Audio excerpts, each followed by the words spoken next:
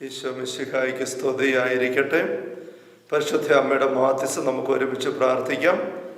ദൈവകൃപ നിറഞ്ഞ മറിയമേ സ്വസ്തി, കർത്താവ് അങ്ങയോട് കൂടെ സ്ത്രീകളിൽ അങ്ങ് അനുഗ്രഹിക്കപ്പെട്ടവളാകുന്നു. അങ്ങയുടെ ഉദരത്തിൻ്റെ ഫലമായി ഈശോ അനുഗ്രഹിക്കപ്പെട്ടവനാകുന്നു.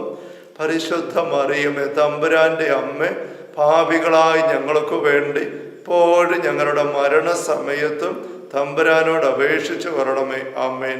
ദൈവകൃപ നിറഞ്ഞ മറിയമേ സ്വസ്തി, കർത്താവ് അങ്ങയോട് കൂടെ സ്ത്രീകളിൽ അങ്ങ് അനുഗ്രഹിക്കപ്പെട്ടവളാകുന്നു. അങ്ങയുടെ ഉദരത്തിൻ്റെ ഫലമായി ഈശോ അനുഗ്രഹിക്കപ്പെട്ടവനാകുന്നു. പരിശുദ്ധ മറിയമേ തമ്പുരാൻ്റെ അമ്മ, പാപികളായി ഞങ്ങൾക്ക് വേണ്ടി ഇപ്പോഴും ഞങ്ങളുടെ മരണസമയത്തും തമ്പുരാനോട് അപേക്ഷിച്ചു വരണമേ. ആമേൻ. ദൈവകൃപ നിറഞ്ഞ മറിയമേ സ്വസ്തി, കർത്താവ് അങ്ങയോട് കൂടെ സ്ത്രീകളിൽ അങ്ങ് അനുഗ്രഹിക്കപ്പെട്ടവളാകുന്നു. അങ്ങയുടെ ഉദരത്തിൻ്റെ ഫലമായി ഈശോ അനുഗ്രഹിക്കപ്പെട്ടവനാകുന്നു. പരിശുദ്ധ മറിയമേ തമ്പുരാൻ്റെ അമ്മ, പാപികളായി ഞങ്ങൾക്ക് വേണ്ടി ഇപ്പോഴും ഞങ്ങളുടെ മരണസമയത്തും തമ്പുരാനോട് അപേക്ഷിച്ചു വരണമേ. ആമേൻ. പിതാവിനും പുത്രനും പരിശുദ്ധാത്മാവിനും സ്തുതി, ആദിലെ പോലെ ഇപ്പോഴും എപ്പോഴും എന്നേക്കും. ആമേൻ. പരിശുദ്ധ പരമ ദിവ്യകാരുണ്യത്തിന് എന്നേരവും ആരാധനയും സ്തുതിയും പുകഴ്ചയുണ്ടായിരിക്കട്ടെ. പരിശുദ്ധ പരമ ദിവ്യകാരുണ്യത്തിന് എന്നേരവും ആരാധനയും സ്തുതിയും പുകഴ്ചയും ഉണ്ടായിരിക്കട്ടെ. പരിശുദ്ധ പരമ ദിവ്യകാരുണ്യ ഈശോയ്ക്ക് എന്നേരവും ആരാധനയും സ്തുതിയും പുകഴ്ചയും ഉണ്ടായിരിക്കട്ടെ. ഈശോയേറ്റവും സ്നേഹിക്കപ്പെട്ട സഹോദരരെ, നമ്മുടെ ധ്യാനത്തിൻ്റെ 34-ാമത്തെ സെഷനിലേക്ക് നമ്മൾ എത്തിയിരിക്കുകയാണല്ലോ. ഒന്നാം പ്രമാണത്തെക്കുറിച്ചുള്ള 23-ാമത്തെ വിചിന്തനവുമാണ് ഇത്. ഒന്നാം പ്രമാണത്തെക്കുറിച്ച് നമ്മൾ വായിക്കുന്ന വചനഭാഗം പുറപ്പാട് പുസ്തകം 20-ാമത്തെ അധ്യായം. അതിൻ്റെ ആദ്യ വാക്യങ്ങൾ നമ്മൾ കഴിഞ്ഞ സെഷനുകൾ നമ്മൾ ശ്രദ്ധിച്ചതാണ്. നമ്മൾ ഇന്ന് അതിൻ്റെ 5-ാമത്തെ വാക്യത്തിലേക്ക് നമ്മൾ വരികയാണ്. അവിടെ 2-ാമത്തെ ഭാഗം, എന്തെന്നാൽ ഞാൻ നിന്റെ ദൈവമായ കർത്താവ് അസഹിഷ്ണുവായ ദൈവമാകുന്നു. എന്തെന്നാൽ ഞാൻ നിന്റെ ദൈവമായ കർത്താവ് അസഹിഷ്ണുവായ ദൈവമാകുന്നു. അതിന് മുമ്പിൽ പറഞ്ഞിരിക്കുന്ന കാര്യം നമ്മൾ ശ്രദ്ധിച്ചതാണ്. അവിടെ പറഞ്ഞിരിക്കുകയാണ്, മുകളിൽ ആകാശത്തിലോ താഴെ ഭൂമിയിലോ ഭൂമിക്കടിയിലെ ജലത്തിലോ ഉള്ള ഒന്നിൻ്റെ പ്രതിമയോ സ്വരൂപമോ നീ നിർമ്മിക്കരുത്. അവയ്ക്ക് മുമ്പിൽ പ്രണമിക്കുകയോ അവയെ ആരാധിക്കുകയോ ചെയ്യരുത്. എന്നിട്ടാണ് പറയുന്നത്, എന്തെന്നാൽ ഞാൻ നിന്റെ ദൈവമായ കർത്താവ് അസഹിഷ്ണുവായ ദൈവമാകുന്നു. പ്രതിമ ഉണ്ടാക്കരുത്, അവിടെ പ്രണമിക്കരുത്. അതേക്കുറിച്ച് നമ്മൾ കഴിഞ്ഞ കണ്ടതാണ്. എന്താണ് ദൈവം ഉദ്ദേശിക്കുന്നത് എന്ന് ആ നിയമം സ്വീകരിച്ച മോശ തന്നെ വ്യക്തമാക്കുന്നതും മോശ അതെങ്ങനെയാണ് പ്രാവർത്തികമാക്കിയത്, പിന്നീട് ഇസ്രായേൽക്കാരുടെ 1-ാമത്തെ ദേവാലയം പണി കഴിപ്പിച്ച് സോളമൻ അതെങ്ങനെയാണ് മനസ്സിലാക്കിയെടുത്തത്, ഇതെല്ലാം നമ്മൾ വിശദമായിട്ട് കണ്ടതാണ്. ഇനി ഇവിടെ നമ്മൾ ഈ വിഗ്രഹാരാധന രീതിയിൽ ഏതെങ്കിലും വ്യക്തി എന്തെങ്കിലും ഒരു ദൈവത്തിൻ്റെ മനസ്സിന് വിരുദ്ധമായിട്ട് പ്രവർത്തിച്ചാൽ അതിനോട് ദൈവം എങ്ങനെയാണ് പ്രതികരിക്കുന്നത്, ദൈവം അതിനെ എങ്ങനെയാണ് വിലയിരുത്തുന്നത്, കാണുന്നത്, അതേക്കുറിച്ചാണ് ഇവിടെ ഈ ഒരു വാക്യം പറയുന്നത്. ഞാൻ അസഹിഷ്ണുവായ ദൈവമാകുന്നു. നമ്മളിത് 10 കൽപ്പനകൾ മോശ ആദ്യമായിട്ട് വാങ്ങിക്കുമ്പോഴുള്ള ഭാഗമാണ്. പിന്നെ നമുക്കറിയാം, മോശ താഴെ ഈ മലമുകളിൽ ഇങ്ങനെ ആയിരിക്കുമ്പോൾ താഴെയുള്ള ജനങ്ങൾ അഹരോനോടൊപ്പം പാപത്തിൽ പെട്ടു, കാളക്കുട്ടിയെ ഉണ്ടാക്കി വലിയ വിഗ്രഹാരാധന നടത്തി.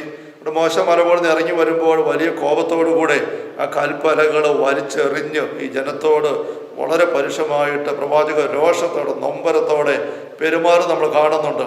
യഥാർത്ഥത്തിൽ ആ ഒരു പെരുമാറ്റം ദൈവത്തിൻ്റെ ഈ അസഹിഷ്ണുതയുടെ ഒരു പ്രകടിപ്പിക്കൽ തന്നെയാണ്. ദൈവത്തോട് കൂടെ 40 ദിവസം മലമുകളായിരുന്നപ്പോൾ മോശയുടെ മുഖം തന്നെ പ്രകാശമുള്ളതായി, തേജോമയമുള്ളതായി. മോശ ഇറങ്ങി വരുമ്പോൾ പിന്നീട് നമ്മൾ വായിക്കുന്നുണ്ട്, അഹ്റോനും മറ്റുള്ളവർക്കും അടുത്ത് എല്ലാം പോലും പറ്റാത്ത രീതിയിൽ തേജസ് നിറഞ്ഞു. അപ്പോൾ ദൈവിക ചൈതന്യം നിറഞ്ഞു നിൽക്കുന്ന ഒരു വ്യക്തിക്ക് ഈ 1-ാം പ്രമാണ ലംഘനത്തിൻ്റെ നിസ്സാരമായ സാന്നിധ്യം പ്രവൃത്തികൾ പോലും സഹിക്കാൻ പറ്റത്തില്ല. അപ്പോൾ ഇതുപോലെയുള്ള കാളക്കുട്ടി, സ്വർണ്ണക്കാളക്കുട്ടി ഉണ്ടാക്കി അതിനു മുമ്പിൽ അഴിഞ്ഞാടുന്ന ജനത്തെ കണ്ടപ്പോഴേക്കും മോശ സകല നിയന്ത്രണങ്ങളും വിട്ട് ആ രോഷം കൊണ്ട് പൊട്ടിത്തെറിച്ച് ആ കൽപ്പലകൾ തന്നെ വലിച്ചെറിഞ്ഞു, അത് ഇടിച്ചു പൊടിച്ചു എന്നൊക്കെ പറയുകയാണ്. അങ്ങനത്തെ ഒരു പെരുമാറ്റത്തിലേക്ക് പോയി. നമ്മൾ നേരത്തെ കണ്ടിട്ടുണ്ട് അപ്പോസ്തല പ്രവർത്തനങ്ങളിൽ 17-ാമത്തെ അധ്യായത്തിൽ ആഥൻസിൽ പൗലോസ് അപ്പോസ്തലനായിരിക്കുമ്പോൾ അവിടെ നഗരം മുഴുവൻ വിഗ്രഹങ്ങൾ കൊണ്ട് നിറഞ്ഞിരിക്കുന്ന കണ്ടപ്പോൾ അദ്ദേഹത്തിൻ്റെ ഉള്ളിൽ വലിയ ക്ഷോഭമുണ്ടായി. സഹിക്കാൻ മേലാത്ത ഒരു അനുഭവമാണ് അവിടെ ഉള്ളിൽ അദ്ദേഹം തിരിച്ചറിയുന്നത്. അത് അദ്ദേഹം പിന്നീട് ശക്തമായിട്ട് ഈശോ ആണ് രക്ഷകൻ, ഈശോ അല്ല വേറെ രക്ഷകനില്ല എന്ന് പറഞ്ഞുകൊണ്ട് പങ്കുവെക്കുകയും പിന്നെ അവിടെ അരിയോപ്പഗസിൽ അവിടെ പ്രസംഗ വേദിയിൽ പോയി ശക്തമായി അദ്ദേഹം സംസാരിക്കുകയും ചെയ്ത് നമ്മളൊക്കെ അത് നമ്മൾ കഴിഞ്ഞ കണ്ടതാണ്. അപ്പോൾ ഈ അസഹിഷ്ണുവായ ദൈവം എന്നൊരു ആശയം നമ്മൾ ഇങ്ങനെ മോശ ഇങ്ങനെ മലയിറങ്ങി വന്ന് ഇത് കൽപ്പനകൾ എറിഞ്ഞു പൊട്ടിച്ചു. പിന്നെ മോശ വീണ്ടും രണ്ടാമത് ദൈവത്തിൻ്റെ പക്കൽ കയറി ചെന്നു. രണ്ടാമത് ദൈവത്തിൻ്റെ പക്കൽ 40 ദിനരാത്രങ്ങൾ ഉപവാസം എടുത്ത് വെള്ളം പോലെ കുടിക്കാതെ കിടന്ന് പ്രാർത്ഥിച്ച് ദൈവത്തിൻ്റെ പക്കൽ നിന്നും രണ്ടാമത് ഉടമ്പടി പത്രിക വാങ്ങിച്ചെടുക്കുന്ന ആ രംഗം നമ്മൾ 34-ാമത്തെ അധ്യായത്തിൽ പുറപ്പാട് പുസ്തകത്തിൽ കാണുന്നുണ്ട്. അവിടെ നമ്മൾ ഇതേപ്പറ്റി വായിക്കുമ്പോൾ നമ്മൾ കഴിഞ്ഞ ദിവസം കണ്ടതാണ് ഈ വചനഭാഗം നമ്മൾ കാണുകയാണ്.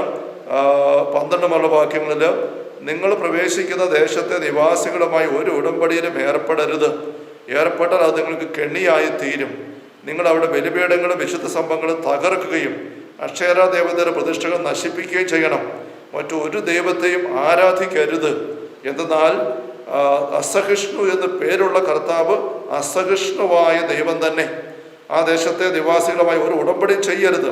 അങ്ങനെ ചെയ്താൽ അവർ തങ്ങളുടെ ദേവന്മാരെ ആരാധിക്കുകയും അവർക്ക് ബലിയർപ്പിക്കുകയും ചെയ്യുമ്പോൾ അവർ നിങ്ങളെ ക്ഷണിക്കും. അപ്പോൾ അവിടെ നിങ്ങൾക്ക് പോകേണ്ടി വരും. അവിടെ ബലിവസ്തുക്കൾ ഭക്ഷിക്കാൻ നിങ്ങൾക്ക് ഇടയാവുകയും ചെയ്യും.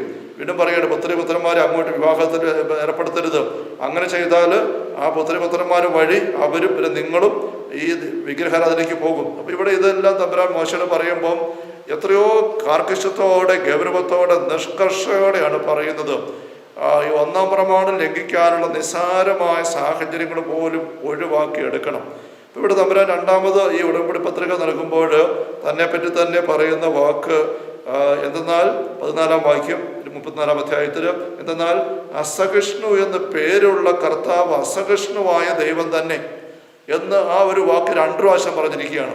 എന്താണ് ഈ അസഹിഷ്ണു എന്നുള്ള വാക്ക്? അതേപ്പറ്റി നമ്മൾ ഇംഗ്ലീഷ് ബൈബിളിൽ RSV ബൈബിളിൽ വായിക്കുമ്പോൾ നമ്മൾ കാണുന്നത് ഇങ്ങനെയാണ്. 20-ാം അധ്യായത്തിൽ 5-ാമത്തെ വാക്യത്തിൽ 2-ാമത്തെ ഭാഗം, For I the Lord your God am a jealous God. അസഹിഷ്ണു എന്നുള്ള വാക്കിന് ഇംഗ്ലീഷിൽ കൊടുത്ത് ജലസ്, ഒരു പക്ഷേ അസൂയാലു എന്നൊരു വാക്കാണ് വന്നിരിക്കുന്നത്. വീണ്ടും 34-ാമത്തെ അധ്യായത്തിൽ ഇപ്പം നമ്മൾ രണ്ടാമത് വായിച്ചത് വചനഭാഗം ഇംഗ്ലീഷിൽ നമ്മൾ വായിക്കുന്നത് ഇങ്ങനെയാണ്. For the Lord whose name is jealous is a jealous God. ഈ ജലസ് എന്നുള്ള വാക്ക് നമ്മളിങ്ങനെ വായിക്കുമ്പോൾ നമ്മൾ കഴിഞ്ഞ ദിവസം നമ്മൾ ശ്രദ്ധിച്ചതായ ഒരു വചനഭാഗമുണ്ടല്ലോ, കൊരിന്ത്യർ സഭയ്ക്കുള്ള 1-ാം ലേഖനം 10-ാമത്തെ അധ്യായത്തിൽ വിഗ്രഹാരാധന നിന്നും ഓടി അകലുവിൻ എന്ന് പറയുന്ന പൗലോസ് ഉപദേശം കൊരിന്ത്യർ സഭയ്ക്ക് എഴുതുമ്പോൾ വിഗ്രഹാരാധന ഓടി അകലുവിൻ. അതിൻ്റെ കാരണം അവിടെ നമ്മൾ കണ്ടതാണ്. ആ ബലിപീഠത്തിലെ ഭാഗഭാഗിത്വം നിങ്ങൾക്ക് പിശാചിനുള്ള ഭാഗഭാഗിത്വമാണ് വരുന്നത്. 4 പ്രാവശ്യം പിശാച് എന്ന വാക്ക് ഉപയോഗിച്ചുകൊണ്ട് പൗലോസ് അവിടെ നമ്മൾ ശ്രദ്ധിച്ചതാണ്. അത് കഴിയുമ്പോൾ നമ്മൾ വായിക്കുന്നുണ്ടല്ലോ 1 കൊരിന്തോസ് 10:22 തിരുവചനം. അവിടെ നമ്മൾ വായിക്കുന്നത്, ദൈവത്തിൽ നാം അസൂയ ഉണർത്തണമോ ചോദിച്ചിരിക്കുകയാണ്. കർത്താവിൽ നാം അസൂയ ഉണർത്തണമോ? നാം അവിടുത്തേക്കാൾ ശക്തരാണോ? അസൂയ ഉണർത്തണമോ എന്ന് പറഞ്ഞിരിക്കുകയാണ്. അതേ വാക്യം ഇംഗ്ലീഷ് ബൈബിളിൽ, ഈ RSV ബൈബിളിൽ വിവർത്തനം ചെയ്തിരിക്കുന്നത് shall we provoke the Lord to jealousy. അപ്പം ഈ അസൂയ എന്ന് കൊരിന്ത്യർ ലേഖനത്തിൽ പറയുന്ന വാക്ക് ജലസി എന്നാണ് ഇവിടെ RSV ബൈബിളിൽ വിവർത്തനം കൊടുത്തിരിക്കുന്നത്. ആ വാക്ക് തന്നെയാണ് നമ്മൾ 10 കൽപ്പനകൾ നൽകിക്കൊണ്ട് ദൈവം 1-ാം കൽപ്പനയെ പറ്റി പരാമർശിക്കുമ്പം പുറപ്പാട് 20-ലും 34-ലും തമ്പുരാൻ പറയുന്നതായിട്ട് നമ്മൾ കാണുന്നത് ജലസ്. ഈ ഒരു വാക്കിൻ്റെ ആഴത്തിലേക്ക് നമ്മൾ അല്പം ഒരു ശ്രദ്ധ എടുക്കുമ്പോൾ ബൈബിൾ പണ്ഡിതന്മാർ, സ്കോളേഴ്സ് ഈ ഒരു വാക്യത്തെ എങ്ങനെയാണ്, ഈ ജലസ് എന്നുള്ള വാക്യത്തെ എങ്ങനെയാണ് വ്യാഖ്യാനിക്കുന്നത്? ഇത് the new Jerome biblical commentary എന്ന് പറയുന്ന ബൈബിൾ വ്യാഖ്യാനത്തിൻ്റെ വളരെ ആഴപ്പെട്ടതും അതേസമയം എളുപ്പത്തിൽ നമുക്ക് സമീപിക്കാവുന്നതുമായ ഒരു ബൈബിൾ ഡിക്ഷണറിയാണ്, ബൈബിൾ കമൻട്രി പുസ്തകമാണിത്. ഇതിനകത്ത് പുറപ്പാട് പുസ്തകത്തിലെ തമ്പുരാൻ്റെ ഈ ഒരു വചനത്തെക്കുറിച്ചുള്ള വ്യാഖ്യാനം ബൈബിൾ സ്കോളേഴ്സ് ആധികാരികമായിട്ട് നൽകുമ്പോൾ അതിങ്ങനെ പറഞ്ഞിരിക്കുകയാണ്: impassioned is A better translation than jealous. ഈ ജലസ് ഗോഡ് എന്ന് അസഹിഷ്ണു എന്നുള്ള വാക്ക് ജലസ് എന്നാണ് ഇംഗ്ലീഷ് പറയുന്നത്. ആ ജലസ് എന്ന വാക്കിനേക്കാളും കുറെ കൂടെ കൃത്യമായ അർത്ഥം വരുന്നത് ഇംഗ്ലീഷിൽ ഇംപാഷൻഡ് എന്ന വാക്കാണെന്ന് ഇവിടെ ഈ സ്കോളേഴ്സ് ഇവിടെ എടുത്തു പറഞ്ഞിരിക്കുകയാണ്. അതിൻ്റെ വിശദീകരണം പറയുകയാണ്: Yahweh is passionately committed to Israel. Yahweh is passionately committed to Israel. Passion എന്ന് പറഞ്ഞാൽ എന്താണ്? Passion for travelling, passion for film, passion for sports എന്നൊക്കെ പറഞ്ഞാൽ യാത്ര ചെയ്യാനുള്ള ഹരം പിടിച്ച ഒരു വ്യക്തി. പാഷൻ ഫോർ ട്രാവലിംഗ്, എപ്പോഴും യാത്ര പോകണം, യാത്ര ഇങ്ങനെ ആസ്വദിക്കുകയാണ്. അല്ലെ passion for film, cinema, movie watching, cinema കാണുക, അതിനകത്ത് ഇങ്ങനെ പാഷൻ, ഹരം പിടിച്ചിരിക്കുകയാണ്. അങ്ങനത്തെ ഒരു പാഷൻ എന്ന് പറഞ്ഞാൽ വലിയൊരു ഇഷ്ടം, വെറൊരു ഇഷ്ടം മാത്രമല്ല, അതൊരു വലിയ വൈകാരിക തള്ളലോടുകൂടിയുള്ള ലൈഫ്, ജീവിതം മുഴുവൻ, ശരീരം മുഴുവൻ, മനസ്സിൻ ജീവിതത്തിൻ്റെ എല്ലാ ഫാക്കൽറ്റികളും, എല്ലാ തലങ്ങളും അതിനകത്ത് ഇൻവോൾവ് ആകുന്ന, ഉൾച്ചേരുന്ന പോലെയുള്ള ഒരു പങ്കുചേരലാണ് അതിനകത്ത്. പാഷൻ ജ്വലിച്ചിട്ട് അങ്ങനെ ഇറങ്ങുകയാണ്, അതാണ് പാഷൻ. നമ്മൾ ശ്രദ്ധിക്കുന്ന നല്ലതാണ്. നമ്മൾ പാഷൻ എന്ന വാക്ക് നമ്മൾ ഈശോയുടെ പീഡാനുഭവത്തെക്കുറിച്ചുള്ള പ്രസിദ്ധമായ സിനിമയുടെ ഹെഡിങ് അങ്ങനെയാണല്ലോ, ദി പാഷൻ ഓഫ് ക്രൈസ്റ്റ്. ഈശോയുടെ പീഡാനുഭവത്തെക്കുറിച്ച് ഉപയോഗിക്കുന്ന വാക്കാണ് പാഷൻ. അപ്പോൾ ആ പാടെ നമുക്കിത് വ്യക്തമാണ്. പാഷൻ, ഇവിടെ നമ്മൾ പറഞ്ഞു Yahweh is impassioned for the people of Israel. Israel ജനതയ്ക്ക് വേണ്ടി ദൈവം ഇങ്ങനെ ഹരം പിടിച്ച് അല്ലെങ്കിൽ ഉള്ളു ജ്വലിച്ച് എരിഞ്ഞ് നിൽക്കുകയാണ്. അപ്പോൾ ഈശോയുടെ പാഷൻ ഓഫ് ക്രൈസ്റ്റ് എന്ന് പറയുമ്പോൾ ഈശോയുടെ കുരിശ്, പീഡാനുഭവം. നമ്മൾ പെട്ടെന്ന് ആ വാക്കിൻ്റെ അർത്ഥം ഈശോയുടെ പീഡാനുഭവം എന്ന് മലയാളത്തിൽ പറയാറുള്ളൂ. പക്ഷേ ഇംഗ്ലീഷിൽ ആ പാഷൻ എന്ന് പറയുമ്പോൾ അതിനകത്ത് കൂടുതലൊരു അർത്ഥമുണ്ട്. എന്താണ് പാഷൻ? നമ്മൾ ദാവീദ് ഒരു ബാലനായിരിക്കുമ്പോൾ സാവൂളിൻ്റെ മക്കള് ജ്യേഷ്ഠന്മാരുടെ ക്ഷേമം അന്വേഷിച്ച് വരുന്ന രംഗം നമ്മൾ ബൈബിളിൽ വായിക്കുന്നുണ്ട്. അപ്പോൾ അവിടെ നമ്മൾ ദാവീദിനെ കാണുമ്പോൾ ഈ ഗോലിയാത്ത് എന്ന് പറയുന്ന ഫിലിസ്തീൻ വലിയ ഭീമൻ, പോരാളി, അങ്ങേര് വന്നിട്ട് ഇസ്രായേൽക്കാരെ വെല്ലുവിളിച്ചു. ആ മല്ലനെതിരെ പിടിക്കാനായിട്ട്, യുദ്ധം ചെയ്യാനായിട്ട് ആർക്കും ധൈര്യമില്ല, എല്ലാവരും മാറി നിൽക്കുകയാണ്. അങ്ങനെ നിൽക്കുമ്പോഴാണ് ദാവീദ് ചേട്ടന്മാർക്ക് ക്ഷേമം അന്വേഷിക്കാൻ വേണ്ടി ഈ രംഗത്തെത്തുന്നത്. ഇത് കണ്ടപ്പോഴേക്കും ദാവീദിന് വല്ലാത്ത വിഷമം തോന്നി. ഈ ഒരു ഫിലിസ്തീൻ ഇങ്ങനെ ദൈവജനത്തെ മുഴുവൻ വെല്ലുവിളിച്ചുകൊണ്ട് നിൽക്കുകയാണോ? അത് മോശമാണല്ലോ, ഇത് നാണക്കേടാ, അത് അനുവദിക്കാൻ പറ്റത്തില്ല. സാമുവേലിൻ്റെ 1-ാമത്തെ പുസ്തകത്തിൽ 17-ാമത്തെ അധ്യായത്തിൽ ഈ ഒരു സംഭവം നമ്മൾ ഇങ്ങനെയാണ് വായിക്കുന്നത്. ഈ ദാവീദ് സാവൂളിന്റെ പക്ഷത്ത് പറഞ്ഞു, ഞാൻ അവനെതിരെ നിൽക്കാം. അപ്പം സാവൂൾ ചോദിച്ചു, നിനക്ക് എന്താ അതിനുള്ള കഴിവിരിക്കും, നീ കൊച്ചു പയ്യനല്ലേ? അങ്ങനെ പറയുമ്പോൾ ദാവീദ് കൊടുക്കുന്ന മറുപടി ഇങ്ങനെയാണ്. 34-35 വാക്യങ്ങൾ. ദാവീദ് പറഞ്ഞു, പിതാവിൻ്റെ ആടുകളെ മേയ്ക്കുന്നവനാണ് അങ്ങനെ ദാസൻ. സിംഹമോ കരടിയോ വന്ന് ആട്ടിൻപറ്റത്തിൽ നിന്ന് ഒരാട്ടിൻകുട്ടിയെ തട്ടിയെടുത്താൽ ഞാൻ അതിനെ പിന്തുടർന്ന് ആട്ടിൻകുട്ടിയെ രക്ഷിക്കും. അതെന്നെ എതിർത്താൽ ഞാൻ അതിൻ്റെ ജടയ്ക്ക് പിടിച്ച് അടിച്ചു കൊല്ലും. അങ്ങയുടെ ദാസൻ സിംഹങ്ങളെയും കരടികളെയും കൊന്നിട്ടുണ്ട് എന്ന് പറയുകയാണ്. ഇതൊരു ആടിന് വേണ്ടിയുള്ളൊരു പാഷൻ എന്ന് വേണേൽ പറയാം. ആട്ടിൻകുട്ടിയെ പിടിച്ചുകൊണ്ട് വന്ന് സിംഹമോ കരടിയോ അങ്ങനെ പിടിച്ചുകൊണ്ട് പോകുമ്പോൾ അതിൻ്റെ പുറകെ ചെന്നിട്ട് ജീവൻ തൃണവൽഗണിച്ചുകൊണ്ട് സകല ശക്തിയോടും കൂടെ പാഞ്ഞു ചെന്ന് ആ കരടിയും സിംഹത്തെയും എതിർത്ത് അതിനെ അടിച്ചു കൊന്ന് ദാവീദ് പറയാണ്. നമുക്ക് അതിശയോക്തിയായിട്ട് തോന്നും, അവിശ്വസനീയമായിട്ട് തോന്നും. അങ്ങനെയൊക്കെ സാധിക്കുമോ എന്ന് ചോദിച്ചാൽ ചിലപ്പോഴൊക്കെ നമ്മൾ വീടുകളിലൊക്കെ കാണുന്നൊരു കാര്യമാണ്. തള്ളക്കോഴിയും കുഞ്ഞുങ്ങളും കൂടെ മുറ്റത്തോടെ ഇങ്ങനെ നടക്കുമ്പോൾ, കോഴിക്കുഞ്ഞുങ്ങളും കൂടെ തള്ളക്കോഴി ഇങ്ങനെ കൊണ്ട് നടക്കുമ്പോൾ ഇതേ ഒരു പട്ടിയോ വലിയൊരു അൾസേഷൻ പട്ടി വിചാരിക്കുക, അല്ലെങ്കിൽ സാധാരണ പട്ടിയാണെങ്കിൽ പോലും ഒരു തള്ളക്കോഴിയുടെ മുമ്പിൽ പട്ടി എന്ന് പറഞ്ഞാൽ എന്തുമാത്രം പവർഫുള്ളാണ്, കരുത്തനാണ് ഒരു പട്ടിക്ക് ഓടി വന്ന് തള്ളക്കോഴിയെ ഒരു ഉഴുത്ത കോഴിയാണെങ്കിൽ പോലും പിടിച്ച് കുടഞ്ഞാൽ അത്രേ ഉള്ളൂ. അതിനുള്ള കരുത്ത് പട്ടിക്കുണ്ട്, വലുപ്പമുണ്ട്, പവറുമുണ്ട്, എല്ലാം ഉണ്ട്, പല്ലും എല്ലാം ഉണ്ട്. കോഴിക്കൊന്നുമില്ല. എന്നാൽ ഈ വലിയൊരു പട്ടി ഇങ്ങനെ പാഞ്ഞു വന്ന് ഈ കോഴിക്കുഞ്ഞുങ്ങളെ പിടിക്കാനായിട്ട് നോക്കിയാൽ ഈ തള്ളക്കോഴി പെരുമാറ്റം എന്തായിരിക്കും? അത് ഓടുമോ? സാധാരണഗതിയിൽ ഓടിയല്ല. ഈ കോഴിക്കുഞ്ഞിൻ്റെ പക്കലേക്ക് വരുമ്പോഴത്തേക്ക് തള്ളക്കോഴി വല്ലാത്തൊരു ഭാവത്തോടു കൂടെ ചിറകെല്ലാം ഇങ്ങനെ വിരിച്ച് ഈ അതിൻ്റെ പൂളയെല്ലാം പപ്പെല്ലാം ഇങ്ങനെ പറത്തി നിർത്തിക്കൊണ്ട് പറന്നെന്നതുപോലെ ഈ പട്ടിയുടെ പക്കലേക്ക് അങ്ങ് പാഞ്ഞു ചെല്ലുന്ന രംഗം നമുക്ക് കാണാൻ സാധിക്കും. അങ്ങനെ ചെല്ലുമ്പോഴേക്ക് തള്ളക്കോടെ വരവ് കാണുമ്പോഴേക്ക് ഈ പട്ടി എന്നെ അൾസേഷൻ പട്ടിയാണേലും എന്നെ വലിയ പട്ടിയുടെ അവൻ ശരിക്കും വന്ന് പകയ്ക്കും, അവൻ പേടിക്കും. ഈ തള്ളക്കോഴി പാഞ്ഞ് പറന്ന് വന്നിട്ട് സർവ്വശക്തിയോടും കൂടെ ഈ പട്ടിക്കൂടെ കൊത്താനും ഒക്കെ തുടങ്ങിക്കഴിഞ്ഞാൽ പട്ടി പേടിച്ച് ഓടുകയുള്ളൂ. ഇതൊരു പാഷനാണ്, കുഞ്ഞുങ്ങൾക്ക് വേണ്ടിയൊരു പാഷൻ ഈ തള്ളക്കോഴിയുടേത്. അങ്ങനെ ചെയ്യുമ്പോഴേക്കും ഈ വലിയ ശത്രുക്കൾ പോലും മാറി നിൽക്കുകയാണ്. ദാവീദ് അതാ പറയുന്നത്, ഒരു ആട്ടിൻ കുഞ്ഞിനെ തൊട്ടു പോയിട്ടുണ്ടെങ്കിൽ ഞാൻ കാണിച്ചു തരാം. അത് ദാവീദിന്റെ നിലപാട്. ഒരു കുഞ്ഞാടിനെ പോലും തട്ടിക്കൊണ്ടുപോയി ഞാൻ സമ്മതിക്കത്തില്ല എന്ന് ദാവീദ് ഇങ്ങനെ പറയുമ്പോൾ, ദാവീദ് ഒരു ഇടയനായിട്ട് നടന്നയാളാണ്. ഈശോ തൻ്റെ ജീവിതത്തെക്കുറിച്ച് സൃഷ്ടിയെക്കുറിച്ച് പറയുമ്പോൾ ഇതേ കാര്യം തന്നെ ഈശോയുടെ അധരങ്ങളിൽ നിന്ന് വരുന്ന നമ്മൾ കാണുന്നുണ്ടല്ലോ. യോഹന്നാന്റെ സുവിശേഷത്തിൽ 10-ാമത്തെ അധ്യായത്തിൽ നല്ല ഇടയനെ കുറിച്ച് ഈശോ പറയുമ്പോൾ ഈശോ ഇതേ കാര്യം പറയുന്നുണ്ടല്ലോ. 11 വാക്യങ്ങളിൽ, ഞാൻ നല്ല ഇടയനാണ്, നല്ല ഇടയൻ ആടുകൾക്ക് വേണ്ടി ജീവൻ അർപ്പിക്കുന്നു. ഇടയനല്ലാത്തവൻ ആടുകൾ സ്വന്തമല്ലാത്തവനായ കൂലിക്കാരൻ ചെന്നായി വരുന്ന കാണുമ്പോൾ ആടുകളെ ഉപേക്ഷിച്ച് ഓടിപ്പോകുന്നു. ചെന്നായി വന്ന് അവയെ പിടിക്കുകയും ചിതറിച്ചു കളയുകയും ചെയ്യുന്നു. അവൻ ഓടിപ്പോകുന്നത് കൂലിക്കാരനായതുകൊണ്ടും ആടുകളെ കുറിച്ച് താല്പര്യമില്ലാത്തത് കൊണ്ടുമാണ്. ഞാൻ നല്ല ഇടയനാണ്, പിതാവ് എന്നെയും ഞാൻ പിതാവിനെ അറിയുന്നവ, ഞാൻ എനിക്കുള്ളവ എന്നെയും അറിയുന്നു. ആടുകൾക്ക് വേണ്ടി ഞാൻ ജീവൻ അർപ്പിക്കുന്നു. ആടുകൾക്ക് വേണ്ടി ജീവൻ അർപ്പിക്കുന്നു. ചെന്നായി ആടിനെ പിടിക്കാനായിട്ട് വന്ന ജോലിക്കാരനായിരിക്കുന്ന ഇടയന്മാർ ഓടിപ്പോകും സന്ധ്യം പരിഗണിച്ചുകൊണ്ട്. പക്ഷെ നല്ല ഇടയൻ ആടുകൾക്ക് ജീവൻ അർപ്പിക്കും. അതാണ് ദാവീദ് കാണുന്നത്. ആട്ടുകുഞ്ഞിനെ പിടിക്കാനായിട്ട് സിംഹവും കരടിയോ വന്നാൽ പോലും അതിനെതിരെ ഉശിരോടെ നിൽക്കുകയാണ്, വീറോടെ നിൽക്കുകയാണ്.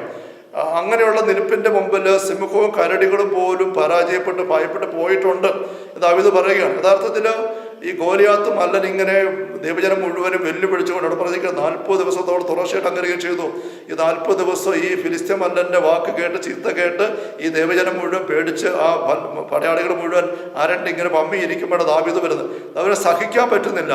ദൈവത്തിന്റെ ജനത്തെ ഇങ്ങനെ ഒരു മനുഷ്യൻ ഇതുപോലെ ഇട്ട് നിന്ദിക്കുന്നുവോ? എന്നിട്ട് അദ്ദേഹം ദാവീദ് ചെയ്യുന്ന നമുക്കറിയാം. രാജാവ് അവൻ്റെ തീക്ഷ്ണത കണ്ടപ്പോൾ വലിയ കോട്ടെല്ലാം ഇടിച്ചു, പടച്ചട്ടിയെല്ലാം അതെല്ലാം ഇട്ട് നടക്കാൻ പോലും മേല ഈ പയ്യന്. അവൻ ഇതെല്ലാം എനിക്കിത് വേണ്ട, പിന്നെ എന്താ, എനിക്ക് എൻ്റെ സാധാരണ വേഷം മതി, പിന്നെ എങ്ങനെ അവനെ പൊരുതും, എനിക്ക് ഈ കല്ലും ചാവണയും മതി, ഇതുമായിട്ട് ഞാൻ ചെന്നിട്ട് എറിഞ്ഞവനെ വീഴ്ചകൾ അത് മതി. അങ്ങനെ അവൻ കയറി ചെല്ലുകയാണ്. യഥാർത്ഥത്തിൽ അൾസേഷൻ പട്ടിയുടെ മുമ്പിലേക്ക് ഒരു പെരുന്നക്കോഴിയില്ല തള്ളക്കോഴി വരുന്ന പോലെയുള്ള വരവാണ് ദാവീദ് ഇഞ്ഞ് വരുന്നത്. ഈ പാലൻ അവൻ വന്നിട്ട് ഒരു ധൈര്യം കൂടാതെ ഞാൻ സർവശക്തനായ ദൈവത്തിൻ്റെ നാമത്തിലാണ് വരുന്നത്, യഹോവയുടെ നാമത്തിലാണ് വരുന്നത് എന്ന് പറഞ്ഞുകൊണ്ട് ഈ കല്ല് ചുഴറ്റി എറിഞ്ഞ് അവനെ വീഴിക്കുകയാണ്. അത് ഒരു പാഷനാണ്. ഒരു ചുമ്മാ ഒരു ആഗ്രഹമല്ല, ഒരു വികാരമല്ല, ഒരു തോന്നലല്ല, ഒരു പരിശ്രമമല്ല. ഈ അസ്തിത്വം മുഴുവൻ അതിനകത്തോട് ചേർന്നിരിക്കുകയാണ്. അങ്ങനെയുള്ള ഒരു നീക്കമാണ്. എന്ത് വില കൊടുത്തും ഞാൻ ഈ ഗോലിയാത്തിനെ തകർക്കും. കാരണം അവൻ എൻ്റെ ജനത്തെ, ദൈവത്തിൻ്റെ ജനത്തെ അധിക്ഷേപിച്ചു. തള്ളക്കോഴിയുടെ നിലപാട് ഇതാണ്, എന്തു വില കൊടുത്ത് പട്ടിയെ കൊത്തി ഓടിക്കും, എൻ്റെ കുഞ്ഞുങ്ങളെ സംരക്ഷിക്കും. ഈശോ പറയുകയാണ്, ചെന്നായിക്കൂട്ടം വന്നാലും ഞാൻ എൻ്റെ ആടിനെ ഇട്ടിട്ട് പോകില്ല, എൻ്റെ ആടുകൾക്ക് ഞാൻ ജീവൻ ബലി കഴിക്കും. അപ്പം ഈശോയുടെ ഈ ബലി കഴിക്കലിന് പറയുന്ന പേര് പാഷൻ ഓഫ് ക്രൈസ്റ്റ് എന്ന് പറയും. വെറും പീഡാസഹനം അല്ലത്. ജീവിതം മുഴുവൻ, അസ്തിത്വം മുഴുവനും കൊണ്ട് ഈ ജനത്തെ രക്ഷിച്ചെടുക്കാൻ വേണ്ടി നിൽക്കുകയാണ് വലിയ ശത്രുവിൻ്റെ കയ്യിൽ നിന്നും. ആ ഒരു നിപ്പാണ്. അപ്പം ഈ ഒരു വാക്കാണ് ഈ സ്കോളേഴ്സ്, ഞാൻ ഈ പറഞ്ഞ ബൈബിൾ കമൻട്രിക്കകത്ത് പറയുന്നത്. ഈ അസഹിഷ്ണു എന്നുള്ള വാക്കിൻ്റെ കൃത്യമായ അർത്ഥം മലയാളത്തിൽ അസഹിഷ്ണു എന്ന് പറഞ്ഞിരിക്കുന്നത് നമുക്ക് കാണുമ്പം പെട്ടെന്ന് ഓർക്കും, അസഹിഷ്ണുവോ, അതൊരു ഒരു സഹിഷ്ണുതയില്ലായ്മ എന്ന് പറഞ്ഞ നെഗറ്റീവ് അല്ലേ? ദൈവ സഹിഷ്ണുതയില്ലാത്ത ദൈവമാണോ? അപ്പുറത്ത് കൊരിന്തോസ് ലേഖനം 1:10 നമ്മൾ കണ്ടു, ദൈവത്തിന് നാം അസൂയ ഉണർത്തണമോ? ഈ അസൂയ എന്നുള്ള വാക്ക് നമ്മൾ മലയാളത്തിൽ വായിക്കുമ്പോൾ ദൈവം അസൂയ ഉള്ളവനാണോ? നമുക്കതിൻ്റെ ഒരു കരുത്ത് കിട്ടുന്നില്ല. പക്ഷെ നമ്മൾ ഈ ഒരു രീതിയിൽ, അതുകൊണ്ട് നമ്മൾ ഇച്ചിരി ആഴപ്പെട്ട ഇംഗ്ലീഷിലേക്കും പിന്നെ ബിബ്ലിക്കൽ കമൻറ്ററിലേക്ക് ഒന്ന് പോയത്. അത് തന്നെ ഒത്തിരി ആഴപ്പെട്ട പോക്കലെങ്കിലും ഇത് ബൈബിൾ സ്കോളേഴ്സ് നൽകുന്ന വാക്കുകളാണ്. ഈ കമൻറ്ററിക്കകത്തത് ആധികാരികമാണ്. നമുക്കൊരു പക്ഷേ ഹീബ്രുവും ഗ്രീക്കും ഒന്നും നമ്മളിപ്പോൾ പരിഗണിക്കുന്നില്ല എങ്കിൽ പോലും. അപ്പോൾ ഈ 1-ാം പ്രമാണത്തിൻ്റെ ലംഘനവുമായിട്ട് ബന്ധപ്പെട്ട് പറയുമ്പോൾ നമ്മൾ കണ്ടു, അത് 1-ാം പ്രാവശ്യം 1-ാം കൽപ്പന കൊടുത്തപ്പോഴും പിന്നീട് കൽപ്പനകൾ തകർത്തിട്ട് മോശം ചെയ്യുന്ന 2-ാം പ്രാവശ്യം കരഞ്ഞു പേർക്ക് ഉപവാസം എടുത്ത് ചോദിക്കുമ്പോൾ നമ്മുടെ 2-ാം പ്രാവശ്യം കൊടുക്കുമ്പോഴും ഈ ഒരു വാക്ക്, ഈ I am impassioned for my people, I am impassioned for my people. എൻ്റെ ജനത്തിന് വേണ്ടി ഞാൻ എന്തു വില കൊടുത്തും നിലകൊള്ളും എന്ന് ദൈവം പറയുന്നതാണ് ഈ അസഹിഷ്ണു എന്ന് പറയുമ്പോഴും. അപ്പോൾ ഒന്നാം പ്രമാണം നമ്മൾ നേരത്തെ കണ്ടതാണ്. ഒന്നാം പ്രമാണം ലംഘിക്കുക എന്ന് വെച്ചാൽ തമ്പുരാനുമായുള്ള ബന്ധം തന്നെ പൂർണ്ണമായിട്ട് വിച്ഛേദിച്ച് പോകുക എന്നർത്ഥം. നമ്മൾ വീട്ടുമുറ്റത്ത് ഒരു പിള്ളേരെ ഓടിക്കളിക്കുന്നു, ചാടി കളിക്കുന്നു, അപ്പൻ അവിടെ അവിടെയൊക്കെ ഉണ്ട്, അതിൽ ഒരു കണ്ടോണ്ടിരിപ്പുണ്ട്. ഈ കളിക്കുന്ന പിള്ളേരോട് ഒരു 4 വയസ്സ് 5 വയസ്സുകാരൻ അവൻ കളിക്കാനായിട്ട് പോയിട്ട് സാറ്റ് കളിക്കാമെന്ന് വിചാരിക്കുക. ഓടിക്കളിച്ചിട്ട് ഒളിക്കാനായിട്ട് അവൻ അതിലേക്ക് ഓടുന്നു. അപ്പം അപ്പനും അമ്മയെ കണ്ട് ചിരിച്ചെടുക്കുന്നിപ്പുണ്ട്. പക്ഷേ ഇതേ ഒരു പ്രാവശ്യം അവൻ ഓടിച്ചെന്നിട്ട് ഇന്ന് കയറുന്നത് കിണറിൻ്റെ അടുത്തേക്ക്. ആഴമുള്ള കിണർ അവിടെയുണ്ട്. ആ കിണറിൻ്റെ അടുത്തേക്ക് എന്നിട്ട് അതിൻ്റെ തറ അരഭിത്തി കെട്ടിയിട്ടുണ്ട്. ആ അരഭിത്തിയുടെ മുകളിൽ ഇങ്ങനെ എന്തെങ്കിലും മറ വെച്ച് കെട്ടിയിട്ടുണ്ട്. അവൻ അവിടെ ഇവിടെ ഒളിക്കാൻ നോക്കിയിട്ട് സ്ഥലം കിട്ടിയില്ല. അവൻ ആ കിണറിനടുത്തേക്ക് തൂണെ കൂടെ കയറിയിട്ട് ഈ കിണറിൻ്റെ അകത്ത് ഈ മറയുടെ അകത്തോട്ട് ഇറങ്ങി അത് തൂങ്ങിപ്പിടിച്ച് കിടക്കാനായിട്ട് ഒരുപ്പെടുന്നു. അത് ചാടി കയറുന്നത് കണ്ടാൽ ഈ അപ്പനും അമ്മ എന്ത് പറയും? അതൊക്കെ ചിരിച്ചോട്ട് നിൽക്കുമോ? അവൻ നല്ല ഒളിസ്ഥലം കണ്ടുപിടിച്ചല്ലോ, ആരും കാണില്ല, ആരും സംശയിക്കുക പോലുമില്ല. കാരണം കിണറിനകത്തോട് തൂങ്ങിക്കിടക്കുന്ന ആൾ ആരും തപ്പാൻ വരികയല്ലോ. ഓ നല്ല മിടക്കന എന്ന് ചിന്തിച്ചോണ്ടിരിക്കുവോ? ഇല്ല, നമുക്കറിയാം. അവൻ ആ കിണറിൻ്റെ ഒക്കെ ഓടി ചെന്ന് കഴിയുമ്പോഴേ അപ്പനമ്മ നോക്കി എന്താ അവൻ കാണിക്കുന്നത്? അവന് തൂണെ കൂടെ കയറിയിട്ട് കിണറിൻ്റെ അരമതിലിൻ്റെ മുകളിൽ കയറി അകത്തോട്ട് കാലുള്ളത് കാണുമ്പോഴേ അപ്പനമ്മ എടാ ഇറങ്ങിപ്പോടാ, മാറിപ്പോ, നീ എന്താ കാണിക്കുന്നത്?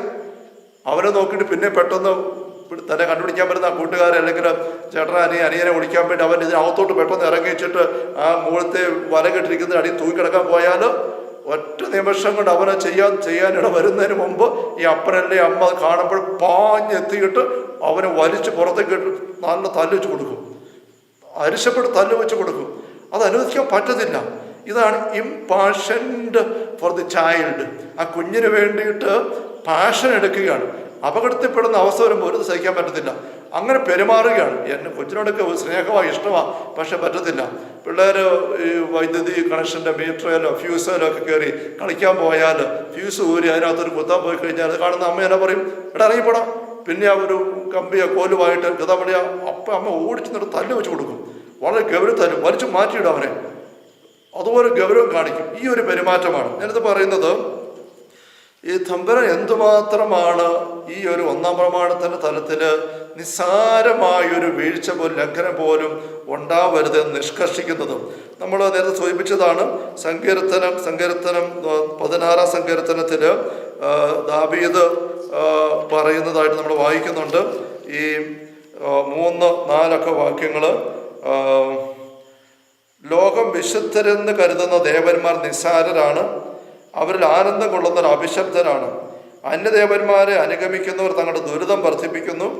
ഞാൻ അവർക്ക് രക്തം കൊണ്ട് പാനീയബലി അർപ്പിക്കുകയില്ല, ഞാൻ അവരുടെ നാമം ഉച്ചരിക്കുകയില്ല. കർത്താവാണ് എൻ്റെ ഓഹരിയും പാനപാത്രവും, എൻ്റെ ഭാഗധേയം അവിടുത്തെ കരങ്ങളിലാണ് എന്ന് പറഞ്ഞിരിക്കുകയാണ്.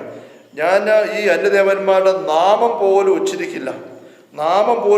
അതുപോലത്തെ ഗൗരവമാണ്. നമ്മൾ സഭയുടെ മതബോധനത്തിൽ പറയുക കാണുകയുണ്ടോ? നമ്മുടെ മതത്തിൽ പറയുമ്പോൾ മൃഗത്തിന് ബലി അർപ്പിക്കുന്നതായിട്ട് നാട്യമെടുക്കാൻ പോലും നടിക്കാൻ പോലും തയ്യാറാകാതിരുന്നതിൻ്റെ പേരിലാണ് പല വിശുദ്ധരും രക്തസാക്ഷികളായിട്ട് മാറാൻ ഇടവന്നത്. നമ്മൾക്ക് സൂചിപ്പിക്കേണ്ടത് നമ്മുടെ ഈ വിശുദ്ധ പദവിയിലേക്ക് വരുത്തപ്പെട്ടിരിക്കുന്ന ദൈവസഹായം പിള്ള ഉൾപ്പെടെ. അപ്പം ഈ ഒരു ഗൗരവം നമുക്ക് ഈ ഒരു മേഖലയിൽ എടുക്കേണ്ടതായിട്ടുണ്ട്. അപ്പോൾ ഒന്നാം പ്രമാണത്തിന് നിരക്കുന്നതല്ലാതെ നിരക്കാത്ത രീതിയിൽ ഉള്ള ഏത് നിസ്സാര പെരുമാറ്റം നമ്മൾ ഗൗരവമായിട്ടെടുക്കണം. അതിലേക്ക് നമ്മൾ വരുമ്പോൾ നമ്മൾ പൊതുവായിട്ട് ഏത് പ്രമാണത്തെക്കുറിച്ചും ദൈവത്തിൻ്റെ കാഴ്ചപ്പാട് ഇങ്ങനെയാണെന്ന് കണ്ടത് മനസ്സിൽ സജീവമായിട്ട് വെക്കണം. ഞാൻ ആവർത്തിച്ചിട്ട് പറഞ്ഞിട്ടുണ്ട്. തമ്പുരാൻ ഓരോ കുഞ്ഞു കാര്യങ്ങൾക്ക് വേണ്ടിയിട്ടും എത്ര ഗൗരവമാണ്. ഒരു കോപത്തിൻ്റെ പോഷാവിഡ്ഢി എന്നുള്ള വാക്ക് കൊലപാതകം തന്നെ, ഹൃദയത്തെ കൊല്ലുന്നത് തന്നെയാണ് ഈശോ പഠിപ്പിക്കുന്നത്. മത്തായി 5:21 മുതൽ വാക്യങ്ങളിൽ, അതിന് ബാക്കി 27 മുതൽ വാക്യങ്ങളിൽ ആസക്തിയുടെ ഒരു നോട്ടമുണ്ടായാൽ ഹൃദയത്തിൽ നീ വ്യഭിചാരം ചെയ്ത് കഴിഞ്ഞു എന്ന് പഠിപ്പിക്കുന്ന ഈശോ അതേ എന്നുള്ളപ്പോൾ അതേ അല്ല എന്നുള്ളപ്പോൾ അല്ല, അതിനപ്പുറമുള്ള ദുഷ്ടനിൽ നിന്നാരും വരുന്നത് പിശാചിൻ്റെതാണ് എന്ന് അതേ അധ്യായത്തിന് മത്തായി 5:31-32 വാക്യങ്ങൾ വായിക്കുകയാണ്. അതുപോലെ തന്നെ മറ്റു പല വചനം നമ്മൾ കണ്ടതാണ്. വ്യർത്ഥമായ ഓരോ വാക്കിനും കണക്ക് കൊടുക്കേണ്ടി വരും. അങ്ങനെ തമ്പുരാൻ ഈശോ എന്തുമാത്രം ഗൗരവമാണ് കുഞ്ഞു കാര്യങ്ങൾക്ക് പോലും കൊടുത്തിരിക്കുന്നത്. അപ്പോൾ ഒന്നാം പ്രമാണത്തിൻ്റെ മേഖലയിൽ ഈ ഒരു വലിയ ഗൗരവം നമ്മൾ എടുക്കേണ്ടതായിട്ട് ഉണ്ട്. അത് വളരെ പ്രത്യേകമായിട്ട് ഒന്നാം പ്രമാണത്തിൻ്റെ കാര്യത്തിൽ മറ്റു പ്രമാണങ്ങളെക്കാളല്ല അധികമായിട്ട് കൊണ്ടാണ് തമ്പുരാൻ അവിടെ ഈ ഒരു വാക്ക് ആവർത്തിച്ച് പറഞ്ഞിരിക്കുന്നത്. ഇപ്പോൾ നമ്മുടെ ജീവിതത്തിലേക്ക് നമ്മൾ നോക്കുമ്പോൾ പൗലോസപ്പോസ്തലൻ നമ്മൾ കണ്ടു, വിഗ്രഹങ്ങളുടെ ആലയങ്ങളിൽ നിന്നും ആ ബലിപീഠത്തിൻ്റെ ഭാഗഭാഗത്വം ഒരു തരത്തിലും എടുക്കരുത്. 1 കൊരിന്ത്യർ 10 നമ്മൾ കണ്ടു. അത് അപ്പസ്തലൻ 22 വരെയുള്ള വാക്യങ്ങളിൽ ആവർത്തിച്ച് 4 പ്രാവശ്യം ഒരു പിശാചിൻ്റെ സാന്നിധ്യം അവിടെയുണ്ട്. പിശാചിൻ്റെ സാന്നിധ്യം അപ്പം ഈ ഒരു മേഖലയിൽ ശക്തമായിട്ട് നിൽക്കുന്നത് കൊണ്ടാണ് ദൈവം ഇതുപോലെയുള്ള ഒരു ഇമ്പാഷൻ്റ് ആയിട്ടുള്ളൊരു നോ പറയുന്നത്. ഞാൻ അസഹിഷ്ണുവാണ്, തൊട്ട് പോകരുത്, അവിടെ തൊട്ട് കളിച്ചേക്കരുത്, കിണറിൻ്റെ പരപതിക്ക് മുകളിൽ കയറാം, തൊട്ട് പോകരുത് വെച്ചാൽ അവിടെ അപകടമുണ്ട്, കൈവിട്ട് പോകും, പോയി കഴിഞ്ഞാലും നേരെ മരണമാണ്, വേറെ ഒരു ബാക്കി കാര്യമില്ല, നേരെ മരിച്ചു. പിന്നെ പൊക്കി എടുത്തോണ്ടാവും, ശവം പൊക്കി എടുത്തോണ്ടാ മതി. വൈദ്യുതി കയറി കളിക്കുമ്പോൾ അടി കിട്ടിയാൽ ഷോക്ക് അടിച്ച് പോകും, ആള് പോകും. അതുകൊണ്ട് എന്ത് പറഞ്ഞാൽ സമ്മതിക്കാൻ പറ്റത്തില്ല. അതാണ് ഈ അമ്മ അല്ലെങ്കിൽ അപ്പൻ അതുപോലത്തെ ഗൗരവം കാണിക്കുന്നത്. എന്ന് പറഞ്ഞ പോലെ ഈ വിഗ്രഹങ്ങളുടെ തലത്തിലേക്ക്, ദേവീദേവന്മാരുടെ തലത്തിലേക്കുള്ള യാതൊരു തരത്തിലുള്ള ഇടപെടലിനും നമ്മുടെ ഉള്ളു തുറന്നു കൊടുക്കാനായിട്ട് പാടില്ല. നമ്മൾ കഴിഞ്ഞ ദിവസം കണ്ട ഒരു കാര്യം വീണ്ടും ഒന്ന് മനസ്സിൽ വെക്കുക. ഈ പിശാച് ആദ്യ അവസരത്തിൽ സർപ്പമായിട്ട് തന്നെ വന്ന് ആദ്യ മാതാപിതാക്കന്മാരെ പരീക്ഷിച്ചു, വീഴിച്ചു, തകർത്തു. പിന്നീട് ഇസ്രായേൽ ചരിത്രം മുഴുവനും നമ്മൾ നോക്കുമ്പോൾ കാണുന്നൊരു കാര്യം, ഈ ദേവീദേവന്മാർ വിഗ്രഹങ്ങൾ, ഇതിലൂടെയാണ് സാത്താൻ ഈ ദൈവത്തിൻ്റെ ജനത്തിനെതിരെ വലിയ കെണി വെച്ചിരിക്കുന്നത്. അതുപോലെ വിദഗ്ധമായിട്ട് മൂടി വെച്ചുകൊണ്ടാണ്, മറച്ചു വെച്ചുകൊണ്ടാണ്. വെളിപാട് 13 2 മൃഗങ്ങളെ പറ്റി നമ്മൾ പറഞ്ഞത് ഓർമ്മിക്കണം. മൃഗങ്ങളെ ആരാധിക്കാനായിട്ട് ഉപവാസികളെ അവസരം ഉണ്ടാക്കി കൊടുക്കുകയാണ്. സർപ്പം ഇതിന് പുറകെ നിൽക്കുകയാണ്. ഇതാണ് ഈ വിഗ്രഹാരാധന ദേവീദേവന്മാരുടെ തലത്തിലുള്ള മുഴുവൻ സംഭവിക്കുന്ന കാര്യം. വിഗ്രഹങ്ങളുടെ പുറകിൽ തനി പൈശാചിക സാന്നിധ്യമാണ്. വിഗ്രഹാരാധന മേഖലകളിലേക്ക് നമ്മൾ നോക്കിയാൽ അവിടെ പരാമർശിക്കപ്പെടുന്ന പല ദേവീദേവന്മാരുടെയും പേരുകൾ പോലും പിശാചുമായിട്ട് ബന്ധപ്പെട്ടാണെന്ന് നമുക്ക് നിരീക്ഷിക്കാനായിട്ട് സാധിക്കും. ചാത്തൻസേവ മഠങ്ങൾ എന്നൊക്കെ പറഞ്ഞ് അങ്ങനെ നമ്മൾ ഭൂതം എന്നുള്ള ഒരു വാക്ക് പല അർത്ഥത്തിൽ ഉപയോഗിക്കുന്നുണ്ട്. നമുക്കറിയാം, ഭൂതകാലം, വർത്തമാനം, ഭാവി, ഭൂതകാലം, അങ്ങനെ ഒരു അർത്ഥമുണ്ട് ഭൂതമെന്ന വാക്കിന്. അതുപോലെ തന്നെ പഞ്ചഭൂതങ്ങൾ എന്ന് പറഞ്ഞുകൊണ്ട് ഈ 5 എലമെന്റ്സ് ഓഫ് നേച്ചർ, ഈ ഫിസിക്കൽ വേൾഡിൻ്റെ 5 അടിസ്ഥാന ഘടകങ്ങളെക്കുറിച്ച് പഞ്ചഭൂതങ്ങൾ എന്നൊരാശയം നമുക്കുണ്ട്. അങ്ങനെ ഭൂതം എന്ന വാക്ക് ഉപയോഗിക്കുന്നുണ്ട്. എന്നാൽ അതിനൊപ്പം അതിനൊക്കെ ഉപരിയായിട്ട് ഒരുപക്ഷെ നാടൻ ആൾക്കാർക്കിടയിൽ ഉപയോഗിക്കുന്ന ഒരർത്ഥം അത് പിശാച്, മരിച്ചവരുടെ ആത്മാവ്, പൈശാചിക അരൂപി എന്നുള്ളതാണ്. മത്തായിയുടെ സുവിശേഷം 14-ാമത്തെ അധ്യായത്തിൽ ഈ അപ്പസ്തലന്മാർ വെള്ളത്തിൽ തനിച്ച് യാത്ര ചെയ്യുമ്പോൾ ഈശോ കടലിന് മീതെ നടന്ന് അവരെ സമീപിക്കുന്നു. രാത്രിയുടെ 4-ാം യാമത്തിൽ, 4 മണിയോ 4:30 ആയ സമയത്ത്. അപ്പോൾ ഈ വെളുത്ത രൂപം ഇങ്ങനെ വെള്ളത്തിന് മുകളിൽ കൂടെ നടന്ന് തങ്ങളുടെ വള്ളത്തിൻ്റെ പക്കലേക്ക് വരുന്ന കാണുമ്പോൾ അവർ പരിഭ്രാന്തരായി. നമ്മൾ വായിക്കണം മത്തായി 14 26-ാം തിരുവചനം 25-26. രാത്രിയുടെ 4-ാം യാമത്തിൽ അവൻ കടലിന് മേൽ നടന്ന് അവിടെ അടുത്തേക്ക് ചെന്നു. അവൻ കടലിന് മേൽ നടക്കുന്നത് കണ്ട് ശിഷ്യന്മാർ പരിഭ്രാന്തരായി. ഇതാ ഭൂതം എന്ന് പറഞ്ഞ് ഭയനിമിത്തം നിലവിളിച്ചു. ഭൂതം എന്ന് പറഞ്ഞ് നിലവിളിക്കുകയാണ്. അത് പഞ്ചഭൂതങ്ങളല്ല, മറിച്ച് ഭൂതകാലമല്ല, മറിച്ചൊരു പൈശാചിക അരൂപി എന്ന അർത്ഥത്തിലാണ്. ഈ ഒരു വാക്ക് ഭൂതം, ഭൂതങ്ങൾ എന്നുള്ളത് ഉപയോഗിച്ചുള്ള വിഗ്രഹങ്ങൾ, വിഗ്രഹാരാധകരുടെ ഇടയിൽ ദേവീദേവന്മാർ നമുക്ക് ചുറ്റും ധാരാളമായിട്ട് കാണാൻ സാധിക്കും എന്നുള്ളത് നമ്മൾ അറിയണം. ഭൂതം അല്ലെ ഭൂത ഈശ്വരൻ, ഭൂതനാഥൻ എന്നൊക്കെ വെറുതെ ഗൂഗിളിൽ അടിച്ചു കൊടുത്ത് നോക്കിക്കുകയും അടിച്ചു കൊടുക്കുമ്പോൾ നമുക്ക് പല ദേവീദേവന്മാരുടെ പേരുകൾ പൊങ്ങി വരുന്ന കാണാനായിട്ട് സാധിക്കും. ഞാനിത് പറഞ്ഞു വരുന്നത്, ഈ ദേവീദേവന്മാരുടെയും വിഗ്രഹങ്ങളുടെയും മേഖലയിൽ ഈ പൈശാചിക അരൂപികളുടെ ഇതുപോലെ സാമാന്യം പ്രകടമായ രീതിയിൽ തന്നെ ഒരു മൃഗമായിട്ട് അവിടെ അങ്ങനെയല്ല, പ്രകടമായിട്ട് തന്നെ പ്രത്യക്ഷപ്പെട്ട് അല്ലെങ്കിൽ സന്നിഹിതമായി ആരാധന സ്വീകരിക്കുന്ന വേദികൾ വളരെയുണ്ട്. അത് അറിഞ്ഞുകൊണ്ട് അപ്പസ്തലൻ തിരിച്ചു പറയുന്നത്, ബലിപീഠത്ത്, വിഗ്രഹത്തിൻ്റെ ബലിപീഠത്ത് ഒരു ഭാഗത്തും അരുത്, അവിടെ പിശാചിനാനും ബലിയർപ്പണം കിട്ടുന്നത്. നമ്മളതേപ്പറ്റി കണ്ട വിചിന്തനങ്ങൾ ഒപ്പം ചേർത്ത് വെക്കണം. അതുകൊണ്ട് അവിടെയുള്ള ഒരു ഭാഗത്തും എടുക്കരുത്. അവിടെ പങ്കുചേർന്നാൽ പിശാചിന് നിങ്ങൾ പങ്കുചേരാനായിട്ട് പോകുന്നത്. അങ്ങനെ പൈശാചിക അരൂപികളുടെ പക്കലേക്ക് ഏതാണ്ട് നേരിട്ട് എന്ന പോലെ ഒരു വ്യക്തിയെ കൊണ്ടുപോകാൻ ഇടവരുന്ന ഒന്നാണ് ഈ വിഗ്രഹങ്ങളുടെയും ദേവീദേവന്മാരുടെയും ഒരു തലം എന്നുള്ളത്. നമുക്ക് ഈ രീതിയിലും ചുറ്റുമുള്ള വിഗ്രഹാരാധന മേഖലകളിൽ ദേവീദേവന്മാരുടെ തലങ്ങളെയൊക്കെ ശ്രദ്ധിക്കാനും സാധിക്കും. ഞാൻ സൂചിപ്പിക്കുകയുണ്ടായി, സർപ്പം, പാമ്പ് എന്നൊക്കെ പറയുന്നത് എല്ലാ മത വിഭാഗങ്ങളിലും തന്നെ, വിശ്വാസങ്ങളിലും തന്നെ ഒരു പൈശാചിക സാന്നിധ്യമാണ്. ബൈബിളിൽ ആദ്യത്തെ പുസ്തകത്തിൽ സർപ്പം നമ്മൾ കാണുന്നുണ്ട്, ഉൽപ്പത്തി 3. പിന്നീട് നമ്മൾ കാണുന്ന വെളിപാട് പുസ്തകത്തിലും ശക്തമായിട്ട് അതേക്കുറിച്ച് 12-ാമത്തെ അധ്യായത്തിന് പുരാതന സർപ്പം, സർവ്വലോകത്തെയും വഞ്ചിക്കുന്ന സാത്താനെന്ന് പിശാചിനെ വിളിക്കപ്പെടുന്ന പുരാതന സർപ്പം അവൻ വലിച്ചെറിയപ്പെട്ട് അവൻ യുദ്ധം ചെയ്തെന്ന് പറഞ്ഞുകൊണ്ട് അവൻ്റെ അനുയായികൾ എന്ന് പറഞ്ഞുള്ള പരാമർശനം, അത് ബൈബിളിൻ്റെ മുഴുവൻ ആദ്യ പുസ്തകത്തിലും അവസാന പുസ്തകത്തിലും പിശാചിനെ ഉപയോഗിക്കുന്ന ഒരു ഇമേജറിയാണ് സർപ്പം. ആ സർപ്പത്തിൻ്റെ ഒരു ചിത്രവും രൂപവും എല്ലാ ദേശങ്ങളിലും എല്ലാ കാലങ്ങളിലും ഒരു പൈശാചിക തിന്മയുടെ സാന്നിധ്യം തന്നെയായിട്ടാണ്. ഗീവർഗസഹതയുടെ രൂപത്തിൻ്റെ അടിയിൽ ആ ഒരു പൈശാചിക പുരാതന സർപ്പം, ഡ്രാഗൺ ഇടയ്ക്ക് നമ്മൾ കാണുന്നുണ്ട്, അങ്ങനെയുള്ള കാര്യങ്ങൾ. പക്ഷെ ഈ ഡ്രാഗണെ തന്നെ വെച്ചുകൊണ്ട് പൂജിക്കുന്ന ആരാധിക്കുന്ന രീതികൾ നമുക്ക് വിഗ്രഹാരാധകരുടെ ഇടയിൽ കാണാനായിട്ട് സാധിക്കും. അങ്ങനത്തെ അവസ്ഥയിൽ പോയി പെട്ട വ്യക്തികളെ ഞാൻ ശുശ്രൂഷയിൽ കണ്ടിട്ടുണ്ട്. അതിനകത്ത് പോയി ചേർന്നു, അല്ലെങ്കിൽ അവിടെ അപ്പനും അമ്മയും അങ്ങനത്തെ കാര്യങ്ങൾ ചെയ്യാനായിട്ട് പോയി. ഒരിക്കലും ഞാനിപ്പോൾ ഒരു മനസ്സിൽ വരുന്ന 1-2 രംഗങ്ങൾ. ഒരു വ്യക്തി കുറേ വർഷങ്ങൾക്ക് മുമ്പാണ്, ഒരു സഹോദരി പ്രാർത്ഥനാ സഹായം തേടിക്കൊണ്ട് എൻ്റെ പക്കലെത്തി. അന്ന് ഇങ്ങനത്തെ ഈ മേഖലയിൽ എനിക്ക് വലിയ അടയാളങ്ങൾ എൻ്റെ അനുഭവങ്ങളൊന്നുമില്ല, ബോധ്യങ്ങളില്ല. അപ്പോൾ ആ വ്യക്തി ഇങ്ങനെ പ്രാർത്ഥിക്കാൻ പറ്റുന്നില്ല, പള്ളിക്കാരും പല വിഷമമാണ്. ആ വ്യക്തി പറഞ്ഞൊരു കാര്യം, ഞാൻ പള്ളിയിൽ പ്രാർത്ഥനയ്ക്ക് വന്നു കഴിഞ്ഞാൽ എൻ്റെ ശരീരം ഇങ്ങനെ ഒരു പാമ്പ് ഇഴയുന്ന പോലെ ഇഴയാനായിട്ട് തുടങ്ങും. എനിക്കങ്ങ് നിൽക്കത്തില്ല, കുർബാന സ്വീകരിക്കാൻ പറ്റത്തില്ല, പള്ളിയിൽ വരാൻ പറ്റുന്നില്ല. അപ്പോൾ ഇത് കുറേ പ്രാവശ്യം ഞാൻ അന്ന് പതിവായിട്ട് എല്ലാ ആഴ്ചയിലും ഒരു ദിവസം പ്രാർത്ഥന നടത്തുന്നുണ്ട്, പ്രത്യേകമായൊരു ശുശ്രൂഷ. അതിന് സഹോദരി വന്ന് കൂടുകയാണ്. തൊട്ട് കുറച്ച് അകലെയുള്ള ഒരു സ്ഥലത്തു നിന്നാണ് വരുന്നത്. അപ്പോൾ അവരിങ്ങനെ ഉപസാരിക്കാൻ വന്നു, ഈ കാര്യം ഇങ്ങനെ പറഞ്ഞു, പിന്നെയും പറഞ്ഞു. അവർ വിഷമിക്കുന്നത് കണ്ടപ്പോൾ ഞാൻ അവർക്ക് പ്രത്യേകമായി ഇപ്പോൾ സമയം കൊടുത്തിട്ട് അടുത്തിടെ 1-2 സിസ്റ്റർമാരുടെ സഹായം കൂടെ തേടിക്കൊണ്ട് അവരെ വെച്ച് പ്രത്യേകമായിട്ട് പ്രാർത്ഥിക്കാനായിട്ട് പരിശ്രമിച്ചു. അങ്ങനെ പ്രാർത്ഥിക്കാനായിട്ട് പരിശ്രമിച്ചപ്പോൾ ഞാൻ കണ്ടൊരു കാര്യം, കുമ്പസാരിപ്പിച്ചു എല്ലാം ഒരുക്കിയിട്ട് അവർ നല്ല ആഗ്രഹത്തോടെ പല പ്രാവശ്യം ആഴ്ചകളായിട്ട് പതിവായിട്ട് പ്രാർത്ഥന കൂടാൻ വന്നിരിക്കുന്നു. എന്നിട്ട് അവർക്ക് വേണ്ടി ഞാൻ തലയെ കൈവച്ച് പ്രാർത്ഥിക്കുമ്പോഴേക്കും അവരങ്ങോട്ട് കുഴഞ്ഞ് ഒരു പ്രത്യേക രീതിയിൽ ഇങ്ങനെ ഈ സർപ്പം പണം ഉയർത്തി ആടുന്ന പോലെ ഉള്ളൊരു ആടാനായിട്ട് തുടങ്ങുന്നു. എന്നിട്ട് അവർ കുറച്ച് ശക്തി പ്രാർത്ഥിക്കുമ്പോഴേക്കും നിലത്തോട്ട് വീഴുന്നു. എന്നിട്ട് നിലത്തുകൂടെ ഇങ്ങനെ പാമ്പ് ഇഴയുന്നത് പോലെ കിടന്ന് ഇഴയുകയാണ്. അങ്ങനെ ഇഴഞ്ഞ് അപ്പോൾ ശക്തമായിട്ട് പ്രാർത്ഥിക്കുന്ന ഇത് ശക്തമായിട്ട് വെളിപ്പെടുകയാണ്. ഇങ്ങനെ ഞാൻ കുറേ ദിവസങ്ങൾ അന്ന്, അതോ 10-20 വർഷം മുമ്പാണ്, എനിക്ക് മേഖലയെക്കുറിച്ച് ആഴപ്പെട്ട അറിവൊന്നുമില്ല. ഞാൻ ആ സിസ്റ്റർമാരുടെ സഹായം കൊടുക്കേണ്ടി പ്രാർത്ഥിച്ചു. പക്ഷേ അത് വിട്ട് കിട്ടുന്നില്ല. ആ സഹോദരി പറഞ്ഞ, അച്ഛാ, എന്നെ കൊണ്ട് എൻ്റെ അപ്പൻ ഇങ്ങനെ സർപ്പപൂജ നടത്തുന്ന സ്ഥലങ്ങളിൽ ചെന്ന് എന്നെ വെച്ച് ഇങ്ങനെ വെച്ചായിരിക്കും അതിന് പല പ്രാവശ്യം കൊണ്ടുപോയി എനിക്ക് വേണ്ടി പൂജ അർപ്പിച്ചിട്ടുണ്ട്, എന്നെ വെച്ച് പൂജ അർപ്പിച്ചിട്ടുണ്ട്. അങ്ങനെ വന്നൊരവസ്ഥയാച്ചാന്ന് പറഞ്ഞുകൊണ്ട് ഇങ്ങനെ അന്ന് ഞാൻ കുറേ പ്രാവശ്യങ്ങൾ പരിശ്രമിച്ചു. ഞാൻ പറഞ്ഞു, നിങ്ങൾ മടുക്കരുത്, നിരാശപ്പെടരുത്, പതിവായിട്ട് പ്രാർത്ഥന എടുത്തെന്ന് ഞാൻ പറഞ്ഞെങ്കിലും ഏതാ പ്രാവശ്യം വന്നിട്ട് പിന്നെ അവർ വരാതായി. പിന്നെ ഒരിക്കലും അവരെ ഇടപെടാനാണ് വന്നപ്പോൾ ഞാൻ ചോദിച്ചു, എന്താ വരാത്തെ?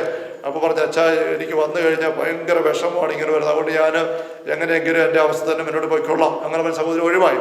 എന്നാണെങ്കിൽ ഞാൻ കുറച്ചുകൂടി അവരെ കരുത്തോടെ വിളിച്ചു വരുത്തിയിട്ട് ധ്യാനങ്ങളൊക്കെ ആയിട്ട് ആഴപ്പെട്ടൊരു വിടുതലേക്ക് കൊണ്ടുപോകാനായിട്ട് പരിശ്രമിച്ചതിന് എൻ്റെ ഉള്ളിലുണ്ട്. പക്ഷെ സാധിച്ചില്ല. അവർ പിന്നെ എങ്ങനെ പോയത് എനിക്ക് അറിഞ്ഞുകൂടാ.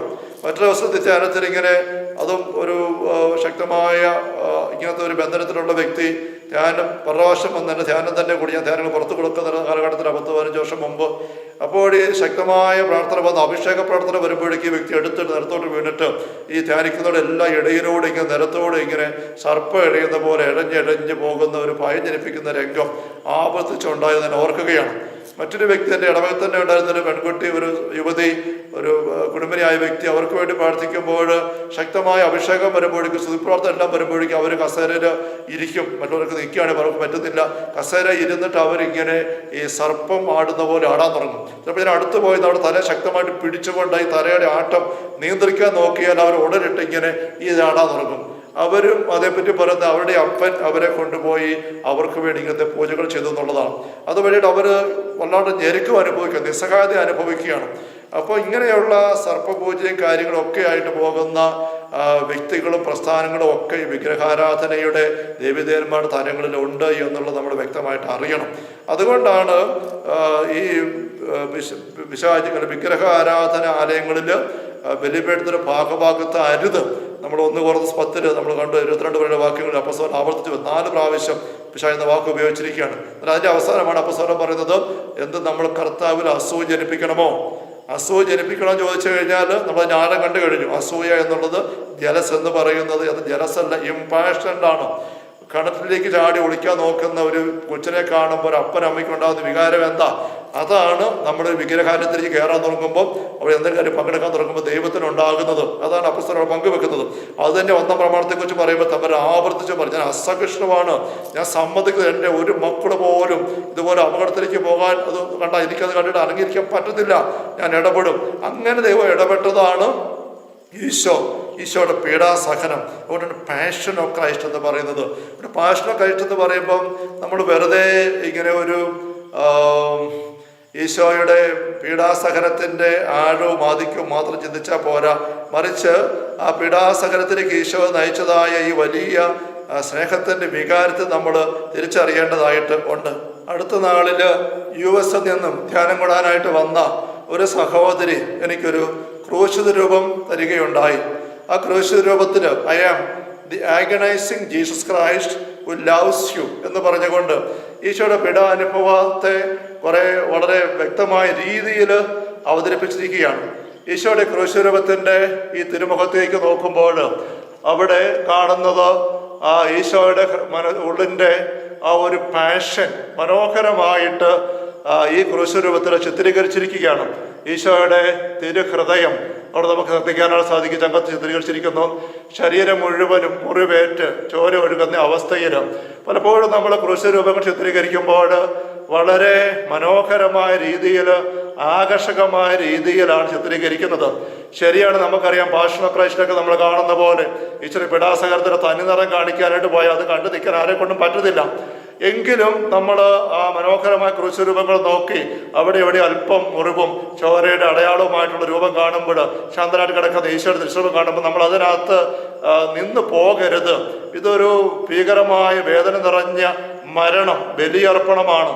ഈശോയുടെ ഈ കുരിശുരൂപത്തിൽ ഈശോയുടെ കണ്ണുകൾ പ്രത്യേകമായ രീതിയിൽ ചിത്രീകരിച്ച് കാണാനായിട്ട് സാധിക്കും. നൊമ്പരത്തോടെ വേദനയോടെ നോക്കുകയാണ്.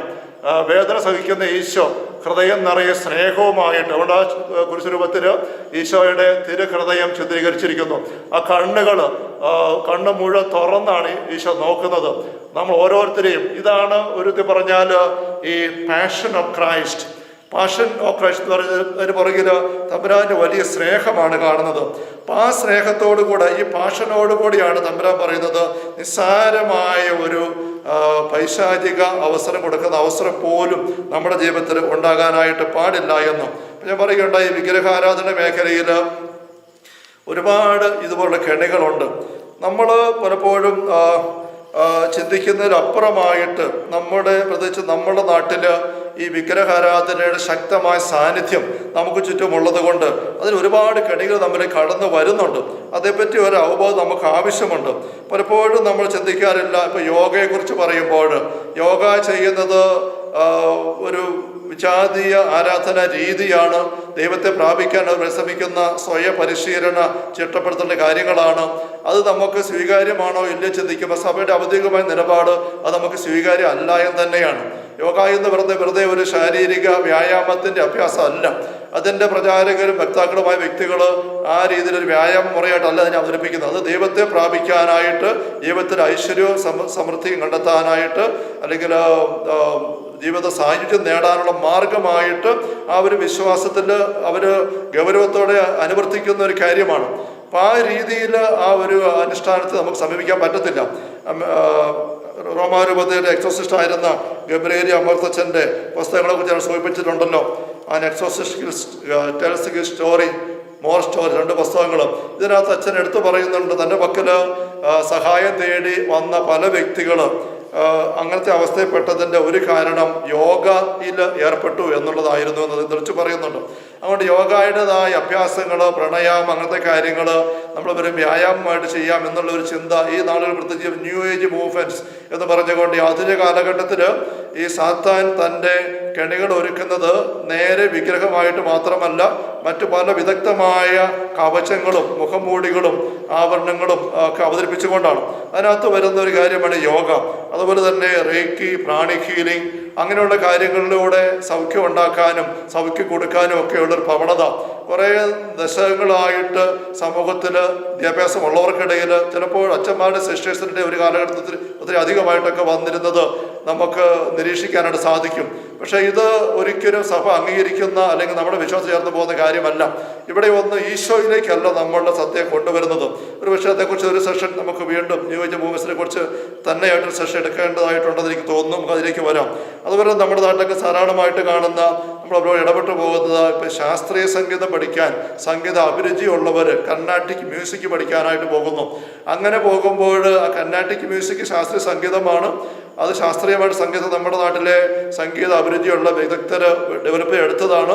പക്ഷെ അത് ഡെവലപ്പ് എടുത്തിരിക്കുന്ന കോണ്ടസ്റ്റ് മുഴുവനും ഈ വിഗ്രഹാരാധനയുടെയും ദേവീദേവന്മാരുടെ വണക്കത്തിൻ്റെയും തലത്തിലാണ്. അങ്ങനെയുള്ള ആരാധന ആലയങ്ങളിലെ കീർത്തനങ്ങളായിട്ടാണ് അതിൻ്റെ കീർത്തനങ്ങളെല്ലാം രൂപപ്പെടുത്തിയിരിക്കുന്നത്. അവിടെ ശാസ്ത്രീയ സംഗീതം പരിശീലിക്കാനായിട്ട് ഒരു ക്രൈസ്തവ വിശ്വാസി തയ്യാറാകുമ്പോൾ അവിടെ ആ വ്യക്തി ഇരുന്നു കൊണ്ട് നിരന്തരം ഈ ശാസ്ത്രീയ സംഗീതം പരിശീലിക്കുന്ന മുഴുവനും ദൈവസ്തുതികൾ കീർത്തനങ്ങൾ പാടിക്കൊണ്ടാണ്. നമ്മൾ കണ്ടു സങ്കീർത്തനം 16 ദാവീദ് പറയുന്നു, ദേവന്മാരുടെ നാമം പോലും ഞാൻ ഉച്ചരിക്കില്ല. അത്ര ഗൗരവത്തിൽ ദാവീദ് എടുത്തു. അതിനേക്കാൾ കൂടെ നമ്മൾ കണ്ടു കഴിഞ്ഞു തമ്പുരാൻ എങ്ങനെ പറയുന്നുള്ളത്. മറ്റു ദേവന്മാരുടെ മക്കളിലേക്ക് പോകാൻ ഇടവരുന്ന അകന്ന സാഹചര്യം പോലും ഒഴിവാക്കണമെന്ന് പുറപ്പാട് 34 നമ്മൾ കണ്ടു. അവിടെ അങ്ങനെയുള്ള ആൾക്കാരുമായിട്ട് ഒരു ഉടമ്പടി ചെയ്യരുത്, അവരുമായി വിവാഹബന്ധത്തിൽ ഏർപ്പെടരുത്, അങ്ങനെയൊക്കെ പറഞ്ഞ് തർക്കശത്വം ഒഴിവാക്കാൻ പറയുകയാണ്. അപ്പം അങ്ങനെയുള്ളപ്പോഴാണ് നമ്മുടെ ജീവിതങ്ങളിലേക്ക് ഈ ഒരു പശ്ചാത്തലം വഴിയായിട്ട് സംഗീത അഭിരുചിയുടെ മേഖലയിൽ ശാസ്ത്രീയമായിട്ട് പഠിക്കാം. ഇങ്ങനെ ചെന്ന് അതിനുള്ള സ്ഥാപനങ്ങളുണ്ട്, പരിശീലന വേദികളുണ്ട്, സംഗീത വിദ്യാലയങ്ങളുണ്ട്. അവിടെ ചേർന്ന് കഴിയുമ്പോൾ ഈ ശാസ്ത്രീയഗീതം പഠിക്കാനായിട്ട് നമ്മൾ ഇരിക്കുമ്പോൾ നിരന്തരം പാടിപ്പാടി അതിൻ്റെ രാഗവും താളവും പല്ലവിയൊക്കെ ആയിട്ട് നമ്മൾ നീങ്ങുന്നിടത്ത് ഈ പാടുന്ന മുഴുവനും തന്നെ ദൈവസ്തുതികളാണ്, ദേവീദേവന്മാരുടെ സ്തുതികളാണ്. അത് നമ്മൾ പാടി ഇരിക്കുമ്പോൾ നമ്മുടെ ശബ്ദവും സമയവും എനർജിയും കഴിവും സിദ്ധിയും എല്ലാം ഉപയോഗിച്ച് നമ്മൾ ആരാധിക്കുകയും ബഹുമാനിക്കുകയും പുകഴ്ത്തുകയും ചെയ്യുന്നത് ദൈവത്തെ അല്ല, വെറും ദേവിയല്ല നമ്മൾ കണ്ടു കഴിഞ്ഞാൽ അതിൻ്റെ പുറകിലുള്ളത് തന്നെ പൈശാചിക കെണി സാന്നിധ്യമാണ്. അതുകൊണ്ട് അങ്ങനത്തെ ഒരു രീതിയിലേക്ക് നമ്മൾ പോകാൻ പാടില്ല.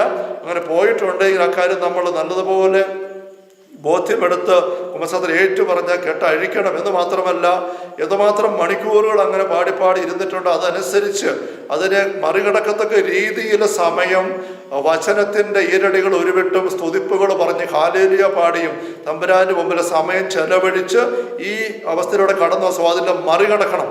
അതിനെ നമ്മൾ മാറ്റിയെടുക്കണം. വെള്ളത്തിൽ കിടക്കുന്ന ഒരു വിറകഷ്ണം എടുത്ത് വെയിലത്തിട്ട് വെച്ചാൽ മതി, ഉണങ്ങി കിട്ടും നമ്മൾ പറയും. പക്ഷേ ഒരു ദിവസമോ 2 ദിവസങ്ങളായിട്ട് പറമ്പിൽ നനഞ്ഞു കിടന്നൊരു വിറകെടുത്തിട്ട് ഉണക്കാൻ കൊണ്ടുവരുമ്പോൾ ഒരു ദിവസം വെയിലത്തേക്കിട്ട് വെച്ചിട്ട് 2 മണിക്കൂർ വെച്ചിട്ട് എടുത്തുകൊണ്ട് പോയത് ഉണങ്ങി കിട്ടത്തില്ല. അത് മണിക്കൂറുകൾ വെയിലത്ത് കിടക്കണം. എന്ന് പറഞ്ഞതുപോലെ ഈ തിന്മയിൽ കുതിരാനായിട്ടൊരു അല്പസമയം മതി, പക്ഷെ അത് തിരിച്ചെടുക്കണമെങ്കിൽ സമയം കൂടുതലുണ്ട്. എപ്പോഴും നന്മയുടെ തിന്മയുടെ തരത്തിൽ അങ്ങനെ വ്യത്യാസപ്പെടും നമ്മൾ ഓർമ്മിക്കണം.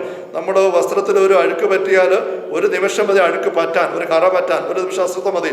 പക്ഷെ ആ പറ്റിയ കറ നീക്കിക്കളയണമെങ്കിൽ നമ്മൾ 2 നിമിഷം കൊണ്ട് തൂത്താൽ പോവുകയല്ല, 4 നിമിഷവും പോരാ. സമയമെടുത്ത് സോപ്പിട്ട് കൊതുത്ത് വെച്ചിട്ട് ബ്രഷ് ചെയ്ത് അലക്കിയെടുത്ത് വീണ്ടും അങ്ങനെ ചെയ്ത് അങ്ങനെ പ്രാവശ്യം ഇതെങ്കിലും ആ കറ മാറി കിട്ടുകയുള്ളൂ. ചിലപ്പോൾ അത് മാറാൻ പോലും ബുദ്ധിമുട്ടാണ്. ഒരു മുറിവുണ്ടാകാനായിട്ട് ഒരു നിമിഷത്തെ അശ്രദ്ധ മതി. ഒരു മുറിവുണ്ടാകാൻ അല്ല കയ്യോ കാലൊന്ന് ഒടിയാൻ നിമിഷങ്ങൾ കൊണ്ട് സംഭവം നടക്കും. പക്ഷെ അത് വീണ്ടും പഴയ രീതിയിലാകണമെന്നുണ്ടെങ്കിൽ നമുക്കറിയാം എത്ര നിമിഷം വേണം, നിമിഷങ്ങളിൽ എത്ര ആഴ്ചകൾ തന്നെ വേണം, മാസങ്ങൾ തന്നെ വേണ്ടി വരും. അവിടെ തിന്മ കയറുക എന്ന് പറയുന്നത് പലപ്പോഴും നിമിഷങ്ങൾ കൊണ്ട് സംഭവിക്കും. പക്ഷെ അതിനെ ഒന്ന് മാറ്റിയെടുക്കുക എന്ന് പറയുന്നത് വളരെ കോസ്റ്റ്ലിയാണ്, ഡിമാൻഡിങ് ആണ്. നല്ലപോലെ നമ്മൾ അധ്വാനമെടുത്ത് സമയമെടുത്തും ആഗ്രഹിച്ച് പരിശ്രമിച്ചെങ്കിലേ പറ്റുകയുള്ളൂ. വസ്ത്രത്തിൻ്റെ ശരീരത്തിൻ്റെ കാര്യം ഇങ്ങനെയാണെങ്കിൽ ആത്മാവിന് നമ്മൾ പൈശാചികമായ അവസ്ഥകളെ സ്വാധീനം കൊടുത്തു അതിങ്ങനെ കീർത്തനങ്ങൾ പാടി സമയം ചെലവഴിക്കുമ്പോൾ അതുവഴി നമ്മുടെ ഉള്ളിൽ ആ ശബ്ദം കൊണ്ടും ഉച്ചാരണം കൊണ്ടും പതിയുന്നതായ സ്വാധീനത്തെ വരച്ചു കളയാൻ അത്ര എളുപ്പമല്ല, നമ്മൾ അറിയണം. അതുകൊണ്ട് അത് തിരിച്ചറിഞ്ഞിട്ട് ഗൗരവത്തോടെ നമ്മൾ തമ്പുരാൻ്റെ സ്വരങ്ങൾ, വചനങ്ങൾ, കീർത്തനങ്ങൾ കൊണ്ട് നമ്മുടെ ഉള്ളിനെ തിരിച്ച് കുതിർത്തെടുത്ത് ഒരു വിടുതലിലേക്ക് എത്തിക്കാൻ നമ്മൾ നോക്കേണ്ട ആവശ്യമുണ്ട്. നമ്മൾ അറിയണ സ്നേഹമുള്ള സഹോദരങ്ങളെ. അതുപോലെ തന്നെയാണ് ചില ഡാൻസ് കാര്യങ്ങളൊക്കെ നമ്മുടെ സമൂഹത്തിലൊക്കെ നിലനിൽക്കുന്ന ഭരതനാട്യം, ഒരു തിരുവാതിര, ഈ കാര്യങ്ങളൊക്കെ നേരെ ദേവീദേവന്മാരുടെ ബഹുമാനാർത്ഥം അങ്ങനെയുള്ള ആരാധന ആലയങ്ങൾ രൂപപ്പെട്ട് നാളുകളായിട്ട് അനുവർത്തിച്ചുകൊണ്ട് വന്നിരിക്കുന്നതാണ്. തിരുവാതിര എന്ന് പറയുന്ന ഡാൻസ് ഒരു ദേവന്റെ ബഹുമാനാർത്ഥം ഭക്തര് അനുഷ്ഠിക്കുന്ന ഒരു പ്രാർത്ഥന അഭ്യാസം, ആത്മീയ അഭ്യാസമായിട്ട് വളർന്നു വന്നതാണ്. അതുപോലെ തന്നെ ഭരതനാട്യവും പല ദേവീദേവന്മാരുടെ ബഹുമാനാർത്ഥമുള്ള ഡാൻസുകളും കാര്യങ്ങളും എല്ലാമാണ്. ഇങ്ങനെ നമുക്ക് ചുറ്റും കാണുന്ന ഈ കാര്യങ്ങളിലേക്ക് പലപ്പോഴും നമ്മൾ എളുപ്പത്തിൽ ഇറങ്ങിപ്പോയ ഒരു സാഹചര്യം ഉണ്ട്. ഞാൻ ജാതകത്തിൻ്റെ കാര്യവും വാരഫലത്തിൻ്റെ കാര്യവും അങ്ങനെയുള്ള മറ്റ് കാര്യങ്ങളെ കുറേയെല്ലാം സൂചിപ്പിച്ചാണ് കഴിഞ്ഞ സെഷനിൽ. ഈ ഒരു മേഖലയിൽ നമ്മൾ ചിന്തിക്കുമ്പോൾ ഇവിടെയുള്ള നിസ്സാരമായ ഇടപെടൽ പോലും നമ്മൾ ഗൗരവത്തിലെടുത്ത് ദൂരീകരിക്കാനുള്ള ജാഗ്രത നമുക്ക് വേണം എന്ന് ഈ ഒരു ഒന്നാം പ്രമാണത്തെക്കുറിച്ച് ദൈവം പറയുമ്പോൾ, ഞാൻ അസഹിഷ്ണുവായ ദൈവമാണ്, നിസ്സാരമായ ഇടപെടൽ വഴി മേഖല ഉണ്ടാകാനായിട്ട് പാടില്ല എന്ന് തമ്പുരാൻ ആവർത്തിച്ച് പറയുന്ന ആ ഒരു വാക്കിൻ്റെ ആഴങ്ങളിലേക്ക് നമ്മൾ ധ്യാനപൂർവ്വം ചിന്തിക്കുമ്പോൾ നമ്മൾ തിരിച്ചറിയേണ്ടതായിട്ടുണ്ട്. ഞാൻ സൂചിപ്പിച്ചു കഴിഞ്ഞു. ഇങ്ങനെയുള്ള കാര്യങ്ങൾ ഒരുപാട് കാര്യങ്ങളുണ്ട്. എണ്ണി പറയാൻ തീരെയല്ലാത്തതുപോലെ നമ്മുടെ വിശുദ്ധ പാരമ്പര്യത്തിലുള്ളതല്ലാത്തത്, അല്ലെങ്കിൽ വിശുദ്ധ ഗ്രന്ഥത്തിൽ നമുക്ക് വെളിപ്പെടുത്തിയിട്ടുള്ളതല്ലാത്ത ആചാരങ്ങൾ നമ്മൾ നിയമവാസനം 18 നമ്മൾ കണ്ടതാണ്. ഒരു ദേശത്ത് നമ്മൾ വരുമ്പോൾ അവിടെ ദുരാചാരങ്ങൾ അനുകരിക്കരുത്. അതൊരു വലിയ കെണിയായിട്ട് എപ്പോഴും നമുക്ക് ചുറ്റുമുണ്ട്. അവിടെ അന്ധവിശ്വാസങ്ങൾ, രീതികൾ, ഞാൻ സൂചിപ്പിച്ചൊരു മുഹൂർത്തവും രാഹുവും വാരഫലവും ജാതകവും ഇങ്ങനെയുള്ള ഒരുപാട് കാര്യങ്ങൾ, അവിടെ ഒരു സ്വാധീനം നമ്മുടെ ഉള്ളിൽ കടന്നു കയറി കിടക്കാൻ നമ്മൾ ഇട കൊടുക്കാനായിട്ട് പാടില്ല. ഇതിനെ മുഴുവൻ കണ്ടുകൊണ്ട് തമ്പുരാൻ ഈ അസഹിഷ്ണുവാണ് ഞാൻ, നിസ്സാരമായ ഇടപെടൽ പോലും തുറന്നു കൊടുക്കലോടെ പാടില്ല എന്ന് തമ്പുരാൻ പറയും. നമ്മൾ ഓർമ്മിക്കണം. നമ്മളിങ്ങനെ ചിന്തിക്കും, ഒരു നിലവിളക്ക് എന്ന് പറയുന്നത് ഒരു ആരാധനാ വസ്തുവാണ്. അത് വെറുതെ ഒരു വിളക്കല്ല, വെറുതെ ഒരു ഭംഗിക്ക് വെക്കുന്നതല്ല, ഒരു ആചാരത്തിൻ്റെ ഭാഗമായിട്ട് നമുക്ക് എവിടെയും സാംസ്കാരിക തലത്തിൽ മാത്രം ഉപയോഗിച്ച് പോകാവുന്നതല്ല. അതിൻ്റെ പുറകിൽ വളരെ ഗൗരവമുള്ള ആരാധനാ കാര്യങ്ങളുണ്ട്. നമ്മുടെ ആ ഒരു വിളക്ക് ഉപയോഗിക്കുന്ന നമ്മുടെ അക്രൈസ്തവ സഹോദരങ്ങൾ അത് പ്രാർത്ഥനയ്ക്ക് മാത്രമായിട്ടാണ് ഉപയോഗിക്കുന്നത്. നമുക്കറിയാം, പ്രാർത്ഥനയ്ക്കല്ലാതെ വെറുതെ നമ്മൾ തിരികത്തിക്കുന്ന പോലെ വല്ല വെളിച്ചം ബൾബ് തെളിക്കുന്ന പോലെ എല്ലായിടത്തും വെളിച്ചത്തിന് വേണ്ടി ഉപയോഗിക്കുന്നതല്ല, പ്രാർത്ഥനയ്ക്ക് വേണ്ടി മാത്രം ഉപയോഗിക്കുന്നതാണ്. അത് തന്നെ ഒരു ആരാധന വസ്തുവാണെന്ന് നമുക്കറിയാം. ആ വിളക്കിൻ്റെ ചിത്രീകരണം തന്നെ ഒരു വിഗ്രഹത്തിൻ്റെ രീതിയിലാണ് അവതരിപ്പിച്ചിരിക്കപ്പെട്ടിരിക്കുന്നത് നമുക്കറിയാം. അപ്പോൾ അങ്ങനെയുള്ള കാര്യങ്ങളിലൊക്കെയുള്ള ഭാഗഭാഗിത്വം ശരിയാണ്. നമ്മളത് കുരിശ് വെച്ച് ഉപയോഗിക്കുന്ന രീതി നമുക്ക് ദേവാലയങ്ങളിലുണ്ട്. നമ്മുടെ സഭാ അധ്യക്ഷന്മാർ കുരിശ് വെച്ചുള്ള ആ ഒരു വിളക്ക് ഉപയോഗിക്കാമെന്നുള്ള അനുവാദം തന്നിട്ടുണ്ട്. അപ്പോൾ സഭയുടെ സംരക്ഷണം അതുവഴിയായിട്ടുണ്ട്. അതുകൊണ്ട് നമ്മുടെ ദേവാലയങ്ങളിൽ ഭവനങ്ങളിൽ കുരിശ് വെച്ചുള്ള നിലവിളക്ക് ഉപയോഗിക്കുന്ന രീതിയുണ്ട്. അത് ഉപയോഗിക്കണം എന്നല്ല, താല്പര്യമുണ്ടെങ്കിൽ ഉപയോഗിക്കണമെങ്കിൽ ഉപയോഗിച്ച് കുരിശ് വെച്ചുള്ളതെന്ന് സഭാധ്യക്ഷന്മാർ നിർദ്ദേശം തന്നിരിക്കുന്നതാണ്. അപ്പോൾ ആ ഒരു വിളക്കിലൂടെയുള്ള എന്മയുടെ സ്വാധീനങ്ങളെ കുരിശ് വെച്ചാൽ തീർത്തെടുക്കാൻ പറ്റുമെന്ന് അവർ പ്രബോധനം നൽകുന്നു. അതിന് ഉത്തരവാദിത്വം നമ്മുടെ സഭാധ്യക്ഷന്മാർക്കുണ്ട്. അതുകൊണ്ട് ആ ഒരു സഭയുടെ അധികാരത്തിൻ്റെ തണലിൽ ആ കുരിശ് ഉപയോഗിക്കുന്നവർക്ക് ആ സംരക്ഷണം ഉണ്ട്, നമുക്ക് പ്രതീക്ഷിക്കാം. അങ്ങനെയാണ്. പക്ഷേ അത് ഉപയോഗിക്കണമെന്നല്ല സഭാധ്യക്ഷന്മാർ പറഞ്ഞിരിക്കുന്നത്, നമ്മൾ ഓർമ്മിക്കണം. അത് നമ്മുടെ സഭയുടെ പാരമ്പര്യത്തിൽ, ക്രൈസ്തവ പാരമ്പര്യങ്ങളിലൊക്കെ നമ്മൾ കടന്ന് മെഴുകുതിരി ഉപയോഗിക്കുന്ന രീതിയാണുള്ളത്. പള്ളികളിലൊക്കെ അവസാനം ഉപയോഗിക്കുന്നത് മെഴുകുതിരിയാണ്. എണ്ണവിളക്കാണ് പറയുന്നത് പ്രത്യേകമായ സൂചനകളുള്ള ഇളക്ക് നമ്മൾ ഉപയോഗിക്കാറില്ല. അതുകൊണ്ടത് ഇങ്ങനത്തെ ഒരു വിളക്ക് കുരിശ് വെച്ച് ഉപയോഗിച്ചിരിക്കണം എന്ന് സഭാധ്യക്ഷന്മാർ പറഞ്ഞിട്ടില്ല. അത് ഉപയോഗിച്ചോട്ടെ ചോദിച്ചുകൊണ്ട് പിന്നെ ആൾക്കാർ വരികയും താല്പര്യപ്പെടുകയും ചെയ്തപ്പോൾ അതിനകത്ത് ഇങ്ങനത്തെ രീതി ഉപയോഗിക്കാം എന്നൊരു അനുവാദം മാത്രമേ ഉള്ളൂ. പക്ഷേ എങ്കിലും ഇതിൻ്റെ ഒരു അടിസ്ഥാനമായ അസോസിയേഷൻ ബന്ധം കിടക്കുന്ന ഈ ഒരു മേഖലയിലായതുകൊണ്ട് വ്യക്തിപരമായിട്ട് എൻ്റെ ബോധ്യവും എനിക്ക് പറയാനുള്ളതും ആ ഒരു മേഖല പൂർണ്ണമായിട്ട് ഒഴിവാക്കുക. കാരണം തമ്പുരാൻ കിടക്കുന്ന മനോഭാവം നമ്മൾ കണ്ടു കഴിഞ്ഞു. ഞാൻ അസഹിഷ്ണുവായ ദൈവമാണ് ഈ മേഖലയിൽ. അതുപോലെ തന്നെ ഈ ദേവന്മാരുമായി ബന്ധപ്പെട്ട കാര്യങ്ങൾ കഴിഞ്ഞ ദിവസം സൂചിപ്പിച്ചിട്ടുണ്ട്. അങ്ങനത്തെ കാര്യങ്ങളൊക്കെ നമുക്ക് ഈ ഒരു ജാഗ്രതയോടെ എടുക്കണം. ഇങ്ങനെ ചിന്തിക്കുമ്പോൾ ചിലപ്പോൾ നമുക്ക് ചിന്ത വരാം, ഇങ്ങനെ ചിന്തിച്ചാൽ ഇങ്ങനെ ജീവിക്കാൻ പറ്റുമോ അച്ഛാ എന്നൊരു ചിന്ത. ഞാൻ സൂചിപ്പിച്ചു കഴിഞ്ഞു, തമ്പുരാൻ എപ്പോഴും കുഞ്ഞു കാര്യങ്ങൾ ശ്രദ്ധിക്കുന്ന ദൈവമാണ്. അതോട് ബന്ധപ്പെട്ട് നമ്മൾ കാണേണ്ട മറ്റൊരു കാര്യം കൂടിയുണ്ട്. നമ്മുടെ മനസ്സാക്ഷിയുടെ രൂപീകരണമാണത്. ഇത് വേറൊരു വിഷയമായിട്ട് ചിലപ്പോൾ തോന്നാം, പക്ഷെ വേറെ വിഷയമല്ല. നമ്മൾ ആത്മീയമായ കാര്യങ്ങൾ എങ്ങനെ സമീപിക്കേണ്ടത് എന്നതിനെക്കുറിച്ച് ആത്മീയ ദൈവശാസ്ത്രം മനോഹരമായിട്ട് പങ്കുവെക്കുമ്പോൾ കരുത്തോടെ പഠിപ്പിക്കുന്ന ഒരു മേഖലയാണ് നമ്മുടെ മനസ്സാക്ഷിയുടെ രൂപീകരണം. മനസ്സാക്ഷി എന്ന് പറയും ദൈവത്തിൻ്റെ സ്വരം നമ്മൾ ശ്രദ്ധിക്കുന്ന മേഖല നമുക്കറിയാം. ദൈവത്തിൻ്റെ സ്വരം നമ്മുടെ മനസ്സാക്ഷി നമ്മുടെ ഉള്ളിൽ നമ്മൾ കേൾക്കുന്നു. അതെ അല്ലെങ്കിൽ അല്ല. യേശയ്യായുടെ പുസ്തകത്തിൽ 30-ാമത്തെ അധ്യായത്തിൽ നമ്മൾ വായിക്കുന്നുണ്ടല്ലോ, നീ ഇടത്തോട്ടോ വലത്തോട്ടോ ചുവട് വെക്കുമ്പോൾ നിന്റെ കാതുകൾ ഒരു സ്വരം ശപിക്കും. ഇതാണ് വഴി, ഇതിലെ പോവുക. ഇതാണ് വഴി, ഇതിലെ പോവുക എന്ന് പറഞ്ഞ് തമ്പുരാൻ നയിക്കുകയാണ്. യേശയ്യായുടെ പുസ്തകം 30-ാമത്തെ അധ്യായത്തിൽ 20 മുതൽ തിരുവചനങ്ങളിൽ, കർത്താവ് നിനക്ക് കഷ്ടതയുടെ അപ്പവും ക്ലേശത്തിൻ്റെ ജലവും തന്നാലും നിന്റെ ഗുരു നിന്നിൽ നിന്ന് മറഞ്ഞിരിക്കുകയില്ല. നിന്റെ നയനങ്ങൾ നിന്റെ ഗുരുവിനെ ദർശിക്കും. നീ വലത്തോട്ടോ ഇടത്തോട്ടോ തിരിയുമ്പോൾ നിന്റെ കാതുകൾ നിന്റെ സ്വരം ശപിക്കും. ഇതാണ് വഴി, ഇതിനെ പോവുക. നിരന്തരം നമ്മുടെ ഉള്ളിൽ കാതുകൾ ഒരു സ്വരം ശപിക്കും. പെണ്ണിൽ നിന്ന് പറയുമ്പോൾ യഥാർത്ഥത്തിൽ പെണ്ണിൽ നല്ല നമ്മുടെ ഉള്ളിൽ നിന്ന് തന്നെയാണ്. നമ്മുടെ ഉള്ളിൽ ദൈവത്തിൻ്റെ സ്വരം നമുക്ക് കിട്ടുന്നു. ഓരോ ചുവട് വെക്കുമ്പോഴും ഇടത്തോട്ടോ വലത്തോട്ടോ തിരിയുമ്പോൾ ഇതാണ് വഴി, അല്ല ഇതല്ല വഴി, അതിലെ അല്ല ഇതിലേ പോയി, അങ്ങനെ പറയുന്ന സ്വരം ഇത് നമ്മൾ കേൾക്കാനായിട്ട് ശീലിക്കണം. ദൈവത്തിൻ്റെ സ്വരം, ഈ സ്വരം നമുക്ക് നമ്മുടെ ഉള്ളിൽ കിട്ടുന്നത് മനസ്സാക്ഷിയിലൂടെയാണെന്ന് ആത്മീയ ദൈവശാസ്ത്രം മോറൽ തിയോളജി പഠിപ്പിക്കുന്നുണ്ട്. ഈ മനസ്സാക്ഷിയെക്കുറിച്ച് പറയുമ്പോൾ മോറൽ തിയോളജി പറയുന്നില്ല, ആത്മശാസ്ത്രം പറയുന്ന ഒരു കാര്യം, ഈ മനസ്സാക്ഷി 3 തരത്തിൽ ഉണ്ട്. നമ്മളൊക്കെ ജനിക്കുമ്പോൾ നമുക്ക് കിട്ടുന്ന മനസ്സാക്ഷി എന്ന് പറയുന്നത് ലോല മനസ്സാക്ഷി, മൃദു മനസ്സാക്ഷി, ഡെലിക്കേറ്റ് കോൺഷ്യൻസ് എന്ന് പറയുന്നതാണ്. എന്ന് വെച്ചാൽ ചെറിയ ചെറിയ വഴിതെറ്റലുകൾ പോലും കൃത്യമായിട്ട് നമുക്ക് തിരിച്ചറിയാൻ സാധിക്കത്തക്ക രീതിയിൽ നമ്മുടെ ഉള്ള് വിശുദ്ധമായിട്ട് ലോലമായിട്ട് ആയിരിക്കുന്നു. എഫേസൂസിലെ സഭയ്ക്കുള്ള ലേഖനത്തിൽ 4-ാമത്തെ അധ്യായത്തിൽ നമ്മൾ വായിക്കുന്നുണ്ട് 29 മുതലുള്ള വാക്യങ്ങളിൽ നമ്മളിങ്ങനെയാണല്ലോ: നിങ്ങളുടെ അധരങ്ങൾ തിന്മയുടെ വാക്കുകൾ പുറപ്പെടാതിരിക്കട്ടെ, കേൾവിക്കാർക്ക് ആത്മീയത്തിന്റെ പ്രദാനം ചെയ്യുന്നതിന് വേണ്ടി അവിടെ ഉന്നതിക്ക് ഉതകം വിധം നല്ല കാര്യങ്ങൾ സന്ദർഭം സംസാരിക്കുവിൻ. എന്നിട്ട് പറയുകയാണ്, രക്ഷയുടെ ദിനത്തിന് വേണ്ടി നിങ്ങളെ മുദ്രിതരാക്കിയ ദൈവത്തിന്റെ പരിശുദ്ധാത്മാവിനെ വേദനിപ്പിക്കരുത്. പരിശുദ്ധാത്മാവിനെ വേദനിപ്പിക്കരുത്. നമ്മൾ അപ്പുറത്ത് കൊണ്ട് യേശു 30 ദൈവത്തിന്റെ ആത്മാവിന്റെ സ്വരം നിങ്ങൾ കേൾക്കും. ആ ദൈവത്തിന്റെ സ്വരം എന്താ പറയുന്നത്? ഇതിലേ പോവുക, അല്ലെ അതിലെ പോകരുത്. അങ്ങനെ നമ്മൾ നിരന്തരം ഓരോ ചുവട് വെക്കുമ്പോഴും നമ്മളെ പറഞ്ഞ് വഴി നടത്തി കൊണ്ടുപോകാൻ ദൈവത്തിന്റെ ആത്മാവിന്റെ സാന്നിധ്യം. ഈശോ പറഞ്ഞില്ലേ അന്ത്യത്താഴ വേളയിൽ, പരിശുദ്ധാത്മാ സഹായകൻ നിങ്ങളുടെ കൂടെ ഉണ്ടാവും, നിങ്ങളെ സഹായിക്കാൻ. ആ സഹായകൻ പരിശുദ്ധാത്മാവ് നിങ്ങളുടെ കൂടെ ആയിരിക്കും, നിങ്ങളെ തന്നെ ആയിരിക്കും, ഒരിക്കലും നിങ്ങളെ വിട്ടു പിരിയില്ല. നിരന്തരം നമ്മുടെ കൂടെ ദൈവസാന്നിധ്യം പരിശുദ്ധാത്മാവ്.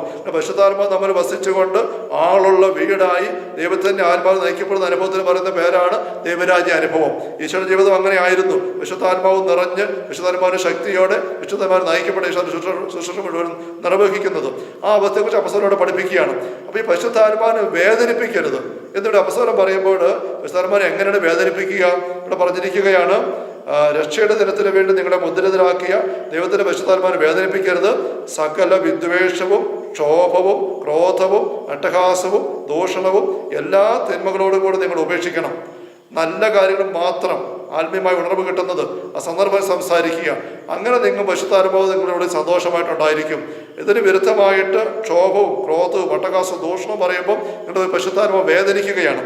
അങ്ങനെ പരിശുദ്ധാത്മാവിൻ്റെ വേദന തിരിച്ചറിയാനായിട്ട് സാധിക്കുന്ന വ്യക്തിയുടെ മനസ്സാക്ഷി എന്ന് പറയുന്നത് ലോലമാണ്, മൃദു മനസ്സാക്ഷി, ഡെലിക്കേറ്റ് കോൺഷ്യൻസ് ആണ്.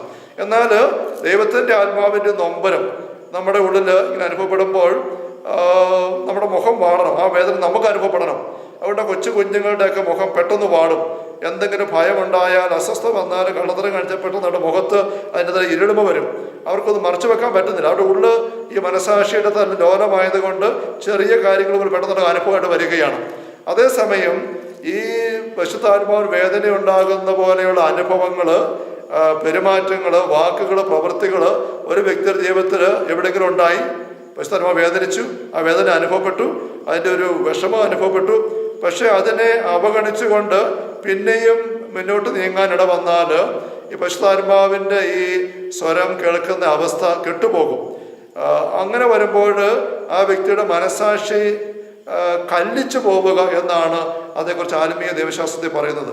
മനസ്സാക്ഷി കല്ലിച്ചു പോകും. കല്ലിച്ച് കുറച്ച് കഴിയുമ്പോൾ ഈ മനസ്സാക്ഷിയുടെ ലോലാവസ്ഥ നഷ്ടപ്പെട്ടിട്ട് പരിശുദ്ധാത്മാവിന്റെ സ്വരം കേൾക്കാൻ മേലാത്ത പോലെ അത് ദുർബലമായിട്ട് പോകും. അതല്ല എങ്കിൽ മറ്റൊരവസ്ഥയും കൂടെയുണ്ട്, ഈ മനസ്സാക്ഷി അയഞ്ഞു പോകാം. ഈ കല്ലിച്ചു പോകുക എന്നുള്ളതിന് മോറൽ തിയോളജിയിൽ പറ്റും പറയുന്നത് ഹാർഡ് കോൺഷ്യൻസ്. മനസ്സാക്ഷി കല്ലിച്ചു പോയി, ഹാർഡ് കട്ടിയായിട്ട് പോയി, അല്ലെങ്കിൽ അയഞ്ഞു പോകുന്നു. Lax conscience. മനസ്സാക്ഷി ഇങ്ങനെ 3 തരത്തിലുണ്ട്: delicate conscience, hard conscience, lax conscience. ലോല മനസ്സാക്ഷി, കഠിന മനസ്സാക്ഷി, കല്ലിച്ച മനസ്സാക്ഷി, അയഞ്ഞ മനസ്സാക്ഷി. അയഞ്ഞ മനസ്സാക്ഷി എന്ന് പറയുമ്പം എന്ത് ചെയ്താലും കുഴപ്പമില്ല, അങ്ങനെയാകാം ഇങ്ങനെയാകാം, അങ്ങനത്തെ ഒരു അയഞ്ഞ അവസ്ഥയിലേക്ക് പോവുകയാണ്.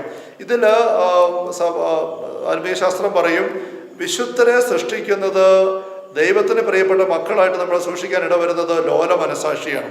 അതുകൊണ്ട് വിശുദ്ധർക്കെല്ലാം ലോല മനസ്സാക്ഷിയുണ്ട്, ഡെലിക്കേറ്റ് കോൺഷ്യൻസ്. കൊച്ചുരേസ്യയുടെ ആത്മകഥയിൽ കൊച്ചുരേസ്യയുടെ ചെറുപ്പകാലത്ത് ചില അനുഭവങ്ങൾ പങ്കുവെക്കുമ്പോൾ നമുക്ക് ശ്രദ്ധിക്കാൻ സാധിക്കുന്ന ചില കാര്യങ്ങൾ, കുഞ്ഞു കാര്യങ്ങൾ പോലും കൊച്ചുരേസ്യയ്ക്ക് വളരെ ഗൗരവമായിട്ട് അനുഭവപ്പെട്ടിരുന്നു എന്നുള്ളതാണ്. കൊച്ചുരേസ്യായുടെ ഈ നവമാലികയിൽ വായിക്കുമ്പോൾ ആദ്യ നാളുകളിലുള്ള ചില അനുഭവങ്ങളൊക്കെ പങ്കുവച്ചിരിക്കുന്നത് ചെറിയ ചെറിയ വീഴ്ചകൾ ഉണ്ടാകുന്നിടത്ത് പോലും വലിയ നൊമ്പരത്തോടെ കൊച്ചുരേസ്യ ഓടി വന്ന് പൊട്ടിക്കറിഞ്ഞുകൊണ്ട് മാപ്പ് ചോദിക്കുന്നു. ഒരിക്കലും കൊച്ചുരേസ്യ ഇങ്ങനെ കുഞ്ഞായിരിക്കുമ്പോൾ 4 വയസ്സ് താഴെ പ്രായമുള്ളപ്പോൾ അമ്മയുള്ളപ്പോഴാണ് ഓടി നടന്ന് കളിച്ചപ്പോൾ ഭിത്തിയിൽ ഇങ്ങനെ ഒട്ടിച്ചിരുന്ന ഒരു അലങ്കാര പേപ്പർ അല്പം കൈ തട്ടി അല്പം ഒന്ന് കീറി, അല്പമേ കീറിയുള്ളൂ. അത് ഒട്ടിച്ച് വെക്കാനുള്ള ഒരു പ്രശ്നമൊന്നും അമ്മ പറയും സാരമില്ല മോളെ. പക്ഷെ അത് തൻ്റെ അശ്രദ്ധ കൊണ്ടാണല്ലോ സംഭവിച്ചതെന്ന് ഓർത്തുകൊണ്ട് കൊച്ചുരേസ്യ വല്ലാണ്ട് വിഷമിക്കുകയാണ്. ആ ദിവസം മുഴുവനും അവള് വിഷമിച്ചിരുന്നു. എന്നിട്ട് മണിക്കൂറുകൾ കഴിഞ്ഞ് വൈകുന്നേരമാണ് പപ്പ വരുന്നത്. അപ്പച്ചൻ വരുമ്പോഴേക്കും വരുന്നത് അറിഞ്ഞപ്പോഴേക്കും അമ്മ പറഞ്ഞിരിക്കുകയാണ്. ഇവിടെ ഓടി അമ്മയുടെ പക്കൽ എത്തിയിട്ട് പറഞ്ഞു, അമ്മ അപ്പച്ചൻ വരുന്നുണ്ട്, ഞാനത് കീറിയ കാര്യം അമ്മ പറയണം എന്ന് അമ്മയെ പറഞ്ഞേൽപ്പിക്കുകയാണ്. അമ്മ പറഞ്ഞിരിക്കുകയാണ് ആ ഒരു കുഞ്ഞു കാര്യം രാവിലെ അങ്ങനെ സംഭവിച്ച, പക്ഷെ അത് വൈകുന്നേരമായപ്പോൾ അവിടെ ഉള്ളിൽ ഇങ്ങനെ ഒരു നീറും നൊമ്പരമായിട്ട് നിൽക്കുകയാണ്. പിന്നെ അമ്മ അത് അപ്പച്ചനോട് പറഞ്ഞു. എന്നിട്ട് അപ്പച്ചൻ അവളെ വിളിച്ചതേപ്പറ്റി ചോദിച്ചു. അപ്പൻ അതേപ്പറ്റി പറഞ്ഞ് അപ്പനത് അപ്പച്ചൻ ക്ഷമിച്ചു എന്നുള്ള ഉറപ്പ് കിട്ടിയ ശേഷം മാത്രമേ അവിടെ മുഖം തെളിഞ്ഞുള്ളൂ. വശത്തിൽ പറയുന്നുണ്ട് കൊച്ചുരേസ്യ ഇങ്ങനെ ഊഞ്ഞാലിൽ ആടിക്കൊണ്ടിരിക്കുകയാണ്. ഊഞ്ഞാൽ ആടിക്കൊണ്ടിരിക്കുമ്പോൾ ചേച്ചിയാണ് അവിടെ ഇങ്ങനെ ഊഞ്ഞാലിൽ ആടിക്കൊണ്ടിരിക്കുന്നത്. തോട്ടത്തിലാണ്, വീടിൻ്റെ മുറ്റത്ത്. അങ്ങനെ ഇരിക്കുമ്പോൾ അപ്പച്ചനെതിരെ വന്ന് കടന്നു പോകുമ്പോൾ ഇവിടെ ആടുന്നു നമുക്ക് സന്തോഷപ്പെട്ട് നിന്നു. ഇവിടെ ഒത്തിരി ഇഷ്ടമായിരുന്നു അപ്പച്ചൻ, ഇളയ കൊച്ചായതുകൊണ്ട്. അപ്പോൾ അവളുടെ കൊച്ചു റാണി എന്ന് പറഞ്ഞിരുന്നു. അപ്പോൾ ഇങ്ങനെ ആടുന്ന കണ്ട് അപ്പച്ചൻ നോക്കി നിന്നു. ഇത് പോകുന്നതിന് മുമ്പ് അപ്പച്ചൻ പറഞ്ഞു, മോളെ ഓടി വന്ന് അപ്പച്ചന് ഉമ്മ തന്നേ എന്ന് പറഞ്ഞ് അപ്പച്ചൻ ഇങ്ങനെ നിൽക്കുകയാണ്. അപ്പോൾ അപ്പച്ചനെ ഓർത്ത് കൊച്ചു പെട്ടെന്ന് ഓടി വന്ന് ഉമ്മ തരും. പക്ഷേ ഇവള് അപ്പച്ചൻ നോക്കി നിൽക്കുന്നതെല്ലാം കണ്ട് ഇവള് ചില അങ്ങനെ ആഘോഷമായിട്ട് ആടി അല്പം ഒരു അഹങ്കാരം പോലെ നെഹളം പോലെ കയറിയിട്ട് അവളിങ്ങനെ ആടിക്കൊണ്ടിരിക്കുമ്പോൾ അവൾ പറഞ്ഞു, അപ്പച്ചൻ എൻ്റെ ഉമ്മ വേണം ഇങ്ങോട്ട് വാ, ഞാൻ എങ്ങനെ തരുള്ളൂ എന്ന് പറഞ്ഞു. അപ്പച്ചൻ ചിരിച്ചിട്ട് അപ്പച്ചനെ വഴിക്ക് പോവുകയും ചെയ്തു.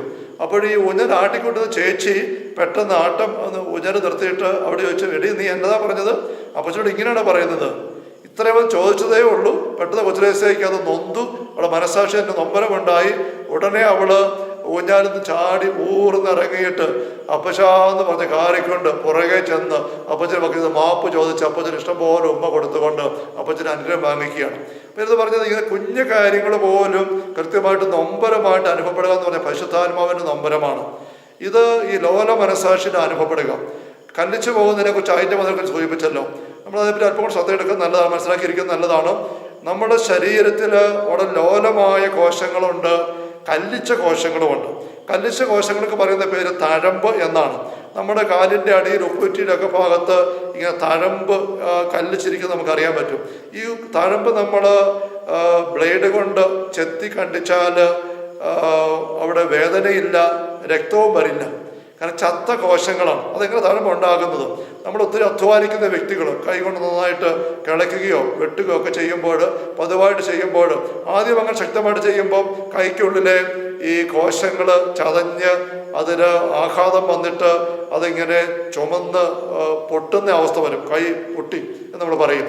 അങ്ങനെ പൊട്ടുന്ന അവസ്ഥയിൽ നമ്മൾ അല്പമൊക്കെ പണിയാൻ ബുദ്ധിമുട്ട് വരും, വേദന വരും. പക്ഷെ അതിനെ അവഗണിച്ചിട്ട് പിന്നെ നമ്മൾ 2 ദിവസം കഴിഞ്ഞ് വീണ്ടും പണിതാൽ പിന്നെ അവിടെ പൊട്ടും. അങ്ങനെ പൊട്ടുക എന്ന് പറഞ്ഞു കഴിഞ്ഞാൽ ഈ കോശങ്ങൾ നശിക്കുക എന്നർത്ഥം. ഈ കോശങ്ങൾ ലോലമാണ്. ലോലമായ കോശത്തിൻ്റെ മേൽ ഈ അരുവായുടെ വാക്കത്തിയുടെ പിടി, അത് തൂമ്പായുടെ പിടി, അതിങ്ങനെ പിടിച്ച് അതിൻ്റെ ആഘാതം ഏറ്റേറ്റ് ഈ കോശങ്ങൾ ഇങ്ങനെ ചത്തിട്ട് ജീവനില്ലാത്തതായിട്ട് അട്ടിയായിട്ട് അവിടെ നിൽക്കുന്നു. അതാണ് ഈ തഴമ്പെന്ന് പറയുന്നത്. ജീവനില്ലാത്ത കോശങ്ങളാണ് എന്ന് പറഞ്ഞാൽ മനസ്സാക്ഷി പാപകരമായ പ്രവൃത്തിയിലേക്ക് നമ്മൾ പോകുമ്പോൾ മനസ്സാക്ഷി അവിടെ തട്ടിയിട്ട് അത് ചതഞ്ഞ് അത് കേടുവന്ന് ഈ കുമള വരുന്ന പോലെ മനസ്സാക്ഷി വിങ്ങുന്നു. പക്ഷെ വിങ്ങൽ അവഗണിച്ചുകൊണ്ട് പിന്നെ നമ്മൾ അധ്വാനിക്കുന്ന പോലെ ഈ പാപത്തിൻ്റെ അവസ്ഥയിൽ പിന്നെ അറിയിക്കഴിഞ്ഞാൽ മനസ്സാക്ഷിയുടെ ആ ഒരു മേഖല കല്ലിച്ച് ചത്ത കോശങ്ങൾ തഴമ്പായിട്ട് കല്ലിച്ചിരിക്കുന്ന പോലെ മനസ്സാക്ഷി ഇങ്ങനെ കല്ലിച്ച അവസ്ഥയിലേക്ക് വരും. അങ്ങനെ വരുമ്പോൾ പിന്നെ എത്ര ക്രൂരമായ പ്രവൃത്തി ചെയ്താലും ഒന്നും തോന്നുകയില്ല. അതാണ് ചില ഒത്തിരി തിന്മകൾ ചെയ്യുന്ന കുറ്റവാളികൾ ക്രൂരമായി കൊലപാതകമൊക്കെ ചെയ്യുമ്പോൾ ഒരു ഭാവഭേദവും ഇല്ലാതെ ഇങ്ങനെ കോൾഡ് ബ്ലഡഡ് എന്നൊക്കെ പറയുന്ന പോലെ ഇങ്ങനെ ക്രൂരതകൾ ചെയ്യാൻ അധോലോകത്തിന് അംഗങ്ങളായി പോകുന്ന വ്യക്തികളെ കൊട്ടേഷൻ സംഘക്കാരൊക്കെ അവരിങ്ങനെ ചെറിയ കാര്യങ്ങളൊക്കെ ചെയ്ത് അല്ല അങ്ങനത്തെ വീഡിയോകളും കാര്യങ്ങളും എല്ലാം കണ്ട് ക്രൂരതയുടെ രംഗങ്ങൾ ആസ്വദിച്ച് ഈ മനസ്സാക്ഷിയുടെ നൊമ്പരമെല്ലാം അങ്ങ് കെട്ടിട്ട് മനസ്സാക്ഷി ചത്തുപോകുന്ന അവസ്ഥ, മരവിച്ചു പോകുന്ന അവസ്ഥയാണ്. ആ അവസ്ഥയിൽ അവർക്ക് പിന്നെ പോയി വെട്ടാനും കൊല്ലാനും കണ്ടിക്കാനും ഒക്കെ ഒരു ബുദ്ധിമുട്ടും ഇല്ലെന്നങ്ങ് ആയിപ്പോകും. കല്ലിച്ച അവസ്ഥയാണ്.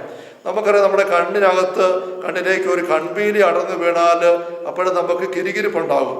കാരണം എന്താണ്? അസ്വസ്ഥ വരും. എന്തുകൊണ്ടാണ്? കണ്ണിനകത്തെ കോശങ്ങൾ വളരെ ലോലമാണ്, ഡെലിക്കേറ്റ് കോശങ്ങളാണ്. ആ കൺപീലിയുടെ സാന്നിധ്യം, കൺപീലി എന്ന് പറയുന്നത് ഒന്ന് കണ്ണിലടന്ന് വീണാൽ അത് കണ്ണിന് സംരക്ഷണമായിട്ട് അവിടെ തന്നെ ഉള്ള സാധനമാണ്, നിസ്സാരമാണത്. കൺപീലി കണ്ണിനകത്ത് വീണ് കിടന്നാൽ കണ്ണ് പൊട്ടിപ്പോകുകയോ നമ്മൾ ചത്തു വീഴുകയോ ഒന്നും ചെയ്യത്തില്ല, അതൊരു കുഴപ്പമില്ല. കണ്ണ് തന്നെ കണ്ണീര് ഒഴുക്കി അത് കളയാൻ നോക്കുക, അല്ല നമ്മൾ കളയാതെ ഉള്ളൂ. എങ്കിൽ പോലും അത് കളയുന്നിടം വരെയും കണ്ണിന് ഒരു സുഖവും ഇല്ല, കണ്ണിനകത്ത് ഇനി കിരികിരിക്കുകയാണ്. അപ്പോൾ നമ്മളപ്പം തന്നെ അത് കൈകൊണ്ട് തൂക്കാൻ നോക്കുന്നു, തുടക്കാൻ നോക്കുന്നു, അല്ലെങ്കിൽ മുഖം കഴുകി വെള്ളം ഒഴിച്ച് കഴുകാൻ നോക്കുന്നു, അല്ല ആരെങ്കിലും സഹായത്തിന് എടുത്ത് കളയാനായിട്ട് നോക്കുന്നു. ആ സാരമൊന്നും ഇല്ല, നമുക്ക് പിന്നെ എങ്ങനെ കളയുമെന്ന് വെച്ചാൽ നമുക്ക് പറ്റത്തില്ല, അത് കിരികിരിക്കുകയാണ്. അത് കളഞ്ഞിട്ടേ തൃപ്തി വരുള്ളൂ. അതുപോലെ അസ്വസ്ഥ അനുഭവപ്പെടുകയാണ്. ഇതാണ് ലോലമനസാക്ഷിയുള്ള വ്യക്തിക്ക് ഒരു നിസ്സാര പാപമുണ്ടായാൽ പോലും അത് വലിയ ഭാരമായിട്ട് അനുഭവപ്പെടും, അസ്വസ്ഥത അനുഭവപ്പെടും. അതുകൊണ്ടാണ് പത്രോസ്യ ഒരു ചെറിയ പാപം വരുമ്പോൾ പോലും ഈ ലോലമനസാക്ഷി ഉള്ളത് കൊണ്ട് ആ ഒരു അസ്വസ്ഥത ഒഴിവാക്കാനായിട്ട് തെറ്റിത്തിരുത്തുകയാണ്. അതുകൊണ്ട് ഞാൻ സൂചിപ്പിച്ചല്ലോ, അനഭിശാസ്ത്രം പറയും വിശുദ്ധരെ സൃഷ്ടിക്കുന്നത് ലോലമനസാക്ഷിയാണ്. ഈ ലോലമനസാക്ഷി നഷ്ടപ്പെട്ടു പോകാൻ ഇട വരരുത്. ഞാൻ പറഞ്ഞു ഖണ്ഡിച്ചു പോകുന്ന അവസ്ഥ പറഞ്ഞു, മറുവശത്ത് അയഞ്ഞു പോകുന്ന അവസ്ഥയുണ്ട്. എന്തെങ്കിലുമൊക്കെ വേണ്ടാത്ത കാര്യങ്ങൾ ഇറങ്ങിച്ചെന്നു, അത് ചെയ്തു, അതിന് മനസ്സാക്ഷി നൊമ്പരം വന്നു, അതിപ്പോൾ സാരമില്ല, അങ്ങനെയൊക്കെ ഉള്ളു, എല്ലാവരും അങ്ങനെയൊക്കെ ചെയ്യുന്നതാ എന്നുള്ള അയഞ്ഞ് ലാഘവ മനോഭാവം എടുക്കുന്നു, പിന്നെ അങ്ങനെ ചെയ്യുന്നു. അങ്ങനെ വീണ്ടും വീണ്ടും ചെയ്യുമ്പോൾ മനസ്സാക്ഷി അയഞ്ഞ് എന്ത് ചെയ്താലും ഒരു ഗൗരവമില്ല, ഒരു മുറുക്കവുമില്ലാത്ത അവസ്ഥയിലേക്ക് പോകുന്നു. ഈ ഹാർഡ് കോൺഷ്യൻസും അയഞ്ഞ മനസ്സാക്ഷിയും ഇത് രണ്ടും നമുക്ക് അപകടമാണ്. എന്ന് വെച്ചാൽ സാത്താൻ്റെ ഇടപെടൽ വന്ന് കയറുമ്പോൾ നമ്മൾ തിരിച്ചറിയണം, അവൻ്റെ തോണ്ടൽ വരുമ്പോൾ നമുക്ക് അറിയാനേ പറ്റത്തില്ല, അതിൻ്റെ ഭാരം അനുഭവപ്പെടുകയില്ല. അത് വലിയ കെണിയാണ്. കാരണം അവന് കടന്നു കയറാനുള്ള അവസരം അവിടെ സുഖമായിട്ട് തുറന്നു കിട്ടുകയാണ്. ഈ മനസ്സാക്ഷിയെക്കുറിച്ച് പറയുമ്പോഴൊക്കെ എൻ്റെ മനസ്സിൽ വരുന്ന ചെറിയൊരു അനുഭവമുണ്ട്. അത് ഞാൻ വേദികൾക്ക് പങ്കുവെച്ചിട്ടുണ്ട്, ഇവിടെ ധ്യാനർക്ക് പറയാറുണ്ട്. അത് നമ്മൾ ശ്രദ്ധിക്കുന്ന നല്ലതാണ്. ഞാൻ കുറേ വർഷങ്ങൾക്ക് മുമ്പ് പാലായിൽ ലാലം പുത്തമ്പള്ളിയിൽ വികാരിയായിട്ട് ആയിരിക്കുമ്പോൾ പാലാ ടൗണിൽ 3 പള്ളികളാണുള്ളത്, ഇടവകളാണുള്ളത്. കത്തീഡ്രൽ പള്ളിയും ലാലം പഴയ പള്ളിയും ലാലം പുത്തമ്പള്ളിയും. ഈ 3 പള്ളികളുടെ ചുമതലയിൽ പാലാ ടൗണിൻ്റെ നടുക്ക് ഒരു കുരിശുപള്ളിയുണ്ട്. പാലാ പന്ത്രണ്ടെല്ലാം അറിയാം, കരിങ്കല്ല് കൊണ്ട് ഇങ്ങനെ വലിപിതാവിൻ്റെ കാലത്ത് മനോഹരമായിട്ട് ഇങ്ങനെ 5 നില ആയിട്ട് പൊക്കി ഉണ്ടാക്കിയിരിക്കുന്ന, ഒത്തിരി വിസ്താരമൊന്നും ഇല്ലെങ്കിലും വീതി കുറഞ്ഞ കല്ലുകളിലേക്ക് ചെത്തിയെടുത്ത് അടുക്കി വെച്ച് സിമെൻറ്റ് ഉപയോഗിക്കാതെ പ്രത്യേകമായ ആണികൾ അതിനകത്ത് ആണി പിടുത്തം വെച്ചുകൊണ്ട് അങ്ങനെ പശ വെച്ചെന്ന രീതിയിൽ അങ്ങനെ കൊണ്ടുപോയിരിക്കുന്ന ഒരു വലിയ പള്ളിയാണ്, കുരിശുപള്ളിയാണ്. അപ്പോൾ ആ കുരിശുപള്ളിയിൽ മെയ് മാസത്തിലാണ് പ്രധാനമായ ആഘോഷം.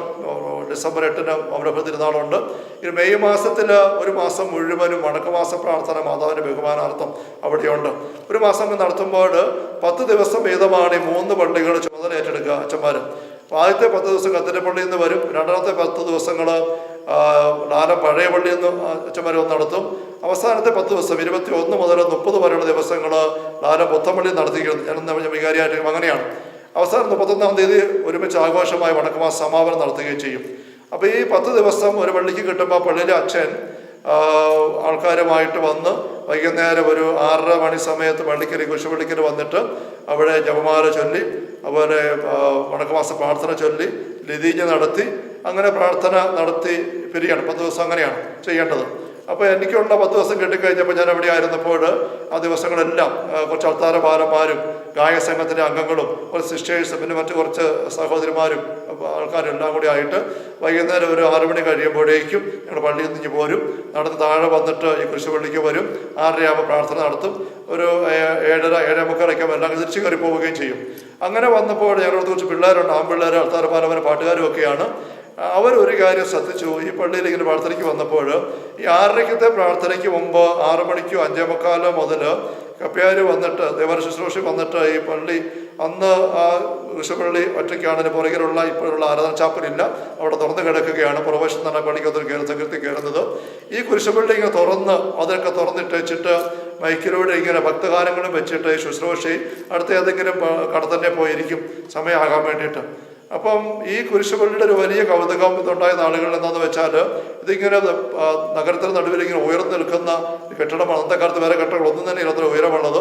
അപ്പോൾ 5 നില മുകളിലേക്ക് കയറാനായിട്ട് ഈ കുരിശുപള്ളിക്കകത്ത് ഒരു സങ്കീർത്തിയുടെ ഒരു ചെറിയ ഗോപണി ഉണ്ടാക്കി വെച്ചിട്ടുണ്ട്. ഒരു പൈപ്പേൽ ഇങ്ങനെ പടികളുണ്ടാക്കിയ പോലെ വളരെ ചെറിയൊരു ഗോപണി, ചുറ്റുഗോപണി പോലെ. അങ്ങനെ പൊത്തിക്കൂടെ അടുത്ത നിലയ്ക്ക് അങ്ങനെ മുകളിൽ ചെല്ലാം. അങ്ങനെ മുകളിൽ ചെന്നാളുടെ കൗതുകം എന്താണെന്ന് വെച്ചാൽ മുകളിൽ ചെന്ന് ജനാലയോടെ നോക്കിയാൽ ടൗൺ മുഴുവൻ കാണാൻ പറ്റും. മീനസ്രാർ ഒഴുകുന്നതും ആ വലിയ പാലവും ചെറിയ പാലവും നഗരവും എല്ലാം കാണാൻ പറ്റും. മനോഹരമായ കാഴ്ചയാണ്. ഈ കുരിശുപള്ളി ഉണ്ടാക്കുന്ന ആളുകൾ അനേകരിങ്ങനെ ഈ മുകളിൽ കയറി കാഴ്ച കണ്ടിരുന്നു. പിന്നെ കള്ളുകുടിയന്മാർ കയറി ചാടാൻ തുടങ്ങുമോ, അതിന് മുകളിലൂടെ തേനീച്ചക്കൂടി ചില ആൾക്കാരെ ശല്യപ്പെടുത്തി ഇളക്കി തേനീച്ച ടൗണിലുള്ള ആൾക്കാരെ കുത്തൊക്കെ ചെയ്തപ്പോഴേക്കും പിന്നെ മുകളിൽ കയറുന്ന പരിപാടി ഒഴിവാക്കി ആരെയും കയറാൻ അനുവദിക്കാറില്ല. പക്ഷെ അങ്ങനെ ഇത് പൂട്ടിയിട്ടിരിക്കുകയാണ്. പക്ഷേ ഈ പിള്ളേർ ഞാൻ പറഞ്ഞ പോലെ അവർ കണ്ടുപിടിച്ചു, ഈ വണക്കമാസ പ്രാർത്ഥന നടക്കുന്ന സമയത്ത് ഈ സങ്കീർത്തനം ഇങ്ങനെ തുറന്നിട്ടിരിക്കുന്നു, അവിടെ ആരുമില്ല. അപ്പോൾ ഈ ഗോവണി ഇങ്ങനെ കിടപ്പുണ്ട്. അപ്പോൾ ഈ പിള്ളേർ കുറച്ച് പേര് ഇത് കണ്ടിട്ടൊരു പ്ലാൻ ഉണ്ടാക്കി മുകളിൽ കയറി കാഴ്ചയൊന്ന് കണ്ടാലോ. അപ്പോൾ അത് എന്നോട് ചോദിച്ചാൽ സമ്മതിക്കത്തില്ല, അവിടെ ചോദിച്ചാൽ അനുവദിക്കുകയല്ല. അതുകൊണ്ട് അവരൊരു ദിവസം എന്നെ വിളിച്ച് പറഞ്ഞ് പ്ലാൻ ചെയ്തിട്ട് ഏതാനും പേര് എന്നെ അറിയിച്ചു, അച്ഛാ ഞങ്ങളിന്ന് നേരത്തെ താഴേക്ക് പോകും പ്രാർത്ഥനയ്ക്ക് വേണ്ടി, ഞങ്ങൾ പള്ളിക്കലേക്ക് വരില്ല, അവിടെ അച്ഛൻ ഞങ്ങളെ നോക്കി നിൽക്കേണ്ട, ഞങ്ങൾക്ക് വേറെ ചില കാര്യങ്ങളുണ്ടായിരുന്നു, അതുകൊണ്ടാണ് ആ സമയത്ത് വന്നേക്കാം. ഞാൻ പറഞ്ഞ സമയത്ത് തിരിച്ചേക്കരുത്, നിങ്ങൾ വന്നേക്കണം. അങ്ങനെ പറഞ്ഞു. അന്ന് അവർ നേരത്തെ പോയത് ഈ കുരിശുപള്ളിയിൽ ഇതിങ്ങനെ തുറന്നിട്ട് ശുശ്രൂഷിച്ച് പാട്ടും വെച്ചിട്ട് അവിടെ പോയിരിക്കുമ്പോൾ അവിടെ സങ്കീർത്തനം ആരുമില്ല. അവർ സങ്കീർത്തനം വന്ന് കയറിയിട്ട് ആരും കാണാതെ ഈ ഗോവണിയെ കൂടെ കയറി മുകളിൽ കയറി ഈ തങ്ങളുടെ കാഴ്ച മുഴുവൻ കാണുകയാണ്. അങ്ങനെ കാഴ്ചയെല്ലാം കണ്ടു നിൽക്കുമ്പോൾ, ആസ്വദിച്ച് എല്ലാം കണ്ടു നിൽക്കുമ്പോൾ അവർക്ക് മുകളിൽ നിന്ന് കാണാം. ഞങ്ങൾ ഇവിടെ പുത്തമ്പള്ളിയിൽ നിന്നും താഴേക്ക് ഇറങ്ങി സെൻറ്റ് മേരീസ് ഹൈസ്കൂളിൽ താഴെക്കൂടെ വന്ന് അതെല്ലാം പഴയവിടെ മുമ്പിലൂടെ നടന്നു വരുന്ന അവർക്ക് കാണാം. അത് കണ്ടപ്പോഴേ അവർ പെട്ടെന്നൊന്നും അറിയാത്തവർ താഴെ ഇറങ്ങി പൊടിയൊക്കെ തോത്ത് ഒന്നും അറിയാത്തവർ മാറി അവിടെ പോയി നിന്നു. ഞങ്ങൾ വന്നപ്പോഴേക്കും അവർ കയറി വന്നു, സ്തുതിയൊക്കെ ചൊല്ലി സന്തോഷം. ഒരു സമയത്ത് വന്നിട്ടുണ്ടെങ്കിൽ സന്തോഷമായി. പക്ഷേ ഈ കാഴ്ച കണ്ടതിൻ്റെ ആവേശം അവരോട് നിറഞ്ഞു നിൽക്കുകയാണ്. ഈ കൂട്ടത്തിൽ അവരുടെ കൂട്ടുകാർക്ക് എല്ലാവരും കൂടാനായിട്ട് സാധിച്ചില്ല. എല്ലാവരും അറിയിക്കാൻ ഒന്നും പോകണമെന്നില്ല. 2-3 പിള്ളേർ എൻ്റെ കൂട്ടത്തിലാണ് പ്രാർത്ഥനയ്ക്കായിട്ട് വരുന്നത്. അവർ വന്ന് എൻ്റെ കൂട്ടത്തിൽ വന്ന് കയറി ഒരു സ്തുതിയൊക്കെ ചെയ്ത് മാറി. ഞാനങ്ങ് മാറിക്കഴിഞ്ഞപ്പോഴേക്കും ഈ കയറിയ പിള്ളേർ ഈ കൂട്ടുകാർ എൻ്റെ കൂടെ വന്ന് കൂട്ടുകാരോട് പറഞ്ഞു, എടാ ഞങ്ങൾ ഇന്നൊരു സൂത്രം ചെയ്തു. എന്നതാടാ, ഞങ്ങൾ ഇന്ന് കുരിശുവിടെ മുകളിൽ കയറി കാഴ്ച കണ്ടു, എന്നാ ശേലമെന്നറിയാമോ കാണാൻ. അപ്പോൾ ഇവർ ചോദിച്ചു, നിങ്ങളത് ഞങ്ങൾ പറയാം, ഞങ്ങൾ വരികയല്ലോ, നിങ്ങൾ എവിടെ പോയിരിക്കാറുണ്ട്. അങ്ങനെ ഇരിക്കും എന്നൊക്കെ പറഞ്ഞ് ഇവർ കാഴ്ചയിൽ ഇങ്ങനെ വർണ്ണിക്കുമ്പോഴേക്കും ഈ വിവരം അറിയാൻ പറ്റാതെ കയറാൻ പറ്റാതെ പോയി 2-3 പിള്ളേർക്ക് വല്ലാത്ത അസ്വസ്ഥതയായി. അവർ ഇപ്പം കാണിച്ചു തരാം നിന്നെ എന്ന് പറഞ്ഞ് അവരുടനെ എന്നെ വിളിച്ചു, അച്ഛാ അച്ഛാ അച്ഛാ. ഞാൻ വെച്ചാൽ എന്നാ അച്ഛാ, ഇത് യുവന്മാരൊന്ന് നേരത്തെ പോകാമെന്ന് പറഞ്ഞ് കടയിൽ പോകാനൊന്നുമല്ല അച്ഛാ, ഇവന്മാർ മോളിൽ കയറാൻ വേണ്ടി. അച്ഛൻ പറഞ്ഞിട്ടില്ല മോളിൽ കയറിയൊന്ന്, ഇവന്മാരൊന്ന് കയറി അച്ഛൻ ഇപ്പം കയറി വന്നിരിക്കുക, ഇപ്പം ഞങ്ങൾ പറഞ്ഞതേ ഉള്ളൂ. അത് കേട്ടപ്പോൾ ഞാൻ അവന്മാരെ വിളിച്ചിടാ എന്താ സംഭവം, നിങ്ങൾ മോളിൽ കയറിയോ. ഉടനെ അവർ പമ്മി പിടിവേണമല്ലോ എന്നുള്ള വിഷമത്തിൽ എൻ്റെ പക്കലേക്ക് വന്നു. അപ്പോൾ ഞാൻ ചോദിച്ചു, മോളിൽ കയറിയോ, നിങ്ങൾ ഇതിനു വേണ്ടി നുണ പറഞ്ഞു പോയത്. അവർ മിണ്ടാതെ നിൽക്കുകയാണ്. ഞാൻ കുറേ അവർ വഴക്ക് പറഞ്ഞ് അവരെ ഇങ്ങനെ ശകാരിക്കുമ്പോൾ മറ്റവന്മാർ ഇത് എനിക്ക് പറഞ്ഞു തന്ന കൂട്ടുകാർ പുറകെ വന്നുകൊണ്ട് അവരിങ്ങനെ കാണിക്കുക, എങ്ങനെയുണ്ടോ ഇപ്പം കിട്ടിയില്ലേ. അപ്പോൾ അവരിങ്ങനെ വിഷമിച്ച് നിൽക്കുകയാണ്. അങ്ങനെ ആ സംഭവം ഞാൻ പറഞ്ഞു, ഒറ്റ ഒരുത്തിൽ അങ്ങനെ കയറിയേക്കരുത്, എന്താ പറഞ്ഞ് ഞാൻ കയറി താക്കീത് കൊടുത്തു. ആ സംഭവം കഴിഞ്ഞു. അതിൻ്റെ പിറ്റേ ദിവസം ഇവരൊക്കെ വരുമ്പോൾ ഈ കയറിയവന്മാർ ഞാൻ കേൾക്കാതെയും കാണാതെയും മറ്റുള്ളവരുടെ ഒക്കെ ഈ വിവരങ്ങൾ വർണ്ണിക്കുകയാണ്. ഇത് കേട്ട് ഈ കയറാൻ പറ്റാതെ അവസരം കിട്ടാത്ത പിള്ളേർക്ക് വല്ലാത്ത അസ്വസ്ഥ വരാത്ത ആഗ്രഹം വരാത്ത അവർക്ക് മുകളിലേക്ക് നോക്കുക, ഒന്ന് കയറിയായിരുന്നു, പക്ഷേ ഇനി എങ്ങനെ കയറുന്നത്. അപ്പോൾ ഈ 10 ദിവസങ്ങൾ ഓരോന്ന് തീരുകയാണ്. അവർക്കറിയാം ഈ 10 ദിവസങ്ങൾ തീർന്നാൽ പിന്നെ അടുത്ത വർഷം ഇങ്ങനെ ചാൻസ് കിട്ടുള്ളൂ, ഒന്ന് കയറിയാലോ എന്ന് ഇവർക്ക് ആഗ്രഹം വരുന്നില്ല കറുത്ത പിള്ളേർക്ക്. പക്ഷേ അച്ഛൻ വഴക്ക് പറഞ്ഞിട്ട് വിലക്കിയിട്ടുണ്ട്, അതുകൊണ്ട് പറ്റുന്നില്ല. എങ്കിലും ദിവസങ്ങൾ മുന്നോട്ട് നീങ്ങപ്പോഴേക്കും ഇവർക്ക് നിയന്ത്രണം വിട്ടുപോയി. ഒരു ദിവസം അവർ എന്നോട് പറഞ്ഞ് എന്നെ അവർ അറിയിച്ചു, അച്ഛാ ഞങ്ങൾ ഇന്ന് വൈകുന്നേരം നേരത്തെ ടൗണിൽ പോയി ചില കാര്യങ്ങളുണ്ടാകും, ഞാൻ സമയത്ത് വന്നോളാം. ഞാനൊന്നും ഓർക്കുന്നില്ല. ഞാൻ പറഞ്ഞു ഞങ്ങളുടെ സമയം തിരിച്ചേക്കുന്നത് പാട്ടുകാരൊക്കെയാണ്, വന്നോളാം അച്ഛാ. അങ്ങനെ അവർ നേരത്തെ പോയി. എന്തിനാണ് ഈ മോളിൽ കയറാൻ വേണ്ടിയിട്ടാണ്. എന്നിട്ട് ഈ പിള്ളേർ പോയി മോളിൽ കയറി. എന്നിട്ട് ഈ പറഞ്ഞ കാഴ്ചയെല്ലാം കണ്ടു. ഞങ്ങൾ അവിടെ വെറുതെ കണ്ടപ്പോൾ അവർ സാറി ഇറങ്ങി, ആരും അറിഞ്ഞില്ല, ഭദ്രമായിട്ട് നിന്നു. ഞാൻ വന്നപ്പോൾ ഈ സമയമായി, മണിയടിച്ച് ശുശ്രൂഷി ഞാൻ അകത്തോട്ട് കയറി ദിവസമാണ് ഞാൻ വേണ്ടി നോക്കും ആരംഭിക്കുമ്പോൾ ഈ രണ്ടാമത് കയറിയ 2-3 പിള്ളേർ അവർക്ക് ഇതിൻ്റെ ആവേശമുള്ള നിൽക്കുകയാണ്. പിള്ളേരല്ലേ, അവർ ആദ്യം കയറി വഴക്ക് മേടിച്ചന്മാരെ പക്കി ചെന്നിട്ട് ഇവർ പറഞ്ഞു, എടാ ഞങ്ങളും കയറിയല്ലോടാ എന്ന് പറഞ്ഞു, ഞങ്ങൾക്ക് കയറാം, ഞങ്ങളും കണ്ടല്ലോടാ എന്ന് പറഞ്ഞു.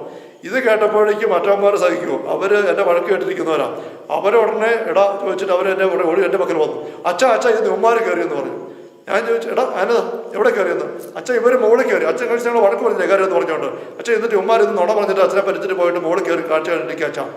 അത് കേട്ടപ്പോഴേക്കും ഞാൻ ദിവസം വഴക്ക് പറഞ്ഞ വിഷയമായതുകൊണ്ട് ഞാൻ ഉടനെ അമ്മമാരെ വിളിച്ച് നോക്കി, എടാ ആരാണ് കയറിയത് ഞാൻ ചോദിച്ചു. കാരണം അവരിങ്ങനെ പമ്മയോടെ നിൽക്കുക, ഒന്നും മിണ്ടുന്നില്ല. നിങ്ങൾ കയറിയാടാ ഞാൻ ചോദിച്ചു. അവരൊന്നും മിണ്ടുന്നില്ല, അങ്ങനെ മിണ്ടാതെ നിൽക്കുക. അപ്പോൾ സമയമില്ല, എനിക്ക് പ്രാർത്ഥിക്കാറ് നേരമായി. പക്ഷേ ഈ വിഷയം അവഗണിക്കാനും പറ്റത്തില്ല. കാര്യന്മാരെ വഴക്ക് പറഞ്ഞതാണ്. ഞാൻ അവരുടെ അമ്മമാരെ നോക്കിയപ്പോൾ അതിനകത്ത് ഏറ്റവും വിശ്വസിക്കാൻ കൊള്ളാവുന്ന തോന്നുന്ന ഒരു പയ്യനെ മുഖത്തോട് നോക്കിയിട്ട് ഞാൻ പറഞ്ഞു അവൻ അടുത്തിട്ട് വന്നു. അടുത്ത് ഞാൻ ചേട്ടാ നീ മോളിൽ കയറി ചോദിച്ചു. അവരിങ്ങനെ ഇല്ല ചന്തു ഇങ്ങനെ പറഞ്ഞു. ഞാൻ അതോടെ ഞാൻ പറഞ്ഞു, അപ്പോൾ എന്ന് പറഞ്ഞ് ഞാൻ ആ വിഷയം അങ്ങ് വിട്ടു. എന്നിട്ട് ഞാൻ പ്രാർത്ഥനയ്ക്ക് കയറി. പ്രാർത്ഥനയെല്ലാം കഴിഞ്ഞ് പന്തയും വടക്കമാസ പ്രാർത്ഥനയും രതീഞ്ഞും എല്ലാം കഴിഞ്ഞ് 7:30 ആയപ്പോൾ ഞങ്ങൾ തിരിച്ച് മുകളിൽ പള്ളിയിൽ കയറി പോവുകയാണ്. രാത്രിയാണ്. അപ്പം വഴിയിൽ ഇന്നത്തെ പോലെയുള്ള സൗകര്യങ്ങളൊന്നുമില്ല. ഇടയ്ക്കിടയ്ക്ക് ഓരോ പോസ്റ്റിലോ ലൈറ്റ് മാത്രമേ ഉള്ളൂ. ഞങ്ങൾ വർത്തമാനമൊക്കെ പറഞ്ഞ് എല്ലാവരും കൂടെ നടന്ന് കയറി മുകളിൽ ഒരു 600 മീറ്ററെങ്കിലും ഉണ്ട് പുത്തമ്പള്ളിക്ക് എത്താനായിട്ട്. അവിടെ എത്താറായപ്പോൾ ഞങ്ങൾ നോക്കിയപ്പോൾ എങ്ങനെയോ ഈ ഒരു പയ്യനെ കൂടുതൽ കാണുന്നില്ല. ഞാൻ ഈ ചോദിച്ച പയ്യനാണ്. അവൻ്റെ പെങ്ങളെ കൂട്ടത്തിലുണ്ട്. അപ്പം അവൾ പെട്ടെന്ന് നോക്കി ഇവനെ കാണുന്നില്ല. അച്ഛാ ഇവനെ കണ്ടില്ല. ഞാൻ അവനോട് പോയി നിന്നോട് പറഞ്ഞില്ലേ? നേരത്തെ പോയോ വീട്ടിൽ? ഇല്ല, നേരത്തെ പോയില്ല, പറഞ്ഞില്ല. പഠിക്കാത്തുണ്ടായിരുന്നു അച്ഛാ, ചാപ്പിലുണ്ടായിരുന്നു, മറ്റു പിള്ളേർ പറഞ്ഞു. പിന്നെ അവൻ എങ്ങോട്ട് പോയി? വീണ്ടും നോക്കി, അവന് കൊടുത്തിട്ടില്ല. താഴോട്ട് നോക്കി, അവിടുത്തെ കാണാനില്ല. അപ്പോൾ ഒരു ആധിയായി, കാരണം രാത്രിയായി 7:45 8 മണി ആകാറായി. അവൻ എന്നാ പറ്റി? അങ്ങനെ നിൽക്കുമ്പോൾ ഞാൻ ചോദിച്ചു, നിങ്ങൾ പോലെ വഴക്കുണ്ടാക്കി അവനോടെങ്ങാനും? ഇല്ല. പിന്നെ എന്താ പറ്റി? അങ്ങനെ നിൽക്കുമ്പോൾ പിള്ളേർ താഴേക്ക് നോക്കി, ഞങ്ങൾ കുന്ന് കയറി വരുന്നതാണ്. താഴേക്ക് നോക്കിയിട്ട് അങ്ങ് സെൻറ്റ് മേരീസ് ഹൈസ്കൂളിൻ്റെ കോമ്പൻവശത്ത് ആ ഭാഗത്ത് ആരോ വരുന്നതായിട്ട് കാണുന്ന ആ പോസ്റ്റിൻ്റെ അരണ്ട വെളിച്ചത്തിൽ കാണാം. പിള്ളേർ നോക്കിയിട്ട് അച്ഛാ അത് അവനാ വരുന്നത്, ആണ്ടാ വരുന്നുണ്ട്, അവനാ വരുന്നത് അച്ഛാ. അപ്പോൾ ഞാൻ നോക്കിയപ്പോൾ അവനാൻ തോന്നി. ഞാൻ പറഞ്ഞു നമുക്കിവിടെ നിൽക്കാൻ വരട്ടെ. ഞങ്ങളവിടെ നിൽക്കുക, വർത്തമാനം നിൽക്കുകയാണ്. ഞങ്ങൾ നിൽക്കുന്ന കണ്ടപ്പോഴേക്കും ഈ പയ്യന് അവനും അവിടെ താഴെ നിൽക്കുകയാണ്. 2-3 പോസ്റ്റ് താഴെയാണ് അവൻ നിൽക്കുന്നത്. അപ്പം ഞങ്ങൾ ചെന്ന് അവൻ നിൽക്കുകയാണ്, ഇനി വരുന്നില്ലല്ലോ. അപ്പം പിള്ളേർ നോക്കിയിട്ട് അച്ഛാ അവൻ കരയുകയാണ്, കുനിഞ്ഞിങ്ങനെ നിൽക്കുക, വശത്തോട്ട് തിരിഞ്ഞ് കരയുക അച്ഛാ. ഞാൻ നോക്കിയപ്പം എനിക്ക് തോന്നി എന്തോ വിഷയമുണ്ടല്ലോ. ഞങ്ങൾ വിളിച്ചിട്ട് കൈവിട്ടൊന്നും വരുന്നേ ഇല്ല. അവൻ ഇങ്ങനെ പമ്മി നിൽക്കുക ഞങ്ങൾ പോകാൻ വേണ്ടിയിട്ട്. അപ്പോഴേക്കും ഞാൻ പറഞ്ഞു നമുക്ക് താഴോട്ട് പോകാം. ഞാൻ താഴോട്ട് പോയി പിള്ളേരുടെ കൊടുത്ത് വന്നു. ഞങ്ങൾ താഴെ അവനെടുത്ത് അവനങ്ങനെ വിഷമിച്ച് തലതിരിഞ്ഞിങ്ങനെ നിൽക്കുകയാണ്, കുനിഞ്ഞ് നിൽക്കുക. ഞാൻ ചെന്ന് അവനെ വിളിച്ചു. മുഖമൊക്കെ നോക്കിയപ്പോൾ ഉണ്ട്, കണ്ണൊക്കെ നിറഞ്ഞിരിക്കുന്നു, മുഖമെല്ലാം ഇങ്ങനെ കണ്ണീര് കൊണ്ട് കുതിർന്നും തൂത്തും എല്ലാം പെറുക്കി വിഷമിച്ച് ചെയ്യാൻ കഴിച്ച് കരയുന്നുണ്ട്. ഞാൻ ചോദിച്ചു എന്നാ പറ്റി? അവരൊന്നും വിട്ടുന്നത്. ഞാൻ മറ്റു പിള്ളേർ നിങ്ങളൊരു വഴക്കുണ്ടാക്കിയോ?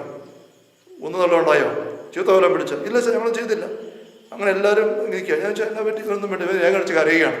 ഇത് സമയപ്പോൾ ഞാൻ അവനെ മാറ്റി തന്നെ വിളിച്ചോണ്ട് ഇപ്പുറത്തോട്ട് മാറി ഇങ്ങോട്ട് വന്നേ മോനെ, നിങ്ങളവിടെ നിൽക്കാൻ പറഞ്ഞു. ഞാൻ അവനെ ചേർത്തോട് ചോദിച്ചു എന്നാ പറ്റി മോനെ, എന്നെ പോലെ വഴക്കുണ്ടാക്കിയോ, ചീത്ത വിളിച്ചോ, എന്നാ പറ്റി? അപ്പോഴും അവരെ ഞാൻ കഴിച്ച കൂടെ കരയുകയാണ്. ഞാൻ ചോദിച്ചു മോനെ എന്താ പറ്റി പറഞ്ഞേ?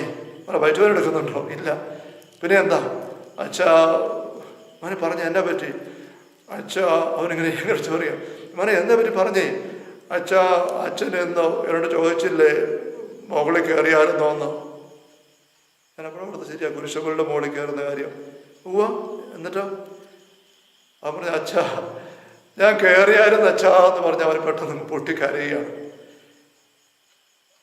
സ്നേഹമുള്ള സഹോദരൻ, ഞാനിത് ചിലപ്പോൾ സമയത്തേക്ക് പറയാൻ കാരണം ഇതെൻ്റെ അനുഭവമാണ്. ആ കൂട്ടത്തിൽ ഏറ്റവും വിശുദ്ധിയുള്ള പയ്യൻ ഇവനാണ്. അവൻ്റെ മനസ്സാക്ഷി ലോലമാണ്, ഡെലിക്കേറ്റ് കോൺഷ്യൻസാണ്. എന്ന് വെച്ചാൽ ശരിയാണ്, അവന് ഒരു മത്സരക്കേട് കാണിച്ചു. ഞാൻ പറഞ്ഞ വിരുദ്ധമായിട്ട് മുകളിൽ കയറി. ഞാൻ ചോദിച്ചപ്പോൾ നുണ പറഞ്ഞു. പക്ഷെ അതൊക്കെ ചെയ്തു, അങ്ങനെയൊക്കെ സംഭവിച്ചു. പക്ഷെ ആ അവസ്ഥയിൽ അവനന്ന് വീട്ടിൽ പോയി കിടക്കാനായിട്ട് പറ്റുന്നില്ല, വീട്ടിൽ പോകാൻ സാധിക്കുന്നില്ല. ഒരുപക്ഷെ ഞാനങ്ങനെ ചോദിച്ചു. ഞാൻ ആ 3 പിള്ളേരിൽ ഇവരെ മാത്രം അടുപ്പിച്ച് വിളിച്ച് കയറിയാണ് ചോദിച്ചത്. കാരണം അവൻ്റെ ആ ഒരു നന്മയെക്കുറിച്ച് എനിക്ക് കുറച്ച് ബോധ്യമുള്ളത് കൊണ്ടാണ്. അവനത് ഇല്ല അച്ഛാ എന്ന് പറഞ്ഞപ്പോൾ ഞാനത് വിശ്വസിച്ചു. അതോടെ പ്രശ്നം തീർന്നു. ഒരുത്തി പറഞ്ഞാൽ അവൻ മറികടന്നു. എന്നെ പിടി തന്നില്ല, പിടി കിട്ടിയില്ല എനിക്ക്. അവനെ പിടി കിട്ടിയില്ല എനിക്ക്, അവിടെ വഴക്ക് കേട്ടില്ല. ഫ്രീ ആയി എന്ന് ചിന്തിക്കാൻ പറ്റേണ്ടതാണ് സാധാരണഗതിയിലാണെങ്കിലും. പക്ഷെ അവന് പറ്റുന്നില്ല. ആ നിമിഷം മുതൽ അവൻ്റെ ഉള്ളു വാടിയതാണ്. കാരണം അവൻ്റെ ഉള്ളിലൊരു ലോല മനസാക്ഷിയുണ്ട്. ഞാൻ കള്ളത്തരം കാണിച്ചു, അനുസരണക്കേട് കാണിച്ചു, അച്ഛന് നുണ പറഞ്ഞു. അതിൻ്റെ നൊമ്പരത്തിൽ അവൻ വാടുകയാണ്. കുത്തിരേശ വാടിയ കാര്യം ഞാൻ പറഞ്ഞില്ലേ? എന്ന് പറഞ്ഞാൽ അവൻ്റെ ഉള്ളു വാടി, മുഖം വാടി. അവൻ ആ പ്രാർത്ഥന സമയം പോയിട്ട് മാറി നിൽക്കുകയായിരുന്നു എനിക്ക് പുറകില്ല. അവനൊരു സ്വസ്ഥതയില്ല. തിരിച്ചെല്ലാവരും വർത്തമാനം തമാശ പറഞ്ഞുകൊണ്ട് കയറി പോരുമ്പോൾ അവന് കയറി പോരാൻ പറ്റുന്നില്ല. അവൻ്റെ മനസാക്ഷി ലോലം അല്ലായിരുന്നെങ്കിൽ അവൻ എന്ത് ചെയ്തേനെ? അവർ കൂളായിട്ട് എല്ലാവരും കൊടുത്ത് വാചകം അടിച്ച് നടക്കും. വീട്ടിൽ ചെന്ന് കഴിയുമ്പോൾ അവന് ഭക്ഷണം അത്താഴം കഴിക്കാതിരിക്കുമ്പോൾ പറയും, അപ്പാ മമ്മി ഞാൻ ഇന്ന് മുകളിൽ കയറി കാഴ്ചയെല്ലാം കണ്ട് നല്ല ശേല. എടാ അച്ഛന് കഴിഞ്ഞ ദിവസം ആൾക്കാരെ വഴക്ക് പറഞ്ഞില്ല, പിന്നെ ഇന്നലെ കയറിയത് എന്ന് പപ്പായും അമ്മയും ചോദിക്കുമ്പോൾ അവൻ പറയും ഞാൻ പിടിപെടുത്തത്. അച്ഛനെ ചോദിച്ചു, അവന്മാർ പറഞ്ഞു കൊടുത്തു. അച്ഛൻ ചോദിച്ചു, പക്ഷെ ഞാൻ ഒന്ന് പിടിപെടുത്തില്ല, അച്ഛനെ പിടികിട്ടിയൊന്നുമില്ല എന്ന് പറഞ്ഞ വാചകം അടിച്ച് ഉല്ലാസമായിട്ട് വിശേഷങ്ങൾ പറഞ്ഞാൽ അവൻ കിടന്നുറങ്ങും. അവൻ്റെ ലോല മനസ്സാക്ഷി അല്ല എങ്കിൽ. പക്ഷെ അവൻ്റെ മനസ്സാക്ഷി ലോലമായതുകൊണ്ട് എന്ത് സംഭവിക്കുന്നു? അവൻ അതിൻ്റെ നൊമ്പരം അനുഭവപ്പെടുകയാണ്. ഈ നൊമ്പരം ഏത് നൊമ്പരമാണ്? ഇത് പരിശുദ്ധാത്മാവിൻ്റെ നൊമ്പരമാണ്. പരിശുദ്ധാത്മാവിനെ വേദനിപ്പിക്കരുത്. എഫെസ്യരുടെ പറഞ്ഞ് നമ്മൾ കണ്ടില്ലേ? ഈ പരിശുദ്ധാത്മാവിന് സാന്നിധ്യം നിറഞ്ഞു നിൽക്കുകയാണ്. ആ പരിശുദ്ധാത്മാവിന് വേദനിച്ചു ഒരു നുണ പറഞ്ഞപ്പോൾ, അനുസരണക്കേട് കാണിച്ചപ്പോൾ ആ നൊമ്പരം അവർ അനുഭവിക്കുക. കണ്ണിനകത്തൊരു കൺപീരി അടഞ്ഞു കിടക്കുമ്പോൾ കണ്ണിനൊരു സ്വസ്ഥതയില്ല. ആ കൺപീരി കാരണം കണ്ണ് പൊട്ടിപ്പോകാനോ ആള് മരിച്ചു വിടാനൊന്നും ഇട വരുന്നില്ല, നമുക്കറിയാം. എങ്കിൽ പോലും കണ്ണിനെ സഹിക്കാൻ പറ്റും, നമുക്ക് സഹിക്കാൻ പറ്റുന്നില്ല. അതെങ്ങനെയാ കിരികിരിപ്പ് അവസാനിപ്പിക്കുക? ആ പീരി എടുത്ത് കളഞ്ഞേ പറ്റൂ. കാരണം ലോലമായ കോശങ്ങളകത്തുള്ളത്. ലോല മനസാക്ഷിയുള്ള വ്യക്തിക്ക് നിസ്സാരമായൊരു വീഴ്ച പോലും സാരമില്ലെന്ന് വെക്കാനായിട്ട് പറ്റുകയില്ല. സ്നേഹമുള്ളവർ, ഇതൊരു ആഴപ്പെട്ട മോറൽ തിയോളജി വിഷയമാണ്, അല്ലെങ്കിൽ ആത്മീയ ദൈവശാസ്ത്രത്തിൻ്റെ ഒരു പാഠമാണ്. നമ്മളിത് മനസ്സിലാക്കണം. അവിടെ നമുക്ക് നമ്മുടെ മനസ്സാക്ഷിയെ ലോലമായിട്ട് സൂക്ഷിച്ചെങ്കിൽ മാത്രമേ കുഞ്ഞു കുഞ്ഞു കാര്യങ്ങളിലുള്ള വീഴ്ചകൾ നമുക്ക് ഒഴിവാക്കാൻ സാധിക്കുകയുള്ളൂ. മനസ്സാക്ഷി ഒരു കാവൽക്കാരനായിട്ട് നമുക്ക് കിട്ടുകയുള്ളൂ. അത് ദൈവത്തിൻ്റെ സ്വരമാണ്. ആ ഒരു കാഴ്ചപ്പാട് നമ്മൾ ഈ ആത്മീയ മേഖല സമീപിക്കും മാത്രമാണ്. എന്തുകൊണ്ടാണ് തമ്പുരാൻ ഈ പ്രമാണങ്ങളെ പറ്റി പറയുന്നതും വചന ഉപദേശം പറയുന്നിടത്തും കൊച്ചു കൊച്ചു കാര്യങ്ങൾ ഇത്ര ഗൗരവം കാണിക്കുന്നത്? ഫോഷ വിഡ്ഢി എന്നുള്ള വാക്ക്, ആസക്തിയുടെ ഒരു നോട്ടം, അതയെന്നുള്ളിടത്ത് അല്ല എന്ന് പറയുന്നത്, അല്ലെ അല്ലാതെ അതയെന്ന് പറയുന്ന നുണ, കുഞ്ഞെന്നാണ് വ്യർത്ഥമായൊരു വാക്ക്. അങ്ങനത്തെ കാര്യങ്ങളിലേക്ക് വരുമ്പോൾ തന്നെ നമ്മുടെ ഉള്ളിൽ പരിശുദ്ധാത്മാവ് വേദനിക്കുന്നു, പരിശുദ്ധാത്മാവ് സാന്നിധ്യം ദുർബലമാകുന്നു, അതിന് നൊമ്പരം നമുക്ക് അനുഭവപ്പെടുന്നു. അത് നമ്മൾ തിരുത്താനായിട്ട് നോക്കുന്നു. ഇതാണ് പരിശുദ്ധാത്മാവ് നയിക്കുന്ന ആത്മജീവിതത്തിൻ്റെ ഒരു മേഖലയുടെ അനുഭവം. ഈ ഒരു കാഴ്ചപ്പാട് വേണം നമ്മൾ പ്രമാണങ്ങളിലേക്ക് എല്ലാം നോക്കാൻ, സുവിശേഷ ഉപദേശങ്ങളിലേക്ക് നോക്കാൻ, ഈശോയുടെ ഉപദേശങ്ങളെ മനസ്സിലാക്കാൻ, എല്ലാറ്റിനും ഉപരിയായിട്ട് ഒന്നാം പ്രമാണത്തെ കാണാൻ. ഈ കാഴ്ചപ്പാട് നോക്കുമ്പോൾ മാത്രമാണ് നമുക്ക് എന്തുകൊണ്ടാണ് തമ്പുരാൻ പറയുന്നത് ഞാൻ അസഹിഷ്ണുവായ ദൈവമാണ്. അങ്ങനെയുള്ള ഈ വിഗ്രഹാരാധന മേഖല നിങ്ങൾ പോകരുത്. ആ വ്യക്തികളുമായിട്ട് ഒരു ഇടപാട് അരുത്. അവിടെ പോയി ദാവീദ് പറയുന്ന പോലെ അവിടെ നാമം ഞാൻ ഉച്ചരിക്കില്ല. ഇതുപോലത്തെ ജാഗ്രത എടുത്തുകൊണ്ട് സൂക്ഷിക്കേണ്ട ഒരു ആവശ്യത്തെക്കുറിച്ച് അവിടെ പറയുന്നത് ഈ ഒരു പശ്ചാത്തലത്തിലാണ്. നമ്മൾ പല അപ്പസ്തലനെ പറ്റി ചിന്തിക്കുമ്പോൾ അപ്പസ്തലൻ നൽകുന്ന ഉപദേശത്തിൽ അപ്പസ്തലൻ തന്നെ പറ്റി തന്നെ പറയുന്നൊരു കാര്യമുണ്ടല്ലോ, ഞാൻ ലോകത്തിലെ പാപികളിൽ ഒന്നാമനാണ്. തിമോത്തിക്കുള്ള ഒന്നാമത്തെ ലേഖനത്തിൽ 1-ാമത്തെ അധ്യായത്തിൽ 14-15 വാക്യങ്ങളിൽ അപ്പസ്തലൻ ഇത് ആവർത്തിച്ച് പറയുന്നത് നമുക്ക് കാണാൻ പറ്റും. ഞാൻ ലോകത്തിലെ പാപികളിൽ ഒന്നാമനാണ്. അദ്ദേഹം വീണ്ടും ഇത് ആവർത്തിച്ച് പറയുന്നുണ്ട് 15-16 വാക്യത്തിൽ, പാപികളിൽ ഒന്നാമനായി എന്നിൽ അവൻ്റെ പൂർണ്ണമായ ക്ഷമ പ്രകടമാകുന്നതിന് വേണ്ടിയിട്ടാണ് എനിക്ക് ദൈവത്തിൻ്റെ കരുണ ലഭിച്ചത്. അപ്പോൾ ലോകത്തിലെ പാപികൾ ഒന്നാമനാണെന്ന് അപ്പസ്തലൻ പറയാനുള്ള കാരണം അപ്പസ്തലൻ അത്ര കെട്ട പാപി ആയതുകൊണ്ടല്ല, മറിച്ച് അദ്ദേഹത്തിൻ്റെ മനസ്സാക്ഷി ഇതുപോലെ ലോലമാണ്. നിസ്സാരമായ പാപത്തിൻ്റെ സാന്നിധ്യം പോലും അതുപോലത്തെ ഭാരമുണ്ടാക്കുന്നുണ്ട്.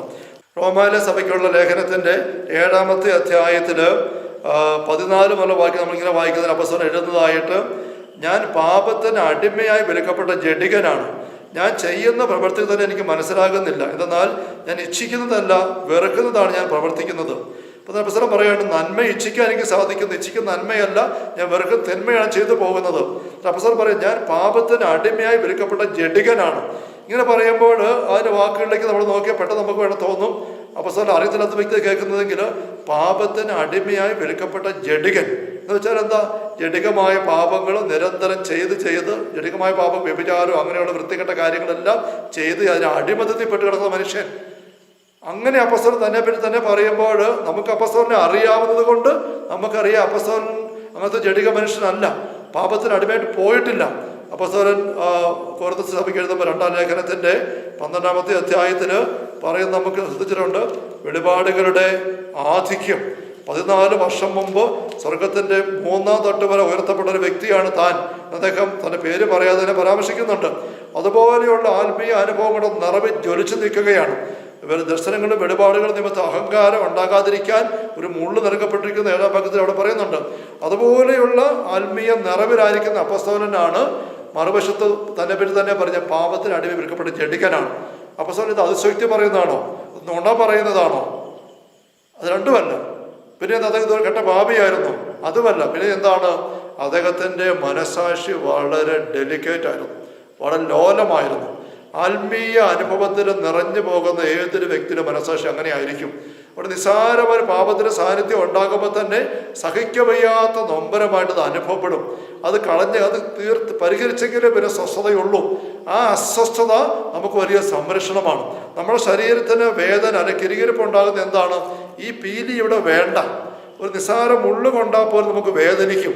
അതേസമയം ഉപ്പുറ്റിയിൽ കല്ലിച്ച് തഴമ്പിരിക്കുന്നിടത്ത് മുള്ളു കൊണ്ട് കയറിയാൽ അറിയില്ല, വേദനയില്ല. ബ്ലേഡോട് ചെത്തിയാൽ പോലും വേദനയില്ല, ചോരയും വരത്തില്ല, കാരണം കല്ലിച്ചു പോയി. മനസാക്ഷി കല്ലിച്ചു പോകുമ്പോൾ പൈശാചികമായ ആക്രമണങ്ങൾ നമ്മുടെ ജീവിതത്തിലേക്ക് ബ്ലേഡ് കാലിൻ്റെ ഈ തൊലിക്കകത്തേക്ക് കയറി ചെന്നാലും അറിയാലാത്ത, നൊമ്പരോ ഇല്ല, ചോരയും വരികയില്ലാത്ത പോലത്തെ അവസ്ഥ. പൈശാചിക സാന്നിധ്യങ്ങൾ വന്ന് ആക്രമിക്കുമ്പോഴും കീഴ്പ്പെടുത്തുമ്പോൾ നമ്മൾ അറിയാതെ പോകുന്നു. അങ്ങനെ നമുക്ക് വരാനായിട്ട് പാടില്ല. അവിടെ അപ്പസ്തലൻ പറയുന്ന പോലെ ലോലമായ ഈ ഒരു മനസ്സാക്ഷിയുടെ അനുഭവത്തിലേക്ക് നമ്മൾ ബോധപൂർവ്വം വളർന്നു വരേണ്ടതായിട്ടുണ്ട്. നമുക്കിത് എങ്ങനെ വെറുതെടുക്കാൻ സാധിക്കും? നമ്മൾ ഒരു വർഷത്തെ മനസ്സാക്ഷി കുറച്ച് അയഞ്ഞു പോയിട്ടുണ്ടാവാം, അല്ലെങ്കിൽ കല്ലിച്ചു പോയിട്ടുണ്ടായിരിക്കാം. നമ്മൾ നിരാശപ്പെടേണ്ട ആവശ്യമില്ല.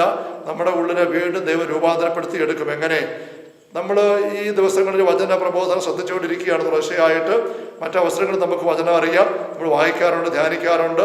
അങ്ങനെ നമ്മൾ എവിടെയെല്ലാം വചനത്തിൽ കൂടെ ദൈവത്തിൻ്റെ അനുശാസനങ്ങൾ കേൾക്കുന്നുവോ അതിൻ്റെ വെളിച്ചത്തിൽ ഹെബ്രായ ലേഖനം 4 നമ്മൾ വായിക്കുന്ന പോലെ വചനം ഇരുതല വാള് പോലെയാണ്. അത് കേൾക്കുന്ന ആളിനും പറയുന്ന ആളിനും കേൾക്കുന്നവർക്ക് ഒരുപോലെ അത് ആത്മശോധനയ്ക്ക്, വിശുദ്ധീകരണത്തിന്, പരിശോധനയ്ക്കും ഉപകരിക്കേണ്ടതാണ്. അങ്ങനെയുള്ള വചനത്തിലൂടെ നമ്മൾ കടന്നു പോകുമ്പോൾ എബ്രായർ 4:12 വാക്യങ്ങളിലാണല്ലോ ദൈവത്തിൻ്റെ വചനം സജീവവും ഊർജ്ജസ്വലവുമാണ്, ഇരുതല വാളിനേക്കാൾ മൂർച്ചയേറിയതും ചേതനയിൽ ആത്മാവിലും സത്യബന്ധങ്ങളിലും മജ്ജയിൽ തുളച്ചു കയറി ഹൃദയത്തിൻ്റെ വിചാരങ്ങളും നിയോഗങ്ങളെയും വിവേചിക്കുന്നതുമാണ്. അങ്ങനെ നമ്മുടെ വചനത്തിൻ്റെ വെളിച്ചത്തിൽ നമ്മുടെ തന്നെ ജീവിതത്തെ, മനസ്സാക്ഷിയെ, ജീവിതത്തിൻ്റെ ശൈലികളെ, ആന്തരികതകളെ മുഴുവൻ നമുക്ക് പരിശോധിച്ചെടുക്കണം, വിവേചിക്കണം. തെറ്റേതാണ്, ശരിയാണ് ഏതാണ്. തെറ്റാണെന്ന് ബോധ്യപ്പെടുന്ന വചനം കാണിക്കുന്ന ഒരു കാര്യം നമ്മൾ വെച്ചുകൊണ്ടിരിക്കാൻ പാടില്ല. തെറ്റാണെന്ന് ബോധ്യപ്പെടുന്ന ഏത് കാര്യവും നമ്മൾ ഈ സൃഷ്ടി തന്നെ ചില കാര്യങ്ങൾ ഒന്നാം മതത്തിൻ്റെ പശ്ചാത്തലത്തിൽ നമ്മൾ ശ്രദ്ധിക്കുകയുണ്ടായി. ചില കാര്യങ്ങൾ എണ്ണി പറഞ്ഞുകൊണ്ട് തെറ്റാണ് തെറ്റാണ് തെറ്റാണ് നമ്മൾ അനുവദിക്കുന്നില്ല. ദൈവം അനുവദിക്കുന്നില്ലാത്ത ഏതെങ്കിലും കാര്യം നമ്മുടെ ജീവിതത്തിൽ ഉണ്ടായിപ്പോയിട്ട് ബോധ്യം വരുമ്പോൾ അപ്പോൾ തന്നെ തെറ്റായിട്ട് തന്നെ അംഗീകരിക്കുക, തമ്പുരാൻ്റെ മുമ്പിൽ അത് മാപ്പ് ചോദിക്കുക, അതിന് ഇല്ലായും തീരുമാനമെടുക്കുക, ഏറ്റവും അടുത്ത ദിവസത്തെ കുമ്പസാരത്തെ ഏറ്റുപറഞ്ഞ് മോചനം പ്രാപിക്കുക, അതിനെ ആവർത്തിക്കാതിരിക്കാൻ ജാഗ്രത എടുത്ത് മുന്നോട്ട് നീങ്ങുക. ഇങ്ങനെ ഒരു ശ്രദ്ധയെടുക്കുന്ന ഒരു വ്യക്തിയുടെ മനസ്സാക്ഷി ഏതൊക്കെ മേഖലയിലായിക്കോട്ടെ, ഒന്നാം പ്രബന്ധത്തിൽ ഇപ്പോൾ നമ്മൾ പറഞ്ഞല്ലോ, ഏതൊക്കെ മേഖലയിലായിക്കോട്ടെ, നുണ പറയുന്നതോ ആസക്തിയുടെ മേഖലയോ അശുദ്ധിയുടെ മേഖലയോ വെറുപ്പിൻ്റെ മേഖലയോ എന്തോ ആയിക്കോട്ടെ, തെറ്റാണെന്ന് വചനത്തിൻ്റെ വെളിച്ചത്തിൽ പരിശുദ്ധാത്മ ബോധ്യം തരുന്ന ഏത് കാര്യവും തെറ്റാണെന്ന് അംഗീകരിച്ച് അതിനെ ഉപേക്ഷിക്കാൻ തീരുമാനമെടുത്ത് അതേപറ്റി മാപ്പ് ചോദിച്ച് ഏറ്റുപറഞ്ഞ് ആശ്രയം എടുത്ത് അങ്ങനെ നമ്മൾ നീങ്ങാൻ തയ്യാറായാൽ, അങ്ങനെ നമ്മൾ നീങ്ങുമ്പം ഏതാനും നാളുകൾ കഴിയുമ്പോൾ, ആഴ്ചകളും മാസങ്ങളും നീങ്ങുമ്പോൾ നമ്മുടെ മനസ്സാക്ഷി കല്ലിച്ചു അഴിഞ്ഞു പോയത് വീണ്ടും ലോല മനസ്സാക്ഷി രൂപപ്പെട്ടു വരും. ലോല മനസ്സാക്ഷി രൂപപ്പെട്ടു വരും. വിശുദ്ധി എന്ന് പറയുന്നൊരു ശുദ്ധിയാണ് എന്ന് പിതാക്കന്മാർ പറയാറുണ്ട്.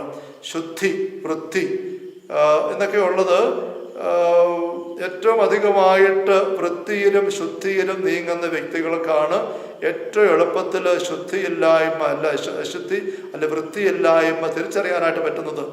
വൃത്തി കൂടിയവരാണോ വൃത്തി കുറഞ്ഞവരാണോ, ഒരു വൃത്തികേട് അഴുക്ക് പെട്ടെന്ന് തിരിച്ചറിയാൻ ചോദിച്ചാൽ നമുക്കറിയാം വൃത്തി കൂടിയവരാണ്. വൃത്തിയില്ലാതെ ഒരു പക്ഷേ ദിവസങ്ങളായിട്ട് കുളിക്കാതെയും മാസങ്ങളായിട്ട് അലക്കാതെയും നടക്കുന്ന ഏതെങ്കിലും ഫിഷക്കാരോ അങ്ങനെ നടക്കുന്ന ആരെങ്കിലും ഒക്കെ വ്യക്തികൾ, അവർക്ക് എന്തെങ്കിലും അഴുക്ക് പറ്റിയാൽ അഴുക്കായിട്ട് തോന്നിയാലും, ചെളി പറ്റിയാൽ ചെളിയായിട്ട് തോന്നിയാലും അത് എവിടെയെങ്കിലും തോന്നിട്ട് അത് നടക്കുകയുള്ളൂ. വൃത്തിയായിട്ട് നടക്കുന്ന വ്യക്തികൾ എന്തെങ്കിലും എവിടെയും തൊട്ട് പെറുക്കി ഒരു പലഹാരം കഴിച്ചതിൻ്റെ എണ്ണമയം പോലും കയ്യാലുള്ളത് തുടച്ചെന്ന് പറഞ്ഞാൽ പോലും ഒന്നുകൂടെ സോപ്പ് വെച്ച് കഴിയെങ്കിൽ അത് കൈ തൃപ്തിയാവുള്ളൂ. അത്ര നിസ്സാരമായ ഒരു അഴുക്ക് പോലും പറ്റുകയില്ല, നിസ്സാരമായ പൊടി പോലും പറ്റുകയില്ല, തുടച്ച് കളയാൻ തോന്നും. അത്ര വൃത്തി പോകുന്ന വ്യക്തികൾ. വൃത്തിയില്ലാത്തവർക്ക് ഏത് അഴുക്ക് വന്നാലും ഒന്നും തോന്നിയല്ല. നമ്മുടെ അടുക്കളയിലൊക്കെ നിരന്തരം ഉപയോഗിക്കുന്ന ഈ തീയടുപ്പൊക്കെ ഉള്ള അടുക്കളയിൽ ഈ കരിക്കല തുണി എന്ന് പറയുന്ന തുണിയുണ്ട്. ഈ ചട്ടിയും കലവെല്ലാം എടുക്കാനും പെറുക്കാനും ഉപയോഗിക്കുന്നത്. അതിങ്ങനെ കരി പറ്റി ഇടയ്ക്ക് അതിൻ്റെ കൂടെ കൂട്ടാഞ്ചാറും ഒക്കെ പറ്റി ഇങ്ങനെ കിടക്കും. അതേലോട്ട് അല്പം ഒരു കരി പുത്തനായിട്ട് ഇന്ന് പറ്റിയാൽ തിരിച്ചറിയാനേ പറ്റും. കാരണം നാളുകളായിട്ട് ഉപയോഗിച്ച് അതേ സകല കാര്യം പറ്റിയിരിക്കുകയാണ്. അതേസമയം അൾത്താര വരിയിൽ അല്പം മെഴുകുതുള്ളി ഉരുകി ഒരു തുള്ളി വീണാൽ, വീഞ്ഞെടുക്കുമ്പോൾ അല്പം തെറിച്ച് വീണാൽ, അതിൻ്റെ ചെടി പറ്റിയാൽ അപ്പോഴേ അത് അൾത്താര വരിക്കും ശിഷ്യന്മാരെ കണ്ടുപിടിച്ചിട്ട് ആ വിരി അപ്പോഴേ മാറ്റും. കാരണം അത് മുഴുവൻ വെണ്മയായിട്ടിരിക്കുന്നതാണ്. അത് ചെറിയൊരു പൊടി വീണാൽ പോലും, പൊടി പറ്റിയാൽ പോലും അത് പെട്ടെന്ന് തിരിച്ചറിയാനായിട്ട് പറ്റും. കറിക്കത്തറയിൽ പുതിയ അഴുക്ക് കൂട്ടാഞ്ചാറ് തന്നെ വീണാൽ പോലും തിരിച്ചറിയാൻ പറ്റുകയില്ല. ഇനി ഉദാഹരണമൊക്കെ പറഞ്ഞത് നമുക്കിതൊരു വളരെ ഗൗരവത്തിലെടുക്കേണ്ട വിഷയമാണ്. നമ്മളുടെ മനസ്സാക്ഷിയെ നമ്മൾ ലോലമായിട്ട് സൂക്ഷിച്ചെങ്കിലേ ഏത് പ്രമാണത്തിൻ്റെ തലമാണെങ്കിൽ പോലും ഈ പാപമെല്ലാം പിശാചിൻ്റെ നമുക്കറിയാം. നമ്മുടെ പ്രമാണങ്ങളുടെ മരുതരങ്ങളിലേക്ക് നമ്മൾ തുറന്ന് കടന്നു വരികയാണല്ലോ. അങ്ങനെയുള്ള ഒരു പൈശാചികമായ പ്രേരണ വരുമ്പോഴേ അതിൻ്റെ അസ്വസ്ഥത അനുഭവപ്പെട്ട് ആ പരിശുദ്ധാത്മാവിൻ്റെ നൊമ്പരം നമുക്ക് അനുഭവിച്ചിട്ട് അതിനെ തിരുത്തിയെടുക്കാനും അത് ഒഴിഞ്ഞു മാറാൻ നമുക്ക് സാധിക്കുകയുള്ളൂ. ഇങ്ങനെ നമ്മൾ നീങ്ങുമ്പോഴാണ് നമ്മൾ ദൈവിക സംരക്ഷണമുള്ളവരായിട്ട് മാറുക. ഞാൻ വീണ്ടും സൂചിപ്പിക്കുകയാണ്, നമ്മൾ ഒന്നാം പ്രമാണത്തിൻ്റെ തലങ്ങളാണ് ഈ ദിവസം കണ്ടുവന്നത്. നമുക്ക് ഏതാനും സെഷനും കൂടെ അതിനെപ്പറ്റി നമുക്ക് കാണാനായിട്ടുണ്ട്. എങ്കിൽ പോലും നമ്മളിപ്പോൾ കണ്ടതായ ഈ അസഹിഷ്ണുവായ ദൈവമാണ് ഞാൻ എന്നുള്ള പരാമർശനം നമ്മളത് കണ്ടു. ജലസ് എന്നൊരു വാക്ക് ഇംഗ്ലീഷിൽ കിടക്കുന്നു. അതേക്കുറിച്ച് ബൈബിൾ സ്കോളേഴ്സ് പറയുന്നത് അത് impassioned. Yahweh is so much impassioned for his people. തൻ്റെ ജനത്തിന് വേണ്ടി അതുപോലെ പാഷൻ എടുത്ത് ഒരു തരത്തിലും ഒരു അപകട കുഞ്ഞുങ്ങൾക്ക് തൻ്റെ ജനത്തിൽ വരാൻ സമ്മതിക്കാൻ പറ്റുകയില്ലാത്തവർ നിൽക്കുന്ന ദൈവം. അതിൻ്റെ പക്ഷേ നമ്മൾ കണ്ട് ഈശോയുടെ കുരിശ് മരണം, ഈശോയുടെ കുരിശിലെ ബലി, അവിടുന്ന് പാഷൻ ഓഫ് ക്രൈസ്റ്റ്. നമ്മൾ ഈ ക്രൂശിനെ പ്രത്യേകമായിട്ട് ശ്രദ്ധിച്ചു. ആ ക്രൂശരൂപത്തിൽ ഈ രൂപം ഉണ്ടാക്കിയ വ്യക്തികൾ എങ്ങനെയാണ് ഈശോയുടെ മുഖഭാവം ചിത്രീകരിച്ചിരിക്കുന്നത്? അത് പാഷനാണ്. എന്ന് വെച്ചാൽ തൻ്റെ മക്കൾ ഒരു കാരണവശാലും ഒരു അപകടത്തിൽ പോകാൻ പാടില്ല.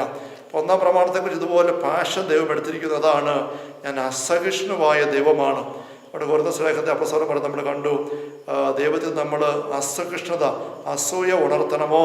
ഈ വിഗ്രഹാരാധന മേഖലയിലേക്ക് പോയി എന്തെങ്കിലും ഭാഗവാക്ക് എടുക്കാനായി പങ്കുചേരാനായിട്ട് വരുമ്പോൾ ചെയ്യരുത് എന്ന് പറയുന്നു.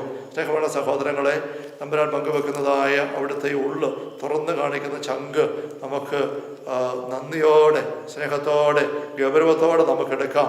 അത് പറ്റുന്നില്ലാതെ ഇതൊക്കെ എന്നതാ, അങ്ങനെ വല്ല ഗൗരവം എടുക്കേണ്ട ആവശ്യമുണ്ടോ? ഇച്ചിരി ആ സംഗീതം പാടിക്കൊണ്ട്, ഡാൻസ് കളിച്ചുകൊണ്ട്, യോഗ അങ്ങനെ ചെയ്തുകൊണ്ട്, അല്ലെ അവിടെ പോയി പ്രസാദം കഴിച്ചത് കൊണ്ട്, അല്ലെ അവിടെ പോയി ഒന്ന് കൈകൂട്ടി നിന്നുകൊണ്ട്, അവിടെ പോയി കാഴ്ച കാണാൻ ഉത്സവത്തിന് കൂടി ഇതുകൊണ്ട് എന്താ കുഴപ്പം? ഇങ്ങനെയുള്ള ചിന്തകളൊക്കെ നമ്മൾ പോകുന്നുണ്ടെങ്കിൽ സ്നേഹമുള്ളവരെ, അതിൻ്റെ കാരണം നമ്മൾ നമ്മുടെ മനസ്സാക്ഷിയെ ഒന്നുകിൽ അയഞ്ഞ അവസ്ഥയിലേക്ക് അല്ലെങ്കിൽ കല്ലിച്ച് ചത്തുകെട്ട അവസ്ഥയിലേക്ക് പോകാനായിട്ട് വരുത്തിയിട്ടുണ്ടോ എന്നുള്ളതാണ്. ഇത് രണ്ടും നമുക്ക് അപകടമാണ്. തമ്പുരാൻ്റെ നമ്പർ നമ്മൾ കാണണം. നമുക്ക് ഒരു നിമിഷം ഈശോയുടെ ദിവികാന സന്നദ്ധി നമ്മുടെ ഉള്ളങ്ങളെ പ്രാർത്ഥനാപൂർവ്വം ചേർക്കാം.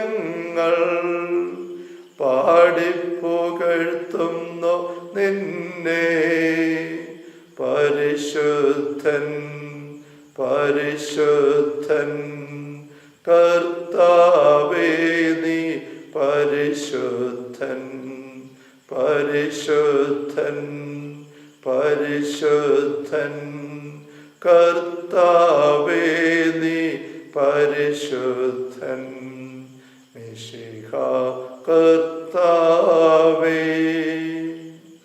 പരിശുദ്ധ പരമാ ദിവ്യകാരുണ്യത്തിന് എന്നേരവും ആരാധനയും സ്തുതിയും പുകഴ്ചയും ഉണ്ടായിരിക്കട്ടെ. പരിശുദ്ധ പരമാ ദിവ്യകാരുണ്യത്തിന് എന്നേരവും ആരാധനയും സ്തുതിയും പുകഴ്ചയും ഉണ്ടായിരിക്കട്ടെ. പരിശുദ്ധ പരമാ ദിവ്യകാരുണ്യ ഈശോയ്ക്ക് എന്നേരവും ആരാധനയും സ്തുതിയും പുകഴ്ചയും ഉണ്ടായിരിക്കട്ടെ. തിരുവോസ്തരൂപനായി ദിവ്യകാരുണ്യനാഥനായി ഞങ്ങളുടെ മധ്യേ സന്നിഹിതനായിരിക്കുന്ന ഈശോയെ ഞങ്ങൾ അങ്ങേ കുമ്പിട്ട് ആരാധിക്കുന്നു. ഞങ്ങളായിരിക്കുന്ന ഞങ്ങളുടെ ഭവനങ്ങളിൽ, ഞങ്ങളായിരിക്കുന്ന ഈ മുറിയിൽ, കർത്താവേ, ഈ മൊബൈൽ ഫോണിൻ്റെ സ്ക്രീനിൽ അല്ലെങ്കിൽ ടെലിവിഷൻ്റെ സ്ക്രീനിൽ, ഐപാഡിൻ്റെ സ്ക്രീനിൽ അങ്ങയുടെ ദീപികാരുടെ സാന്നിധ്യം സത്യമായി സജീവമായി ഞങ്ങൾ വിശ്വസിച്ച് സ്വീകരിക്കുന്നു. ഞങ്ങളുടെ ദൂരെയാണ് അങ്ങയുടെ ദീപികാരുടെ സാന്നിധ്യമായി എങ്കിൽ പോലും അങ്ങേക്ക് ദൂരം എനിക്ക് തടസ്സമല്ല. ഞങ്ങൾക്കറിയാം. ഈശോയെ, എൻ്റെ മക്കളിലേക്ക് ഈ സമയം കടന്നു വരുന്നതിനെ ഓർത്ത് നന്ദി. തൃപ്പാദങ്ങളിലേക്ക് എന്നെ വിളിച്ചിരുത്തി അങ്ങയുടെ വചനത്തിൻ്റെ ദിവ്യരായ രഹസ്യങ്ങൾ ഞങ്ങൾക്ക് പകർന്നു തരുന്നതിനെ ഓർത്ത് ഹൃദയപൂർവ്വം നന്ദി പറയുന്നു. കർത്താവായ ഈശോയെ, ദൈവശക്തി വ്യാപരിക്കുന്നുള്ള ഓൺലൈൻ ധ്യാനത്തിലൂടെ ഈ സെഷനുകളിൽ 1-ാം പ്രമാണത്തെക്കുറിച്ച് ഞങ്ങൾ കാണാൻ അങ്ങയുടെ വരുത്തിയല്ലോ. പ്രത്യേകിച്ച് ഇന്നത്തെ ദിവസം ഈ സെഷനിൽ ഞാൻ അസഹിഷ്ണുവായ ദൈവമാകുന്നുവെന്ന് ഞങ്ങൾ വായിക്കുന്നതായ വചന പരാമർശനം പലപ്പോഴും വായിക്കുമ്പോൾ ഞങ്ങൾക്ക് അർത്ഥം എന്തെന്ന് മനസ്സിലാക്കാൻ സാധിച്ചിട്ടില്ല. ഇംഗ്ലീഷിലും അതുപോലെ തന്നെ ബൈബിൾ പണ്ഡിതന്മാർ വ്യാഖ്യാനിക്കുന്ന വെച്ചുകൊണ്ട് ആഴത്തിലേക്ക് ഇറങ്ങാൻ ഇത് ഞങ്ങൾക്ക് അങ്ങ് അവസരം തന്നു. പാഷൻ ഓഫ് ക്രൈസ്റ്റ് എന്ന് പറഞ്ഞുകൊണ്ട് ഈശോയെ അങ്ങയുടെ പിടാസഹനത്തിൽ ഞങ്ങൾ പലപ്പോഴും ചിന്തിക്കാറുണ്ട്, ഞങ്ങൾ കേട്ടിട്ടുണ്ട്, സിനിമ ഞങ്ങൾ കണ്ടിട്ടുണ്ട്. പക്ഷേ ഈശോയെ അങ്ങയുടെ പിടാസഹനത്തിൻ്റെ ഒരു ഇംഗ്ലീഷ് വാക്കെന്ന രീതിയിലേ ഞങ്ങൾ അതേപ്പറ്റി പലപ്പോഴും ധരിച്ചിട്ടുള്ളൂ. ഇപ്പം ഞങ്ങൾ മനസ്സിലാക്കുന്ന എന്താണ് അതിൻ്റെ ആഴപ്പെട്ട അർത്ഥം എന്തെന്നോ. ഞാൻ അസഹിഷ്ണുവായ ദൈവമാണ്, അസൂയാലുവായ ദൈവമാണെന്ന് പറയുമ്പം ഏതെങ്കിലും അസഹിഷ്ണുതയുടെ തിന്മയോ അസൂയയുടെ തിന്മയോ ഒന്നുമല്ല. ഒരു ഞങ്ങൾക്ക് വേണ്ടിയുള്ള പാഷനാണത്. അപകടത്തിൽ പോകുന്നൊരു കുഞ്ഞിന് വേണ്ടി ഓടി ചങ്ക തകർന്ന് എല്ലാം മറന്ന് പാഞ്ഞു വരുന്നൊരു അമ്മയെ പോലെ അപ്പനെ പോലെ, അല്ലെങ്കിൽ ആക്രമിക്കാൻ വരുന്ന അൾസേഷൻ പെട്ട മുമ്പിലേക്ക് കുഞ്ഞുങ്ങൾക്ക് വേണ്ടി പൊരുതാനായിട്ട് പറന്ന് ചെല്ലുന്ന തള്ളക്കോഴിയെ പോലെ, ചെന്നായ്ക്കളുടെ മുമ്പിലേക്ക് ഇടയം ചെല്ലുന്നത് പോലെ, അല്ലെങ്കിൽ ദാവീദ് പറഞ്ഞ പോലെ സിംഹവും കരടിയെ വരുമ്പോൾ ഞാൻ പാഞ്ഞു ചെന്ന് അതിൻ്റെ സടക്കി പിടിച്ച് അതിനെ അടിച്ചു കൊല്ലും, എൻ്റെ ആടിനെ സംരക്ഷിക്കുമെന്ന് ദാവീദ് പറയുമ്പോൾ അദ്ദേഹത്തിൻ്റെ ഉള്ളിൽ നിറഞ്ഞു നിൽക്കുന്ന പാഷൻ. കർത്താവേ, ഞങ്ങൾ ഓരോരുത്തർക്കും വേണ്ടി ദൈവമേ അങ്ങയുടെ ഹൃദയം എന്തുമാത്രം കത്തിച്ചൊലിച്ച് ജാഗ്രതയോടെ ആയിരിക്കുന്നു. മോശ വഴി അങ്ങ് ആവർത്തിച്ച് പറഞ്ഞു, ഞാൻ അസഹിഷ്ണുവായ ദൈവമാണ്, ഞാൻ നിങ്ങളെ പ്രതിയുള്ള പാഷൻ കൊണ്ട് നിറഞ്ഞിരിക്കുകയാണ്. മക്കളെ, നിങ്ങൾ ഒരാൾ പോലും ഒരു അപകടത്തിലേക്ക് പോകുന്നത് എനിക്ക് സഹിക്കാൻ പറ്റത്തില്ല. നല്ല ദൈവമേ ഈശോയെ, വചനത്തിൻ്റെ ആഴം ഞങ്ങൾ കാണിച്ചു തന്നിടത്തേക്ക് നന്ദി പറയുന്നു. പ്രത്യേകിച്ച് 1-ാം പ്രമാണത്തിൻ്റെ മേഖലയിൽ ഞങ്ങൾ അങ്ങിൽ നഷ്ടപ്പെട്ടു പോകുന്ന ഒരവസ്ഥ ഉണ്ടാവരുത്. കൊത്താനായിട്ട് പത്തി വിടർത്തി ആടുന്ന പാമ്പിൻ്റെ പക്കലേക്ക്, മൂർഖൻ്റെ പക്കലേക്ക് തൻ്റെ കുഞ്ഞ് കളിക്കാൻ കണ്ടാൽ ഒരമ്മയ്ക്ക് സഹിക്കാൻ പറ്റിയ അർത്ഥം എങ്ങനെയാണോ അതുപോലെയാണല്ലോ ദൈവദേവരുടെ പക്കലേക്കും വിഗ്രഹങ്ങളുടെ പക്കലേക്കും വിജാതി ആരാധന മേഖലയിലേക്കും ഞങ്ങൾ ആരെങ്കിലും ചെന്ന് കയറാൻ ഇടവരുമ്പോൾ അങ്ങ് ഞങ്ങളെ നോക്കിക്കൊണ്ട് നൊമ്പരപ്പെട്ട് പാഞ്ഞടുക്കുന്നത്. കർത്താവ്, ഈ ഒരു ചിത്രം, ഈ ഒരു വ്യക്തത ഞങ്ങളുടെ ഇവിടെ ഒരിക്കലും മാഞ്ഞു പോകാതിരിക്കട്ടെ. ഇതുവരെയുള്ള ഞങ്ങളുടെ ജീവിതകാലത്ത് ദൈവമേ ഈശോയെ 1-ാം പ്രമാണത്തിൽ നിരക്കാത്ത രീതിയിൽ വിചാരത്താലോ വാക്കാലോ പ്രവൃത്തിയാലോ ഉപേക്ഷയാലോ ഞങ്ങളുടെ വന്ന സകല കുറവ് ഞങ്ങൾ ക്ഷമിക്കണമേ. അവയെല്ലാം ഞങ്ങൾ ഏറ്റുപറയുന്നു. അങ്ങനെയുള്ള വീഴ്ചകളിലൂടെ ഞങ്ങളുടെ കടന്ന സകല തിന്മയുടെ സ്വാധീനങ്ങൾ കഴിഞ്ഞ സെഷനൊക്കെ ഞങ്ങൾ കണ്ടു. അതുവഴി ഞങ്ങൾക്ക് പ്രാർത്ഥിക്കാൻ മേല, സ്തുതിക്കാൻ മേല, അതിനെ ശ്രദ്ധിക്കാൻ പറ്റുന്നില്ല, അങ്ങയുടെ പക്കലേക്ക് അടുക്കാൻ സാധിക്കുന്നില്ല. പിന്നെ നിരവധിയായ രോഗങ്ങളുടെ തകർച്ചയുടെ ഒക്കെ കെണികൾ ഞങ്ങളെ കടന്നു പോകുന്നു. കാരണം ആ മേഖലയിലൂടെ പൈശാചികമായ സ്വാധീനത്തിലേക്ക് ഞങ്ങൾ തന്നെ തുറന്നു കൊടുക്കാൻ അറിഞ്ഞോ അറിയാതെയാണ് ഇവിടെ വന്നു പോയത്. ഈശോയെ, അങ്ങനെ വന്നു സകല പഴുതുകൾ അവസരങ്ങൾ എന്നേക്കുമായിട്ട് അവസാനിച്ച് കിട്ടാൻ ഞങ്ങൾ ആഗ്രഹിക്കുന്നു, തീരുമാനിക്കുന്നു. വീഴ്ചകൾ വന്നതിനെല്ലാം ഞങ്ങൾ മാപ്പ് ചോദിക്കുന്നു. ഈശോയെ, കരുണയായിരിക്കണമേ. നിരന്തരമായ സംരക്ഷണം ഞങ്ങളായിരിക്കാൻ വേണ്ടി ഞങ്ങളുടെ മനസ്സാക്ഷിയെ ലോലമാക്കണമേ. അത് പലപ്പോഴും കല്ലിച്ചു പോയിട്ടുണ്ട്, അയഞ്ഞു പോയിട്ടുണ്ട്. ഇതിലൊക്കെ എന്താ കാര്യം ഇരിക്കുന്നത്? ഇങ്ങനെയൊക്കെ ജീവിക്കാൻ പറ്റുമോ? നാടോടുമ്പോൾ നടുവേന്ന് കാരണന്മാരൊക്കെ നാട്ടുമ്പഴി പറയുന്ന പോലെ അങ്ങനെയൊക്കെ ജീവിച്ചാൽ പോലെ ഇച്ചിരി അവിടെയും ഇച്ചിരി ഇവിടെയും അങ്ങനെ ഇങ്ങനെയൊക്കെ എന്നുള്ള അയഞ്ഞ അവസ്ഥയിലേക്ക് മനസ്സാക്ഷി പോയിട്ടുണ്ട്. അല്ല, ചിലപ്പോൾ ഞങ്ങൾ കുറച്ച് പേര് പിന്നെയും പിന്നെ ഇങ്ങനത്തെ കാര്യങ്ങളിൽ മനസ്സാക്ഷി അവഗണിച്ചുകൊണ്ട് ഇറങ്ങി കഠിനപ്പെട്ട അവസ്ഥയിലേക്ക് പോയിട്ടുണ്ട്.